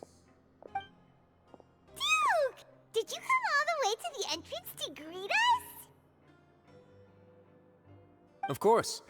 I'm here to welcome you and our dear Miss Charlotte, whom our good head nurse recommended to me. It's an honor to finally meet the much-rumored Duke. Thank you for consenting to my visit to the fortress, sir. No need to thank me. But that said, I shouldn't be the focus of your interview. I trust you recall our agreement? Of course, of course. All right then, this way.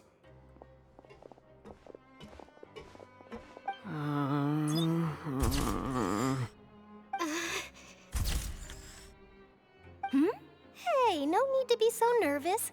I've already taken all the photos we need. Miss Charlotte, do these pictures really need to be published on the cover of the Steambird? It would seem that Miss Lorvine doesn't want her face to appear beside that of Mr. Jurier, hmm? Sir, please don't say things like that. But it looks like dear Mr. Jurier denies it. Might this interview be very important to you then? No, I just... This is my first time being interviewed, and I'm very thankful to the Steambird for... Now, I might not look it, but I actually did meet Mr. Edwin once. And I'll be honest, I enjoyed chatting with you more. You've definitely got more of that genius vibe going on. The boat that brought about a miracle, the ark that saved the people. Why, you recreated a myth back there, like an emissary of legend. Still, if I might ask, where's that flying ship now? Huh! Looks like Charlotte's trying to get herself another exclusive scoop. I have to apologize, but that ship is presently in the bowels of our factory. I'm afraid it won't be easy for you to get a shot of it. Really? Well, then in that case, could I have an interview with you to make up for that loss?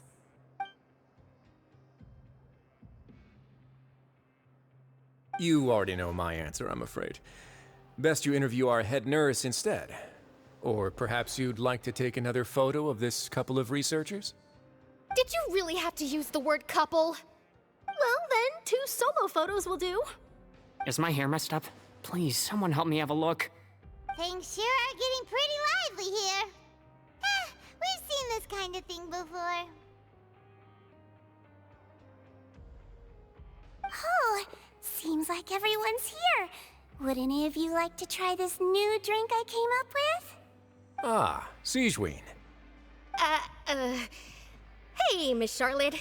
Why don't you, take some pretty photos of our head nurse? Sure. Come on, Miss Sigewine. Over this way. Let's find a brighter spot. Huh? Sure. Do I have to smile? So, how have things been at the fortress?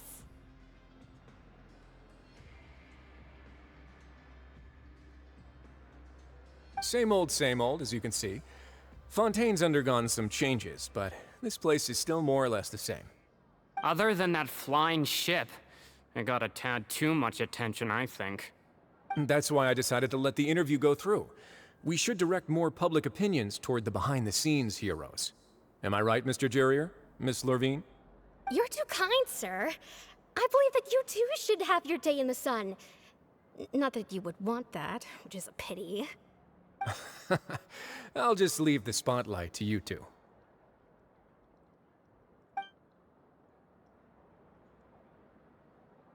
I see. Lots of things happened that day, huh? Anyway, regarding that Harbinger, I'm not sure you remember, but his 3 young followers are still waiting for his return. He sure did win them over, huh? I'll tell them that there's good news and bad news. The good being that their boss seems fine, and the bad being that they must face extended sentences for abetting his escape. Oh, actually, what about you? Are things gonna change for you too? What change can there be? The fortress will keep chugging along, and so will my duties. As to what Miss Farina's departure will mean for the nation, and if our laws and governance will be transformed, we'll leave those to the folks in the overworld. Hey everyone, the photo shoot's done. Good. In that case, let's call it a day here. Thanks for your cooperation. Come on, Traveler, let's go. Till next time, everyone. There'll be a next time? Maybe. Who knows? I might write a story about the underwater factory next time. Until then. All right, last stop, the docks.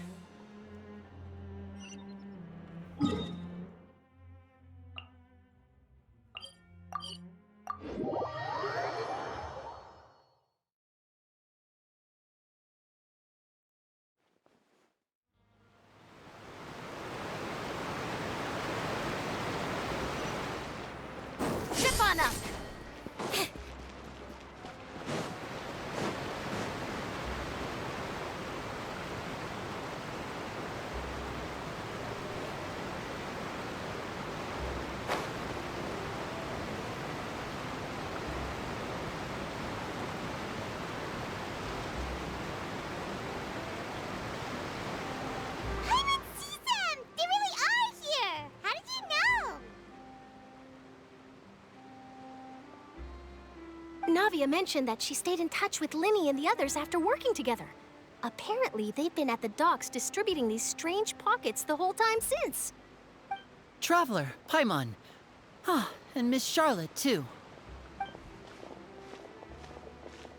Would you like a magic pocket? What sort of gadget is it? It's a wondrous bag that can be used to carry many things.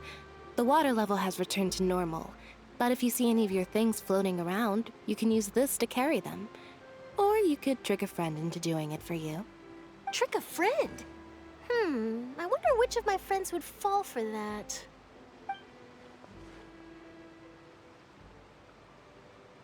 You could just make a friend like Fremine here. Isn't that right? Is this what you meant by, I'll help you make some more friends? To be honest, that sounds pretty sweet. Could I have your contact, please? Sure. Please, write down my address. You sure are working hard to help Fremine socialize. He was the one who proposed doing this. He even wants to assist in our magic shows.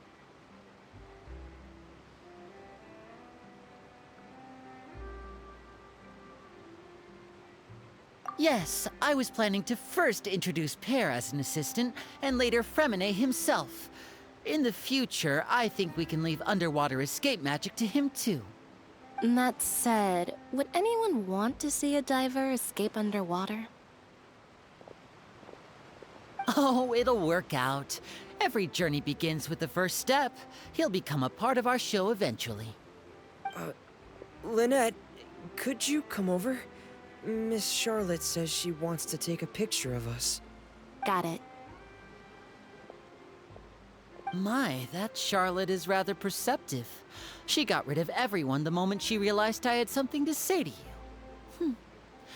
So, how have things been, Traveler?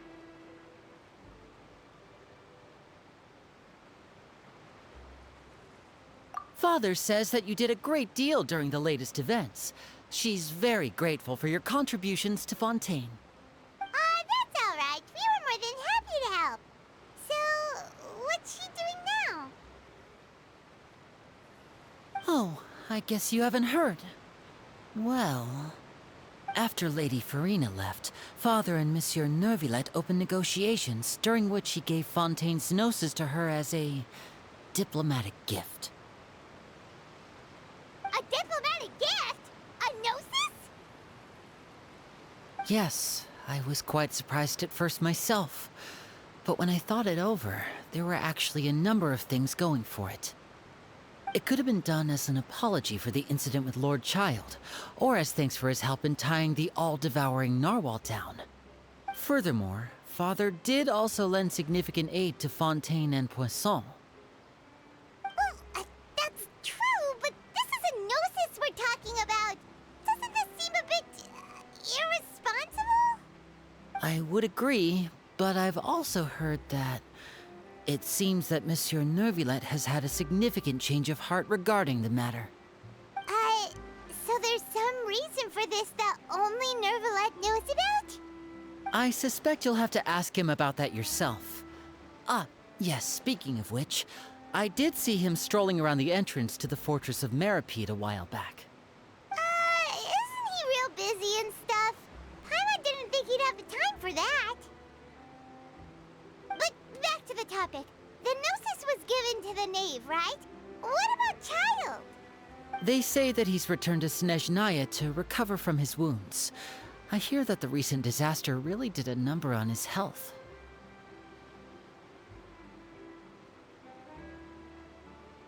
That's true. When you think about it, we've had loads of run-ins with the Fatui. To think we'd be allied with them this time. So shocked by such a simple switching of sides?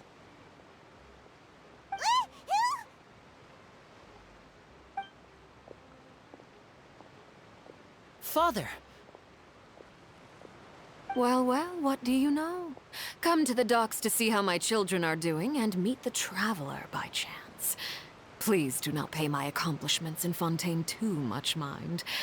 I would have done them regardless. Are you going to Suspectus Snezhnaya? That is our duty as harbingers, yes. Don't be too preoccupied with sides.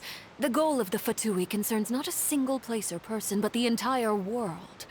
With such a grand goal in mind, it is inevitable that we must wear many masks. Switching my masks is something I've always done. Well, that depends on many things. No one truly knows what the future holds. What good is honesty if you can't rely on it forever? As for you, I very much look forward to our next collaboration. Good things cannot be achieved alone, and you've proved yourselves to be great partners.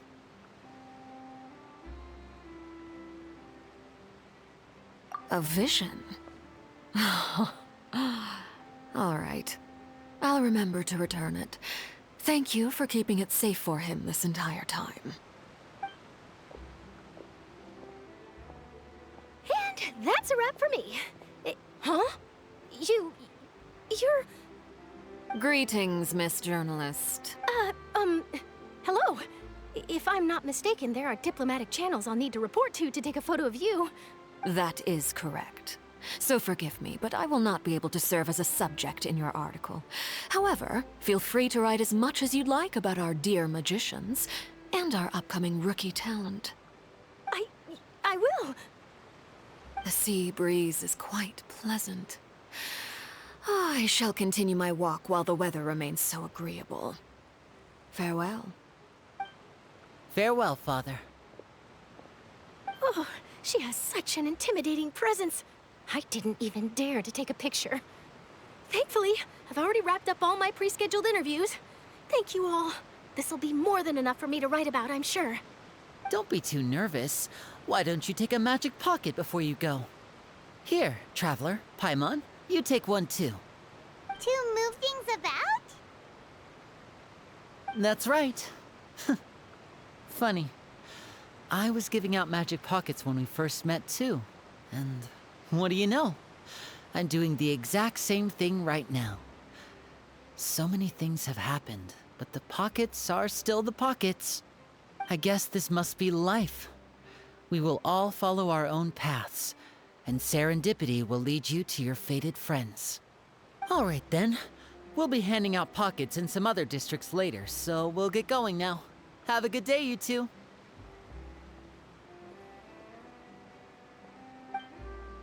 Well, guess we sent Charlotte off.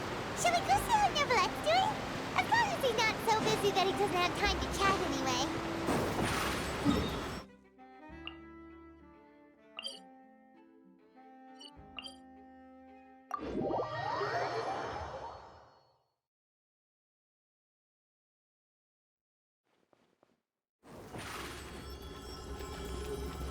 Over here!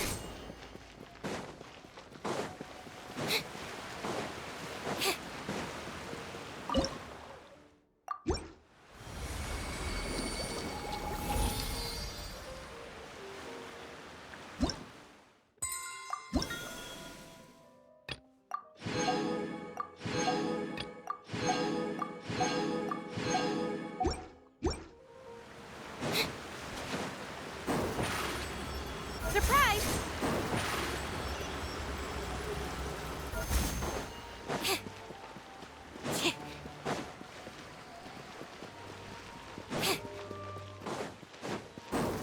The entrance to the fortress!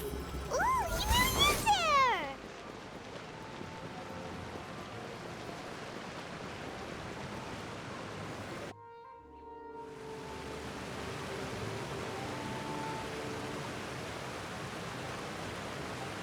So, you really are here, Neverlette! Paimon didn't think you were going to have free time this hour of the day. Really? Oh, I suppose you must have met Mr. Linney. He took the time to greet me earlier when he passed this way.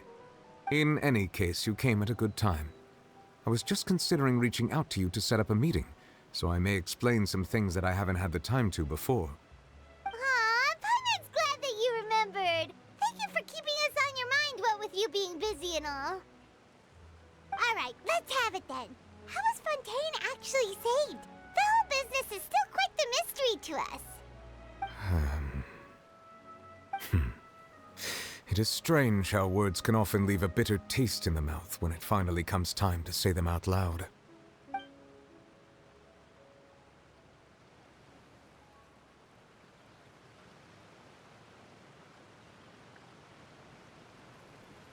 Whoa. So that's what happened? Focalor destroyed the divine throne of the Hydro Archon and restored your power to you, transforming you into a fully fledged elemental dragon sovereign. But Paimon still doesn't quite get what you did to save the Fontanians from dissolving. For me, the authority of the ancient dragons refers to absolute control over the hydro element.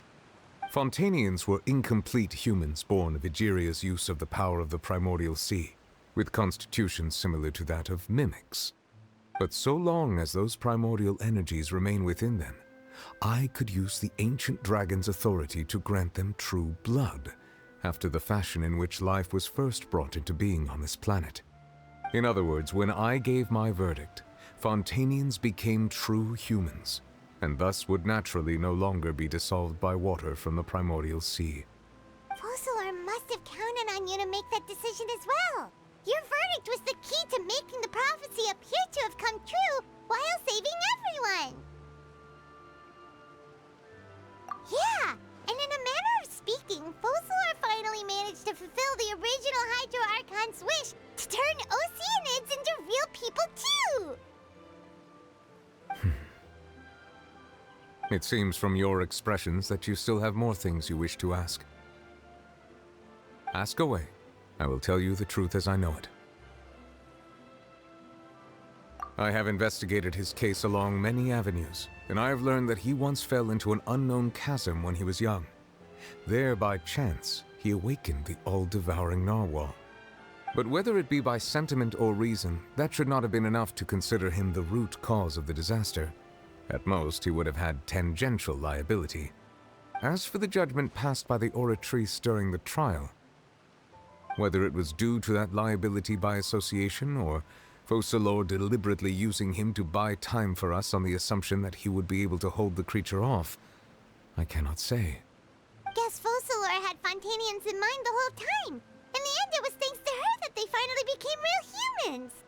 Hang on a second. Paimon suddenly got another question. Back when Fontanians hadn't yet become real humans, were the children they had also transformed Oceanids? Life has always flowed like water. Do you recall how Fontanians would often come to the Fountain of Lucine to pray for children?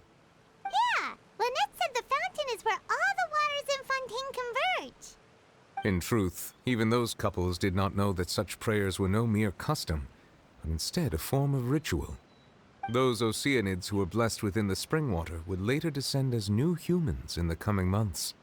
Paimon sorta gets it now. Either way, seems like this ritual won't be of any further use, but it'll probably live on as a local custom. Ask away. I will tell you the truth as I know it. Yeah, about that. Risley said Farina has already left. What's that all about? Ah, Lady Farina. The people are only aware that her death sentence has not been carried out. She abdicated the post of Hydro Archon and left affairs related to that title to me, before leaving the Opera House. I related Focalor's words to her faithfully and completely. After hearing them, she seemed neither saddened nor comforted. She simply said that she was tired and needed to rest. Having said that, she then packed her things and moved out of the Opera House, not unlike how an ordinary person might. But she's still got a place to stay, right? You need not worry. I will make arrangements to ensure that she will not want for food, clothing, board, or travel. In truth, I am somewhat happy for her. The wear and tear on her spirit will, of course, take time to heal. But now that she no longer has to play the role of Focalor the Hydro Archon, she can finally lay down her burdens and lead a normal life. What about you then? What are your plans now that you've regained your full powers as the Hydro Dragon? After Focalor passed on, the Oratrice also ceased to function. This matter will directly affect our trials. After much careful consideration, I've decided to take over its role in our courts. From now on, I shall hear cases and pass verdicts by myself. Looks like you're still considering stuff from the perspective of the Udex, huh? As an elemental dragon, there are indeed many things that I must do. But this power and this duty, in a manner of speaking, you could say that both were granted to me. As such, before I attend to my other responsibilities, I must first and foremost continue to serve Fontaine as its highest judge. The duty of the Hydro Sovereign and the duty of the Udex shall coexist within my person. Additionally, the Hydro Archon's departure has brought about another problem, which is that the Opera House shall no longer produce indemnitium. That's true. That power was derived from the people's faith in the Hydro Archon, wasn't it? Wait, but the various mechs and machines in the city are all still okay. Where are they getting their energy from? As I am now, I have full command over New Musia, and it can serve as a complete substitute. Another reason why I cannot quite leave Fontaine immediately. Wow. This ancient dragon's authority stuff is really quite useful, huh?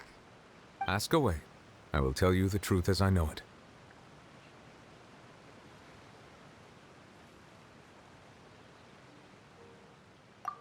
Oh, that's right! They say you've given it to the knave as a diplomatic gift or something! Leaving aside their intentionality, the two Fatui Harbingers have indeed done much for us during this crisis.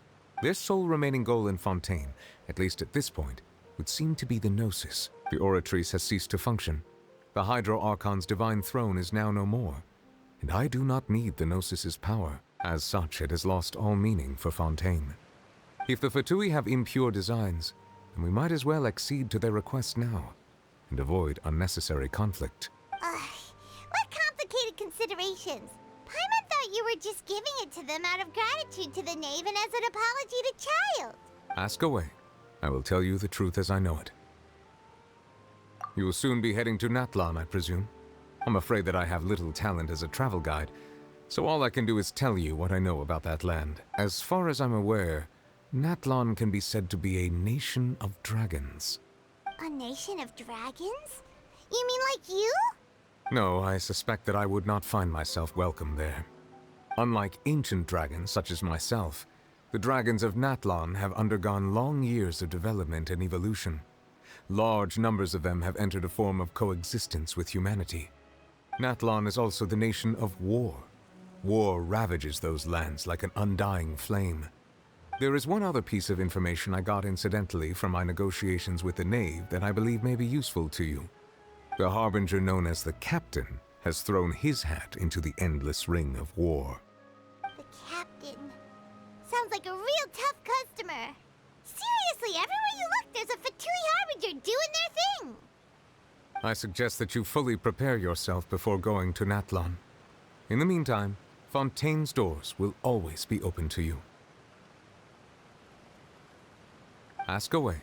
I will tell you the truth as I know it. Hang on a sec. Paimon, when we spoke to Linny earlier, he mentioned that your attitude toward... We guessed that there might be some reason for it that... No wonder the House of the Hearth is the Fatui's intelligence division. They are certainly sharp. So regarding this specific issue, I was just getting ready to share something with you.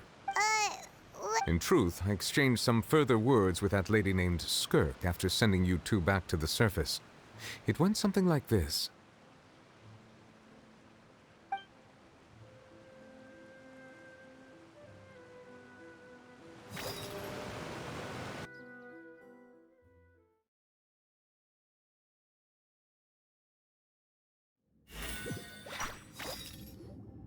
Well, we're going to head topside to see what's going on. You hurry over soon as well.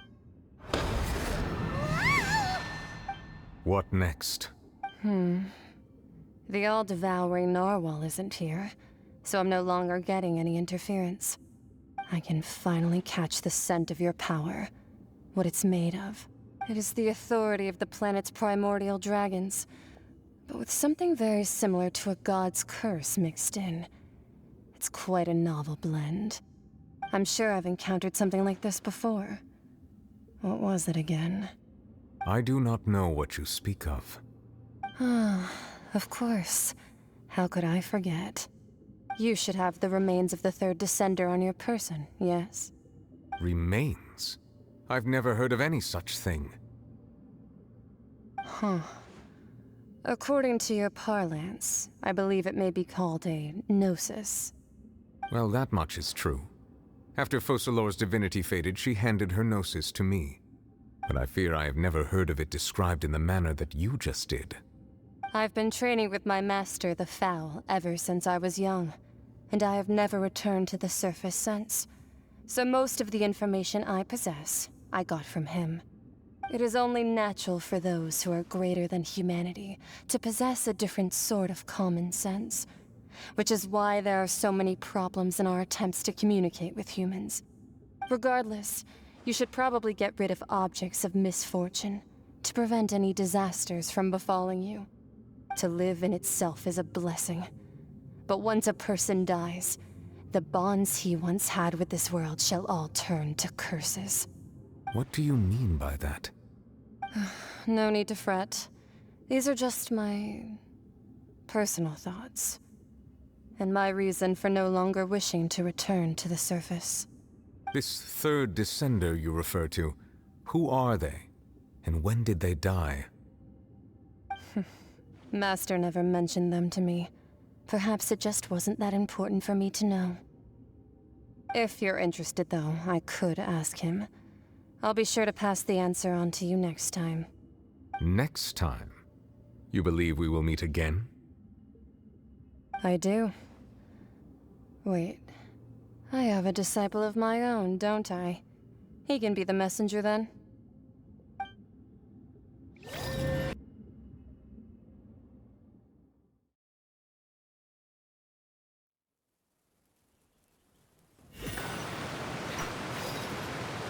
That's what she told me.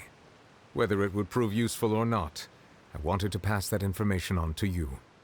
The remains of the third descender?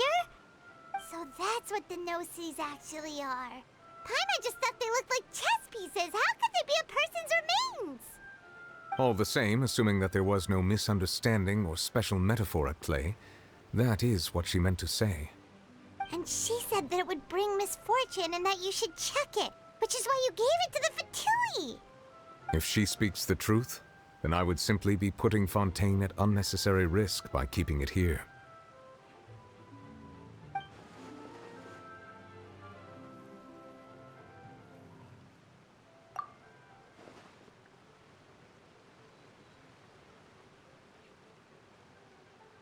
I had guessed that you might already be familiar with this concept, but I did not expect you to be one of them. That means that the Gnosis, which are exceedingly element-compatible and can even enhance elemental abilities, do indeed come from the third descender. I wonder, does your body also possess similar properties? Like being able to use elemental powers without a vision. That does sort of count as special compatibility, right? No, let's not think about this stuff right now. It just feels creepy. Comparing the Traveler to the dead third descender and all. That's what you say, but this topic still feels like bad luck. Once Child recovers, let's get some more answers out of him. Or go look for his master and get the answers that way. I too believe it unwise to make too many blind guesses when information is lacking. The same is true of being at court. All right. Whatever the case, it seems like the crisis here in Fontaine's over for now. Yes. All of Focalor's efforts were for this moment as well. But she sacrificed herself in the end as a god, and she suffered through all those years as a human. Was that really what she wanted? I suppose that would be the mystery of a god's will. I suspect not. But once in a while I too would guess that if wishes were like the clouds in the sky, they will one day return to the earth as raindrops. Life flows like water, and rain is the final answer. The water levels may sometimes tilt one way or another, but the rain falls fairly upon all. And what, ultimately, is the difference between the rains that fall upon all of us?